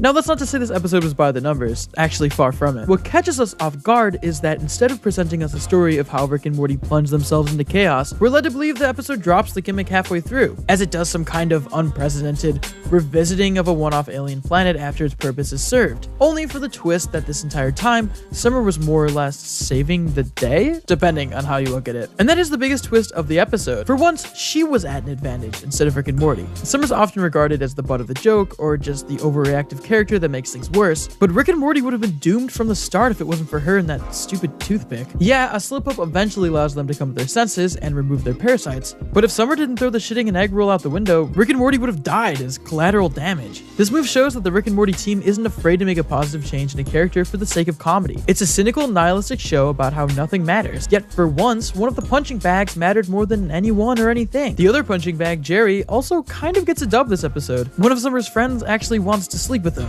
That's one of the best things that could have ever been said about Jerry. Why are the writers being so nice? I don't understand. Okay, let's backtrack for a second to collateral damage. We really need to unpack the other big subversions of this episode. Not just that Rick and Morty finished up an adventure in the first act of the episode, utilizing Beth and Jerry in the least obnoxious way possible, but the fact that Rick and Morty actually returned to the scene of the crime. Though fans can get into an argument about the quote bigger plot and fan theories or whatever, Rick and Morty does have continuity. Things that happen in this world stick and are only undone if the characters can undo it, which means each and every planet ravaged by Rick Sanchez stays in that condition until further notice. This one move reveals a few things. Morty never really considered the long-term effects of the carnage he's become accustomed to, and because he begins as an empathetic character, this was an important moment for him to have. For the first time since Rick Shank Redemption, Morty had to come face to face with the aftermath and consequences, and he shows a hint of remorse, wondering if they went too hard on the Glorbo. I think it's important to note this moment, not just for Morty's reaction, but for Rick's, unraveling his mindset ever so slightly. He knows how devastating his adventures with Morty can be on others, but because he washes his hands clean after each one, he's able to live with it. You can imagine that Rick has wiped out his fair share of alien races and planets, so after a while it probably becomes numb to him. There's also the fact that Summer convinced these aliens to be all about peace, but because Rick and Morty were as dark as they went all about business as usual. I think that's 3 twists within one subversion. Is that a record? Is anyone keeping track? There's some heavy irony in Rick's one meta jab in which he says, "I don't sequel, it's called Integrity," referencing the Purge planet and Gear World, both ending in a massacre, as Rick and Morty shortly after indulge in another well-animated, cool to look at, over-the-top, and definitely excessive action scene. But the blood was green this time, so who cares about the last bit? But that line was actually pretty important. It seems like they're laying out some groundwork for future episodes by calling out how they're unlikely to revisit the Purge planet or Gear World, remarking that there's a lot of mileage. This is a clear example of the writers speaking through Rick, but with the concept of revisiting these decimated societies now on the table, and the fact that there's still 60 more episodes that await us after this season, would it be too surprising if either of these pop back up, especially with Gearhead already making a quite gruesome cameo earlier this season? Finally, this episode displayed 2 instances of what felt like potential continuity, one serving as an out-of-nowhere, somewhat emotional moment? At least I think so. Rick and Morty end up bonding while completely destroying Glorv, Rick stating how he's been caught up in his own head, and how Morty wants Rick to let him in more. Rick and Morty are the central characters. It's no secret that they drive the story in every facet, but considering how the bigger episodes tend to really focus on how their relationship is changing, this felt like a setup for something big. The moment itself had no punchline. It wasn't some stealth joke, which I thought it was the entire time. Sure, you can find some comedy in the fact that they're having this conversation while ending a plethora of alien lives, but this isn't casual conversation or something to blow air out of our nose. It was just real. Considering the pattern of Rick and Morty's dynamic this season and how they've been apart more than they've been together, I'm kind of uneasy about where this could end. But the last thing I want to talk about is the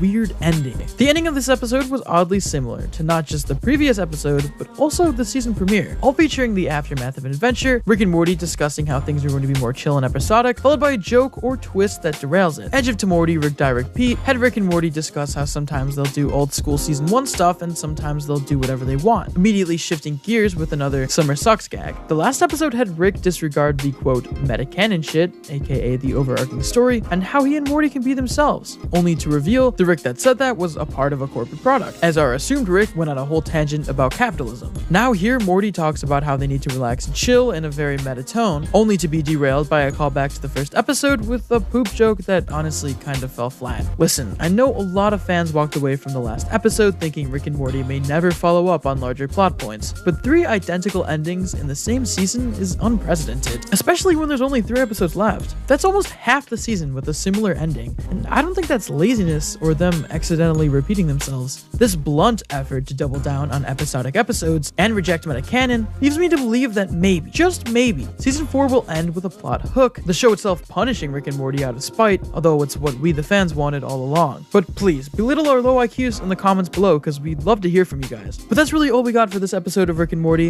Again, it was a return to form, and I thought it was pretty funny up until that very last joke, but other than that, pretty solid episode. I'm loving season 4 so far, but I want to know what you guys think. Let us know in those comments down below, or tweet to us at Roundtable Vids or me at Nemo. If you want to consider helping out the Roundtable, you can support us on Patreon or become a member of the channel and get exclusive access to scripts and avatars. As always, if you enjoyed this video, make sure to give it a like, share, and subscribe to the Roundtable for more incredible cartoon content. As always guys, I'm Nemo, this is Rick and Morty video, and I will see you next time. Peace.